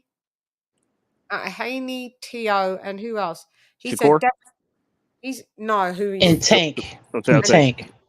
No, he ain't fought Tank though. But May brought Tank in. He said Devin's basically the lamest. Or he just said he just said he wasn't a pound for. He's good, of course, because he pushed. He said he wasn't pound for pound. That's what he said. He wasn't pound for pound. That's what he said. He's gonna say that because he pushed him, and then the dislike. It's it's a real like a little beef there. Well, we'll see if that's true once Devin moves up to 140. If he can become a champion there, we'll see. Yeah, but Loma, just shut up for a bit. No, yeah. Always thinking that you're entitled for shit. You lost on your second fight. You got a title fight the next time round. You've been offered a lot of things. You got they pretended that you hadn't lost on Tale of the Tape one time. I remember I saw it with my own eyes, and I was like, "Hey, this geezer lost to Salito. He did lose, didn't he?" It made me question: did I know who this fighter really was? Because I thought I'd got it wrong. Only to be like they keep you was a champ. Then you decided you wanted to do TO instead of fight Devin, and then you wanted to do franchise. which I heard now is non-existent. That they've taken away franchise, haven't they? So they've taken away franchise, haven't they? Yeah. I heard they've taken that away. I heard that, but look what it did. It was just horrible. And they need to take away that bridge weight too. I know. Where Alan Babbage will rule. Or maybe not, because he got knocked out there. Yeah, so Loma's entitlement is a thing that pisses me off. He gets bly after bly after bly after bly. At the end of the day, do you know what I mean? He needs to fall back. Like, nobody owes you nothing, mate. Nothing in this sport. I mean, I think next, like, it shouldn't be. He shouldn't maybe get another. Yeah, title he's a shot. prick Like, to me. He's arrogant, isn't he? Did that arrogance? Yeah, he is. Did that arrogance when you watched the fight? Did that arrogance sway you and make you biased to not give him rounds that was his? No, not at all. Not me. Yes, LadyChann or not you, Alex. Because Lisa. No, me, no. No. Yeah, because I know. No. I mean, I don't have a problem with him per se, but he always complains. Yeah, no, that's just how I saw it. I counted. It was a lot of body shots that he was getting touched up with. He took like the jab. I mean, the jab was there from Haney, but Haney was hooking more. Yeah. Yeah, no, So, I you know. get it. I get what people saw it. People saw it. Like, I'm really not trying Yeah, to he I complains a lot. Complains, and it's just always it's just a sense of entitlement. And now I've seen him. He's just like, what do you want? Like, He want a cookie. That's what he want. He want a cookie. He think he's supposed to get milk and cookies every time he step in the ring because he's Lomachenko. And let's get it straight. Lomachenko is a really good fighter. He's a really good fighter. He is. However, he's not something special that we've never seen before. Some of the same footwork he does, EJ, who doesn't really move, do. Some of the same footwork he does, Boots does. Well, I don't know if I agree with that. Moves. Some of those same footwork he does, you definitely see that from Shakur. You see that from Bud. Hold up. Hey. Pause. All people from the side go off. No. Errol Spence does not move, have the same footwork as Lomachenko. He is as flat-footed as they come. To go I'm sorry. look at it, and I broke it down. The little juke. Well, you can't see me moving, but the little juke move he does right in front of the person, that is the same move EJ do. Now I would give him more credit if he was like, oh, I watch all the popular fighters and I do all their best moves just as good or better than them. Okay, Kobe, I feel you. But he didn't. He acts like he's the best. Remember, he's the Matrix, but he couldn't stop them bullets hitting him in the gut. I know. Shit, the original Matrix was what's Darrell? He was called the Matrix. Remember? Which one? The one that's Andre, the one that starts by plant. No, the older one. Brother, who's the one that got starched by plant? What's his first name? Anthony. Yeah, I got you. I didn't know his brother was called Matrix, man, or the Matrix. But I still with the Lomachenko, with the Errol the Truth. Oh yeah, wait a minute. I remember Andre now. What you talking about, mister? What you talking about, Willis? What you talking about, Manny? What you talking about, Dad? What you talking about, Willis? What are you talking about, Sir Senior? I can't give Lomachenko it. I can't give Errol Lomachenko's footwork. I just can't. No, I'm talking about that little stuttery move he does in front of you. Yeah, that little stuttery move. They be like, oh, Lomachenko's going crazy because he acts like, you know, that's like a snake. Phenomenal. Yeah. You know what I'm saying? Or like a woman fussing you out. You know, you came home late. You told her you'll be home time for dinner, and she be fussing you out, and she did a little move like that. Yeah. If you study those fighters from the past, they did that stuff too. She did that to me. I'm not gonna get Loma Chica points for that. I've seen that before. If wifey does it and you acknowledge it with wifey, and you see it in Loma, Right. you have to give Loma the full points. Loma, Right. you've got wifey points. He has beautiful foot feints, but remember, Loma was a dancer. Yeah. So he encompasses all of that. It looks beautiful. I thought, me personally, I think the best Loma was at 130. I'm not saying that he didn't do good at 135. He did, but at 130, he just was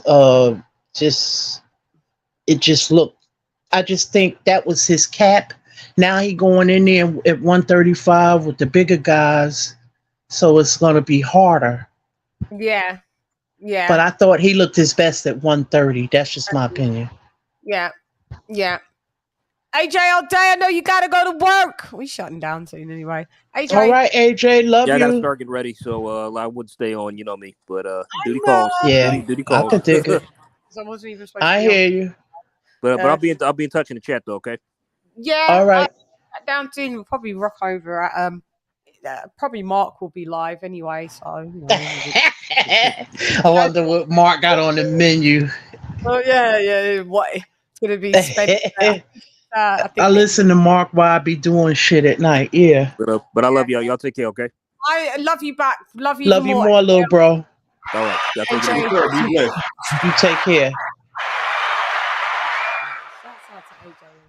Yeah, Mark. I think it was on the interview that he was doing on the members only today. I think I didn't get a chance to see it. Yeah. A quick members only live on Terence Crawford on an interview, another interview that he just did. So Mark quickly did a pop-up live actually, and yeah, if he come on tonight, I gotta cut these 2 cabbages up. Cabbage today boil actually. down to nothing. Oh yeah, butter cabbage. I did duck breast. I did like kind of seasoned roast little potatoes. Also steamed mixed veg. Oh my god, I'm gonna I don't have any left. But that's one of the things I haven't had the pleasure of cooking yet myself was because you're cooking can you plug your channel? Let people know. Let me put your because I forgot you do fucking hell, you're called Cooking with Sir Senior. I have seen some go ahead, Sir Senior. Well, I'm about to drop a lot of content now. I was on hiatus. I had some personal business to handle. I was trying to chase that bag real quick. One of them is still, out there in the wind, so we don't know. But yeah, that first one, it came in right on time.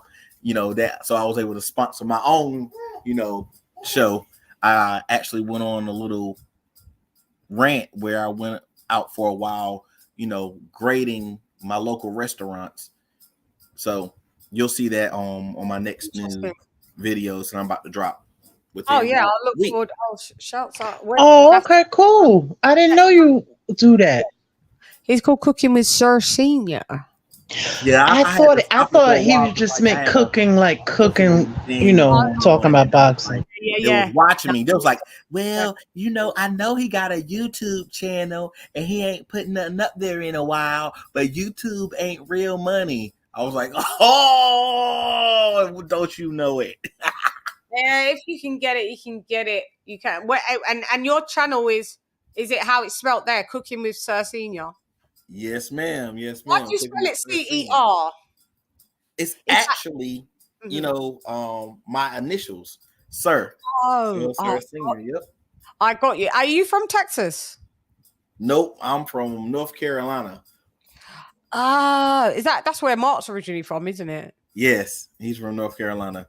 Yeah, you lot are country as fuck. Yeah. Oh, girl. No, they're not that country there. Go to Mississippi. No.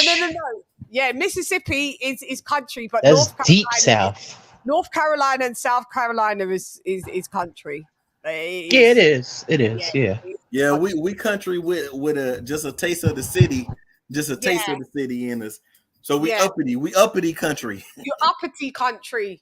Yeah, we still wear white shoes. It ain't dirt. It ain't all dirt here. We still wear white shoes. You do have a similar accent to Mark. I know Mark does live in Atlanta, but he does have his North Carolinian, the Carolinas accent. Yeah, you do sound similar to Mark. What is a good dish that you make? What is a traditional North Carolina black people dish? Well, fried fish, definitely, because most definitely. But outside of that, sea mullets is great though. Sea mullet is it's a type of whiting. I would definitely tell you to, if you can ever get into some sea mullet, she real. Yeah. I would also say North Carolina, we big on barbecue. Like we'll barbecue about anything. The big barbecues come from either the Carolinas or Texas. That if you want, traditional American barbecue, it's either Carolina or Texas. Yeah, that's it. Anywhere else is just trying to pretend to be one of us. Yeah, that's true. The Texan barbecues, we even know that here. Yeah, we got chains of that, like Texas steakhouse, Texan steakhouses and stuff like that. So yeah, that is their thing. And I guess, like you said, your thing as well. Interesting. Well, I'm West Indian, so all of those fishes that you've mentioned, all those fish. Yeah, we have them: snapper, parrotfish, mullet. They're the whiting fish, but remember, we're from tropical waters, so we do have all of those fishes. Fish is our thing. Seafood is our thing. So yeah, I do know. I'm just wondering, how do you cook them? When you fry them, do you season them up with like Cajun? What do you do? The Cajun spices and the Cajun. Yeah, definitely the Cajun spices, but you get your cornbread batter from the Carolinas. You get that cornbread batter, a mix of flour, cornbread, cornbread, yeah, cornmeal, one, yeah, to make that cornbread, and what? And you put that. I did that once. You put that. I think I did that one time. Put in a sprinkle of that a bit on to do chicken, just to see. Yeah, you can do it on the chicken too. Yeah, and it makes the crust. It's way different. It makes a different crust on it. It's amazing. It's amazing. You can eat a whole bunch of them. Yeah, I'm gonna make some cornbread. Actually, I'm gonna. Make the fried cornbread to make the hoe cakes. That's a Carolina special too. Hoe cakes are fried cornbread. It's like a it's similar to a hush puppy, but a little sweeter and bigger. Yeah, I remember those. Yeah.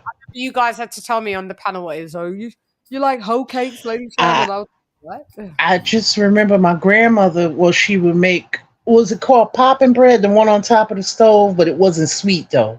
I hated that stuff.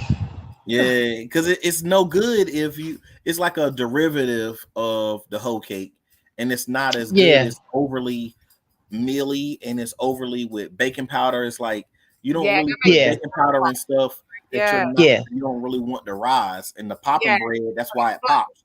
It's because that it's too much baking powder in it, and it's like a lazy man's hoe cake. Yeah. I don't taste it. You're supposed to cook baking powder through, but with that, but you get to taste it, so it's bitter. It's like licking baking soda on your hand. It's nasty. Nasty when you go overboard and cook a cake and you've put too much of that baking. Woo! It's ruined. It's fucking ruined. But I do like the sweet cornbread. That's what I do like. Oh God, I've got to make something. Hard to make. So do you know what I mean? And you just put it in your little tray, put that in. I think I may do some in the next few days. Stand by. You know me, I do post my cooking. Sir Senior, I'd cook quite a lot as well. And I usually post. Yeah, you said you were West Indy. I was about to ask you about some of that West Indy food. What you know about that roti? You got some roti for me? Oh well, see, that's the thing. See, everyone we're different islands. So Dominican, Trinidadian, he is Trinidadian. So they're the ones that cook that. Could I do a roti? Probably I'm not going to be the one that's going to be able to make that bread. No. So that's something that I won't. But the meat, like having like the curry mutton and that, I'd be able to do that. But roti's not my island speciality. That is, like Lisa said, that's the Trinis. That's the Trinidadian. Yeah. So I do like rice and peas. Her dad's from Trinidad and Barbados. He was They have the fly. Barbados have the fly fish. So I have, they got the fish that have absolutely got wings and raise out of the ocean. It's weird. If you ever go to a West Indian restaurant and they've got flying fish, one time they served it me, and the fucking thing. The thing's in deep batter, and it's like that. It's literally, it's got wings and it's got the head, like it's coming off. Oh shit! And I was like, "No, you're gonna have to cut the head off. I can't do this." It's like, those flying fish is extra, and they got little teeth like piranhas. What's up with the little teeth though? Yeah, it got little teeth. I was like, "Nah, this ain't this is not my island." Objection overruled, Your Honour. Yeah, sustained. Oh, actually, it's not even overruled; it's sustained. Yeah, that's not my island. So I'm rice and peas, jerk chicken, curry mutton, and rice. I'm all of them things. Mac and cheese, lamb chop, all of them. Curry prawn, pepper steak. Those are me. Yeah, those are me, Senior. Yeah, I don't know why, but like I guess the texture, the flavor of lamb isn't too bad for me. It's like the texture, it does something to my stomach. I don't know why, but I can eat beef. I eat beef, which I love lamb. But the lamb, for some reason, it does something to my stomach. It makes it churn. Like I don't know why. It might have something. It might have an enzyme in it that just doesn't agree with you. Yeah. It's not a bad thing. It just means you don't eat it. But I mean, I do like lamb. It's my favorite meat of all. I obviously you can't eat it a lot because it's red meat, and I try not to be eating like too much meat in general. But I do love lamb. I'd be pissed off if I'm fucking a bit allergic to it. Beef is down the list. So I'll have that with a Chinese meal. We have a Chinese meal that we do that with, or we have a roast beef, which is an English roast. But we do it the West Indian way with all the seasonings and whatever with rice and peas. But that's the only time I eat beef. It's not really something, it's not a meat that I really go to. Unless it's mince, which you lot call like what, the pounded. What do you lot call it again? You know your mince meat. We call it mince meat. I've heard of it. I don't like that stuff. You did say, Lisa, that you're not into beef. I remember you said that to me. You was like, I'm not into beef too much. It's not really your thing. But yeah. Have you ever tried Wagyu? That is the Wagyu beef, what the Japanese have, and it's mad. They have an American kind. It's not as good. It's pretty decent if you get a good strand, but it's not as good. The Japanese kind is way better, but it's very high in fat though. It's really fatty. The marbling is crazy. A lot of marbling on it. A lot of the that is. There's some places where it's like £1,000 where you can go to high end. £1,000. They've got one of the highest high end Wagyu restaurants here, and that's what that geezer Salt Bay deals with. Yeah, he's a horrible cook. He's a horrible cook. Yeah, he sprinkles it all his forearm. It was like you want to eat this meat. And people pay a hell of a lot of money to go and get and then he puts a little gold paper on it, which tastes like nothing.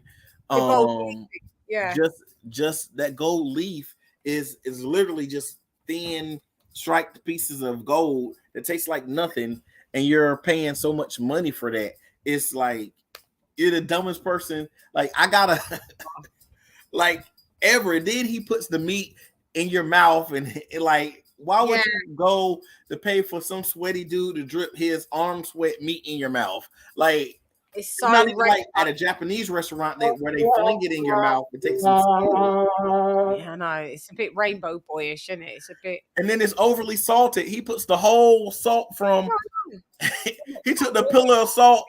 Salt from the Bible. It went. In the Bible, Lot's wife turned to a pillar of salt. He took her and sprinkled it over one little steak that's 8 ounces. And they charge you £500-600 here, which is like $800-800. Stupid. Yeah, it's ridiculous. What up, Haplo? Ya llegó el primero. Ya tú sabes en el edificio. Well, I'm going to be shutting it down now because it's absolutely fucking 4 a.m. here. And I'm joking. So, I have to thank Sir Senior.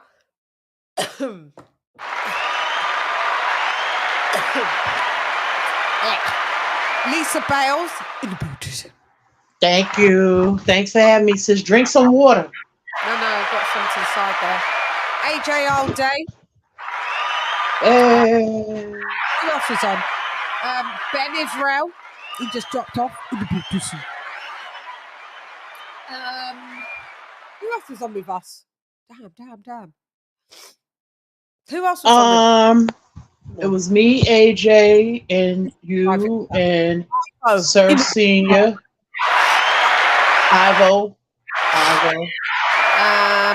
Who else was there? And Ben Israel. I think that was it. Was it just us? Yeah. It was. Lot. Ivo came in, yeah. Yeah, did Ivo. Yeah. Because I always sometimes forget somebody. Then the calls. Oh yeah, I want to thank goddamn. Sorry. You wrote it down. I did, but I've changed the page like an asshole. It was you. Slogan 1.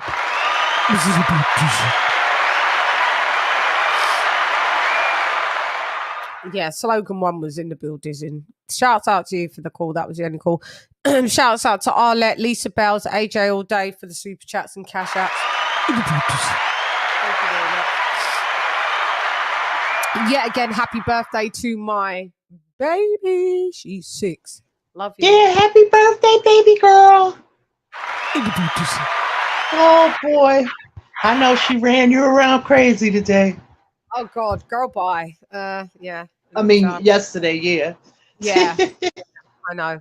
And they keep you young, man. They keep you young, them youngsters. I want to be old. God, I don't want to. No, I'll be doing it again later on, I guess. Yeah, but it's all good. Yeah, it's all fun. They're only young once, aren't they? So shouts out to the kids, man. Shouts out to the kids. Yeah, and I want to give a shout out to okay.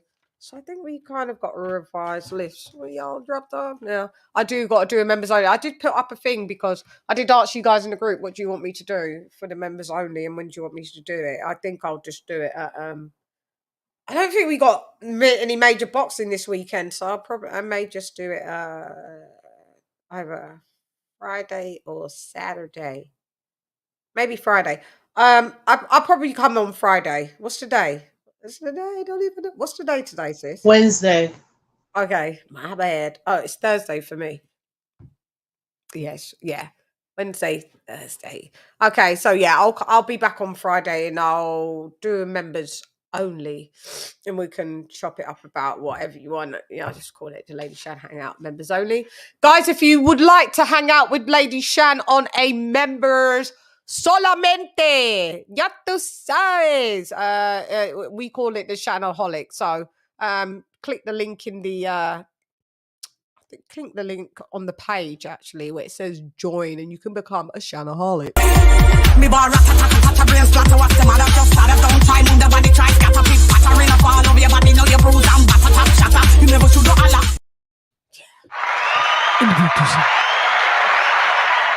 Those days when you could wear a catsuit and look that slim. Oh God, I always look at that and I'm like, God damn, it's very small. Yeah, if you want to join the you know, the Channelholics, come through like the motherfucking woo. So I want to thank you, sis, for joining me. Massively appreciated, and I shall catch You're welcome, you sis. on the flip side. I'll catch you on the flip side. Oh yeah, most definitely. I grabbed something quickly to eat and whatever. Yeah. Shouts out to Mark Nash as well. I know everybody will probably be, you know, probably have their little way at Mark Nash's. Shouts out to Mark Nash.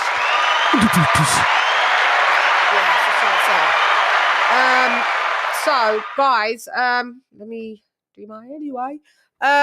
So let me just call out the members only. So we got Andrew H. Ivo in the East, Monacan Boxing in the Buddhism. Benavidez in the bootism. Stephen T in the bootism. Slim Boxing Commentary in the bootism.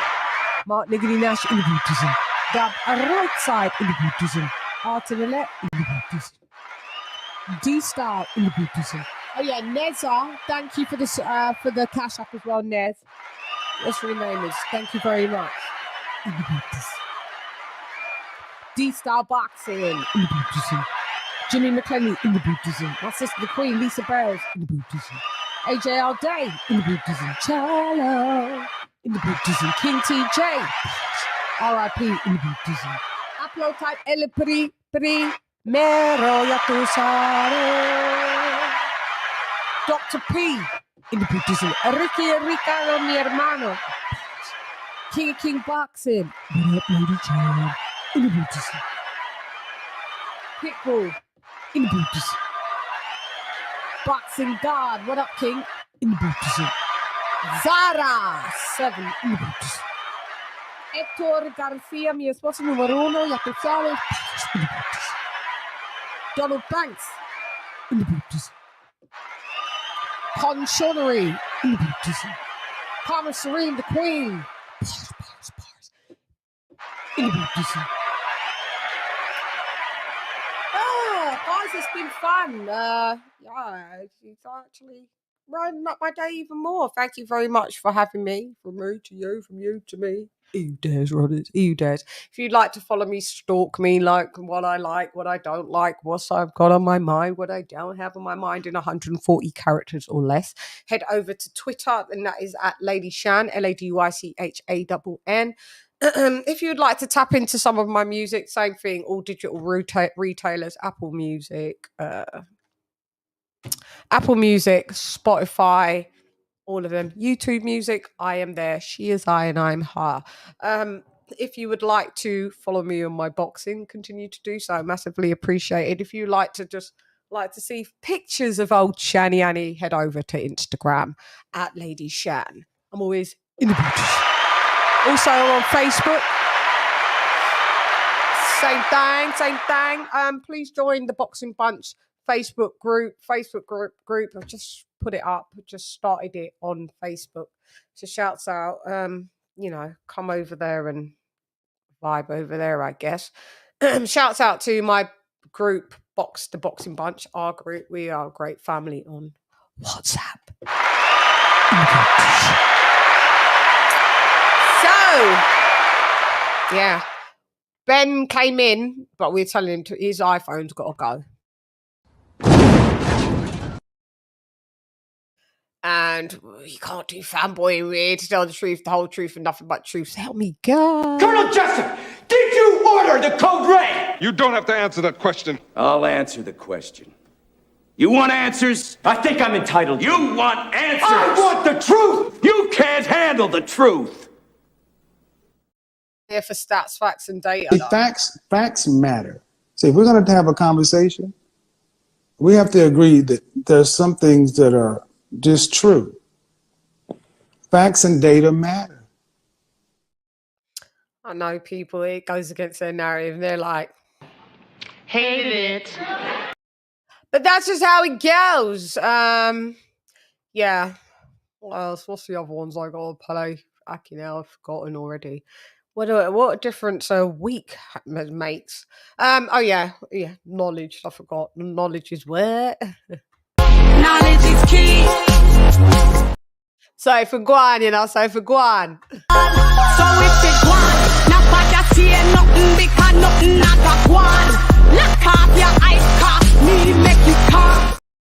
Guys, I got an offer for a booking in Naples in Italy. Shouts out to my Italian crew. I have been to Italy and performed a couple of times, but not Naples, to the best of my knowledge. July 27th. The Errol Spence and that fight's on the 29th. Will I risk? Will I won't? Shall I risk? Shall I won't? I don't know. There's nothing that I want that to miss it. Like, I know I could have it on my phone, but just imagine it would just be my luck. I'd be like, right, I'm going to go live from here. And I just couldn't get it. So I don't know. I'm just going to see what's up and see you know, what's available there. I know my phone will have everything on it, but just make sure the network. I just ain't risking it. I would be doomed. I would be fucking mortified. I'd be on fucking medication.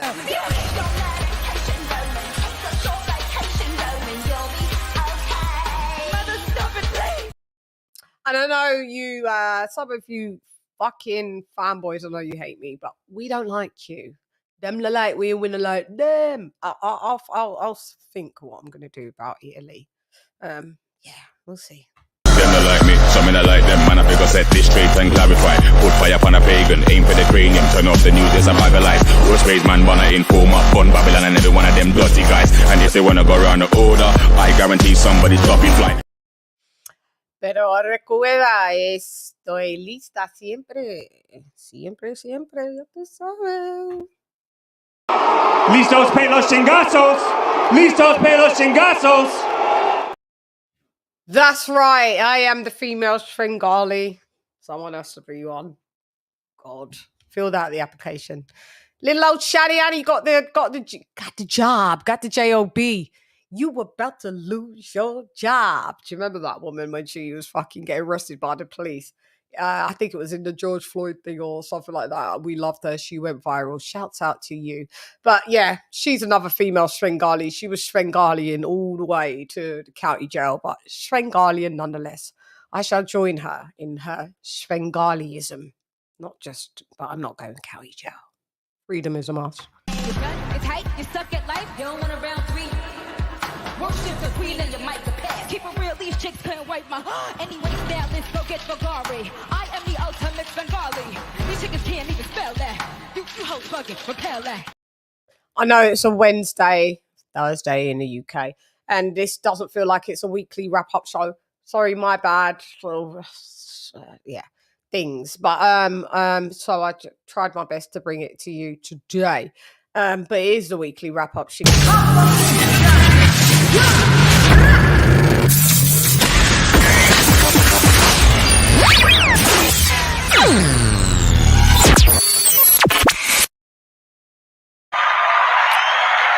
So, the time has come to face the final curtain. Being a dickhead. Guys, you've been fucking amazing. Thank you for rocking with me. 4 hours and 33 bars. Now do you see why I'm an MC? Maybe I should retire. It's just late. Yeah. Guys, you've been amazing. Massively appreciated. Muy apreciada en español. Buenas noches a todos. Bendiciones, muchos abrazos y besos para ti. Buenas noches, mi gente. CHANN. Ra. LadyChann. Fight.